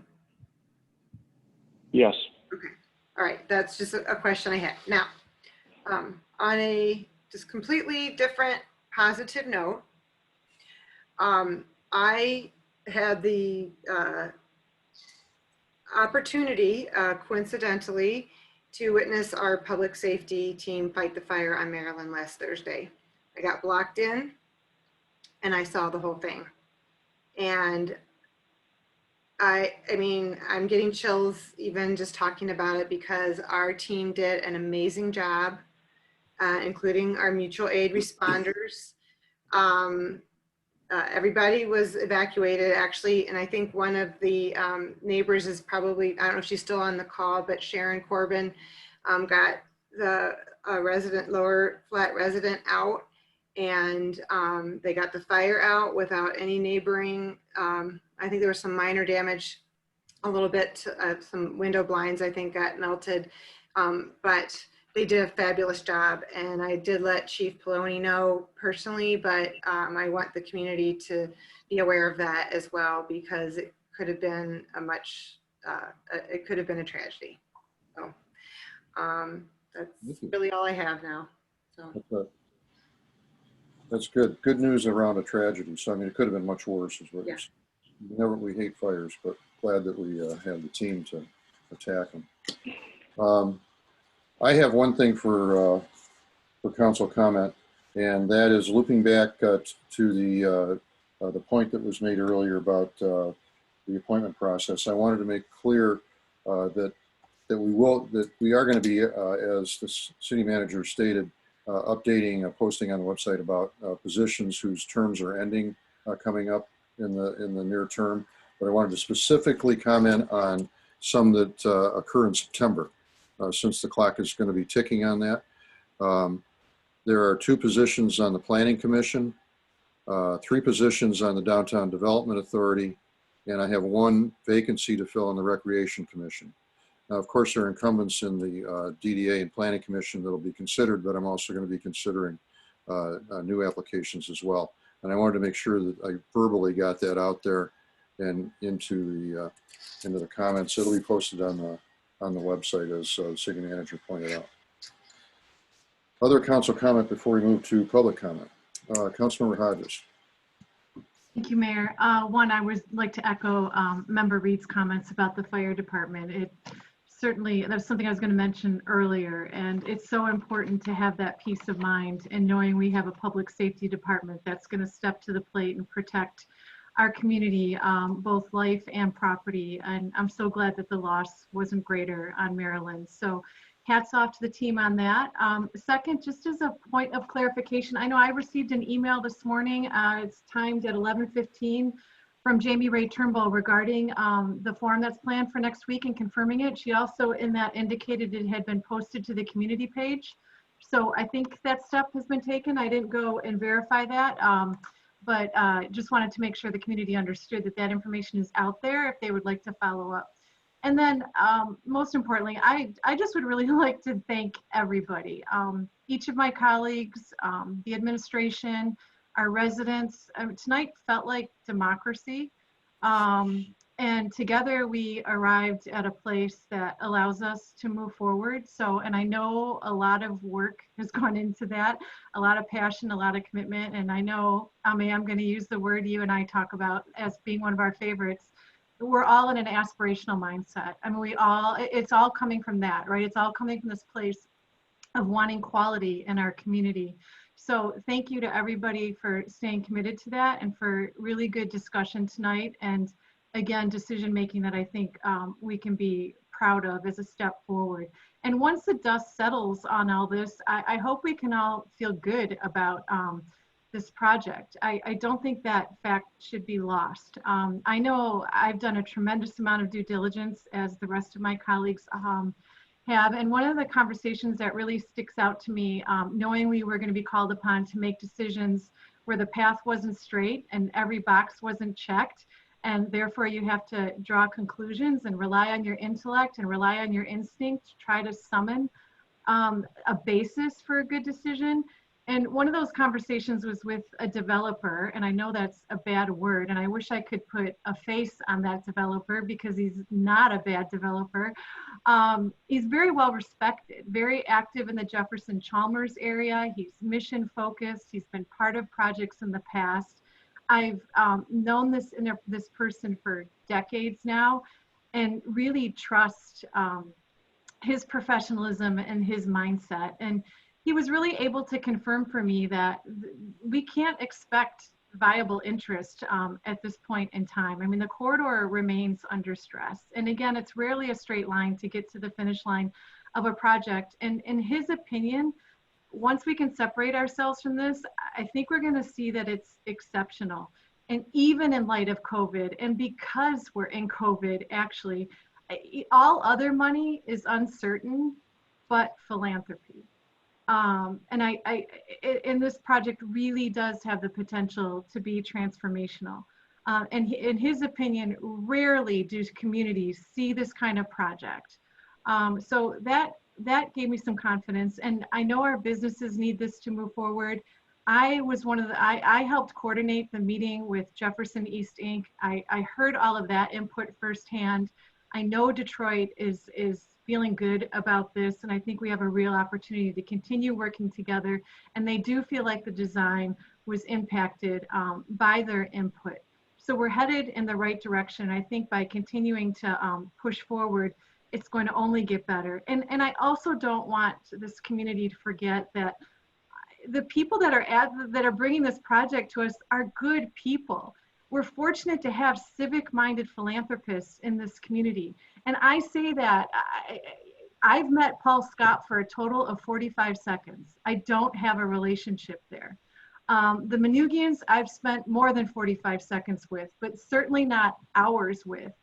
And it's clear to me that these are really good people that want to put their stake here in Grosse Pointe Park. I mean, all you have to do is look at their track record. They don't put their names on bad things. You've got the DIA, the Grand Bargain, golf facilities, Tompkins Center, Liggett Scholarships, Detroit Merit Academy, so many human service endeavors, theaters, warming centers, education. I mean, the list goes on. And I'm grateful to them for their commitment. It's our job as the public body to preserve that public trust and ensure that the proper boundaries are around those projects. So don't think that responsibility is not lost on me, but I feel like the people that are bringing this to us have not been lauded for what they're bringing to us. And we need to separate the project from the process. And that's my next point. That's what this whole thing is about. This would not have been nearly as difficult if we had the right tools available to us. And that's what the future needs to hold, is the focus on that. And again, the master planning process is going to be a really important step in that direction. And I personally am going to look at that as a turning point where we can move forward as a community, button up this project, celebrate it, do whatever we can to make it a success, and now focus all of our efforts on good governance. We've been through the transition from one administration to another, from one council to another. Now it's all about excellence. There are no excuses, and we have to make sure that we commit to those elements. That's where my mind is. That's where I think good problem solving is. That's where I think we'll fulfill with what lauded leaders like John Lewis perpetuate. And that is that you achieve much more in a community with an open hand than a clenched fist. And that's the value set that I know we all believe in. And I'm really looking forward to now moving into that era of Grosse Pointe Park. Thank you. Okay, thank you. Mayor Pro Tem Robson. Excuse me. I want to, excuse me. Long night. I also want to give a shout out to a different group of city employees, and that's our public service department. And I want to give a shout out to the administration. We are really blessed by all the employees that we have, but we get constant compliments about our public service workers, what they do out in the streets, fixing things. But a more specific story is just recently that we've had some residents on the 1100 block of Weyburn who are very much concerned about growth, weeds, trees in their alley. They were very concerned about that. They contacted me, I contacted the administration. And within a few days, that entire alley was cleaned up, both on the Grosse Pointe Park side and also on the Detroit side. So I think that was a great gesture.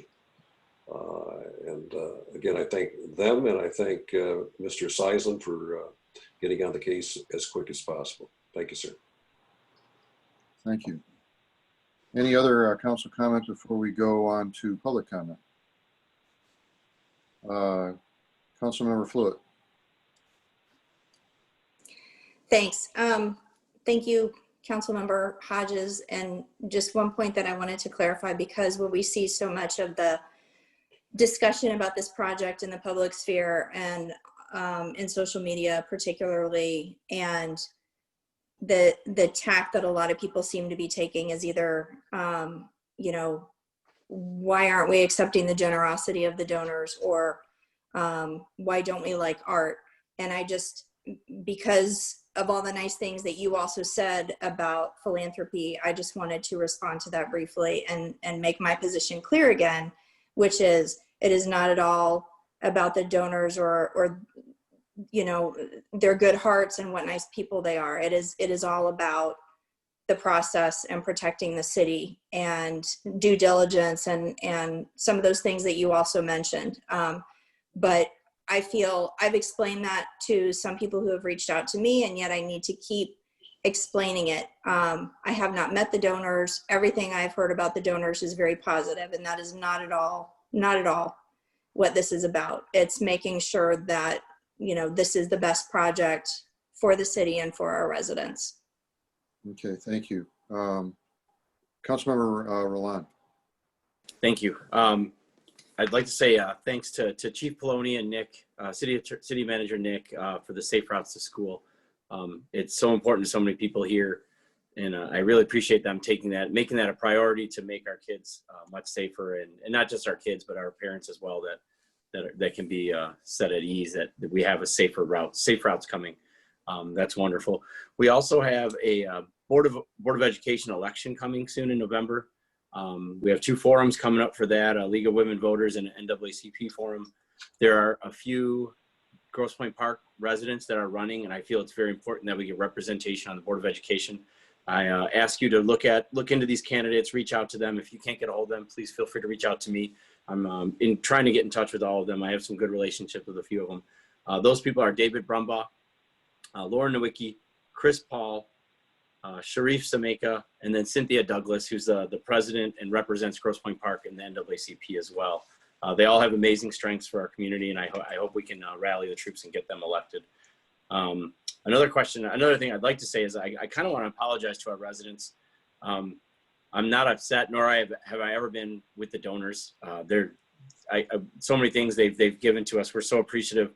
It's the process that needs to be brought out and kind of hung to dry. Everyone that supports this art center constantly says, yeah, I want the art center, but the process was horrible. That really needs to be identified. It's for such a potentially amazing project. The continued lack of transparency was appalling. And this follows through to the Planning Commission vote of passing it. With so many questions unanswered, I really feel a lack of confidence with that commission. The donors were never involved with that process. No one's ever mad at them. There's just a few people that are to blame. I'd like to ask City Manager for a status on Janet's lunch. I know we went through with Beaupre. Before you answer that, I know we went through Beaupre. We brought it up at a city council meeting. It took 2 more weeks before a safety fence was added there. It was an open construction project.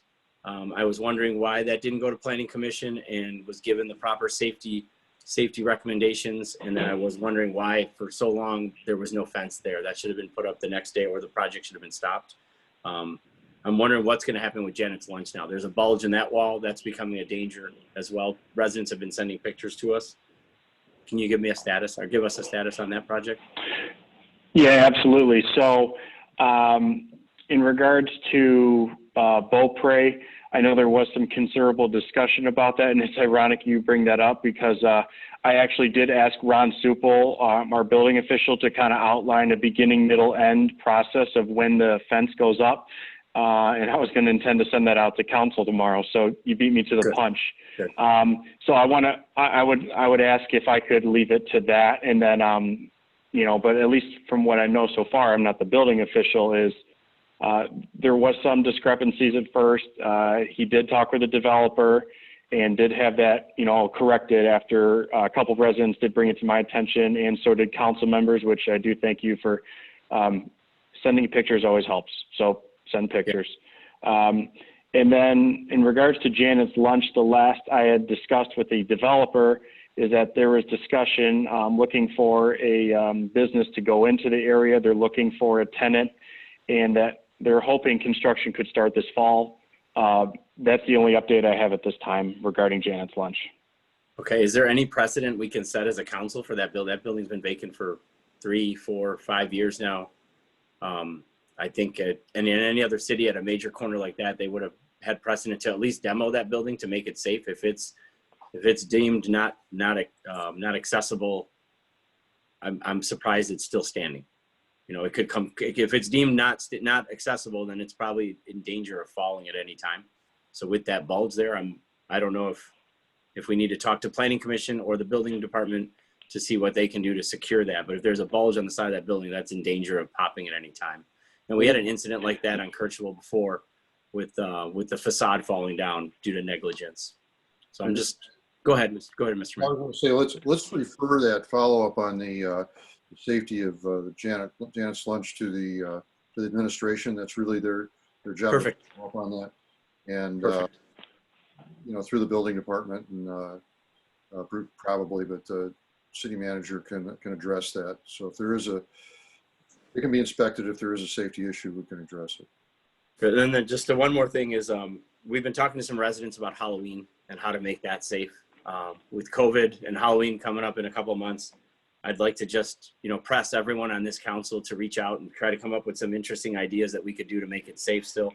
One of our residents, Missy Kenyon, mentioned we should have a bicycle parade for Halloween. And we know weather's unpredictable.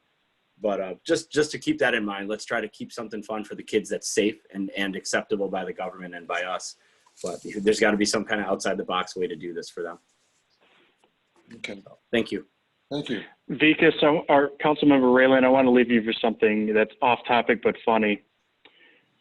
a couple years ago, my wife and I don't know how it came about, but there was a bicycle Halloween parade, and I dressed up as Mario and my wife dressed up as Luigi, and we went from Atwater down Kercheval all the way to Grosse Pointe Farms. A side note, but You're lucky I didn't have a turtle. I would have threw it at you. Okay. Okay. Okay, thank you for your comments. Let's move on to public comment, non-agenda items. And with this, I'm going to turn it over to the administration to manage that. First, City Manager, are there any written comments about non-agenda items? Yes, Mayor Denner, I do have several non-agenda items.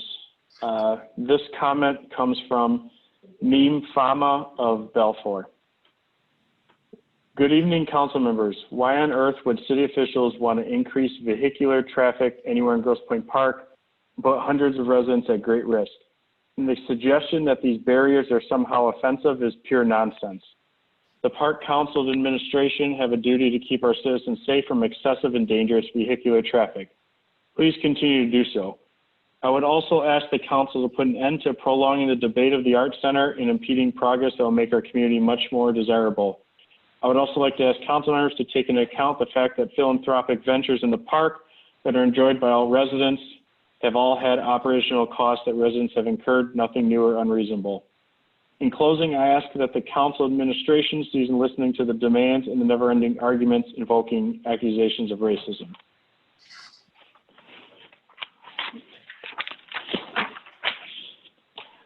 This comment comes from Mr. Eric Goosen on Beaconsfield. Council and Mayor, I am writing you today to show my support of having the current blockages and turnarounds at all locations to remain intact. They already provide the needed traffic flow, and there is nothing wrong with the current situation. They are there to reduce traffic and speeding and therefore safety. Last written comment comes from Mr. Larry Cools of Westchester. It has come to my attention that there are parties that are demanding the city remove some long-standing traffic barriers that were erected for the purpose of reducing dangerous motor vehicle traffic in our city on the basis they are somehow offensive. It should be a priority of the Park Council administration to keep our citizens safe from dangerous vehicular traffic. Please continue to do so. Money spent to remove these traffic barriers would be better utilized for other projects. Additionally, please continue to support the Art Center as a majority of park residents do. Mayor Denner, those are my written public comments. Okay, thank you. Do we have any oral comments in the queue? I'll ask Leah to admit resident feedback in the queue, and this is based on non-agenda items that were discussed for comment. So Leah, will you please start us off?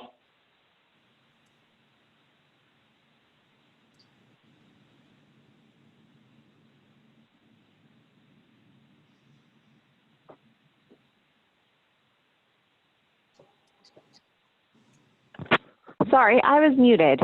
Okay. So yes, I do have a couple of residents in the queue for public comment.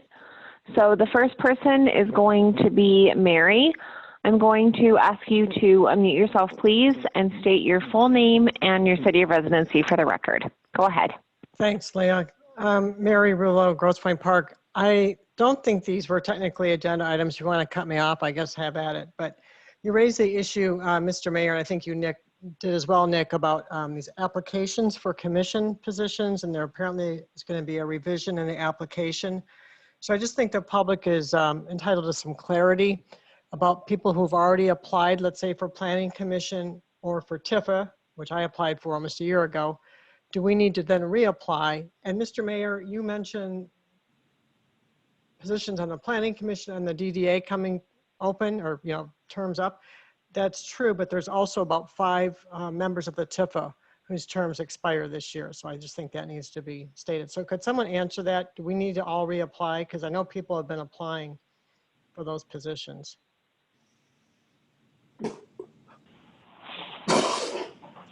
No one's going to answer me?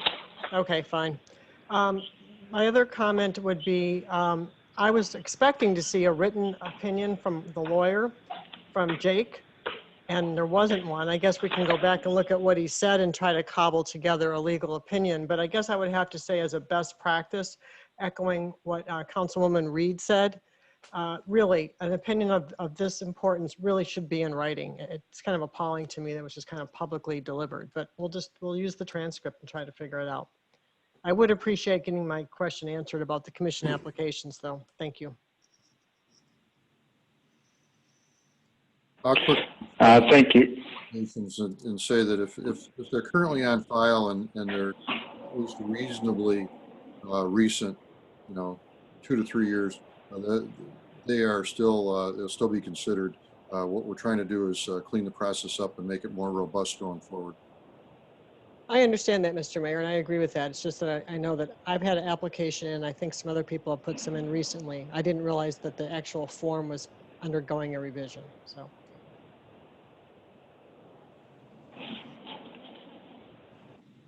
Next public comment, please.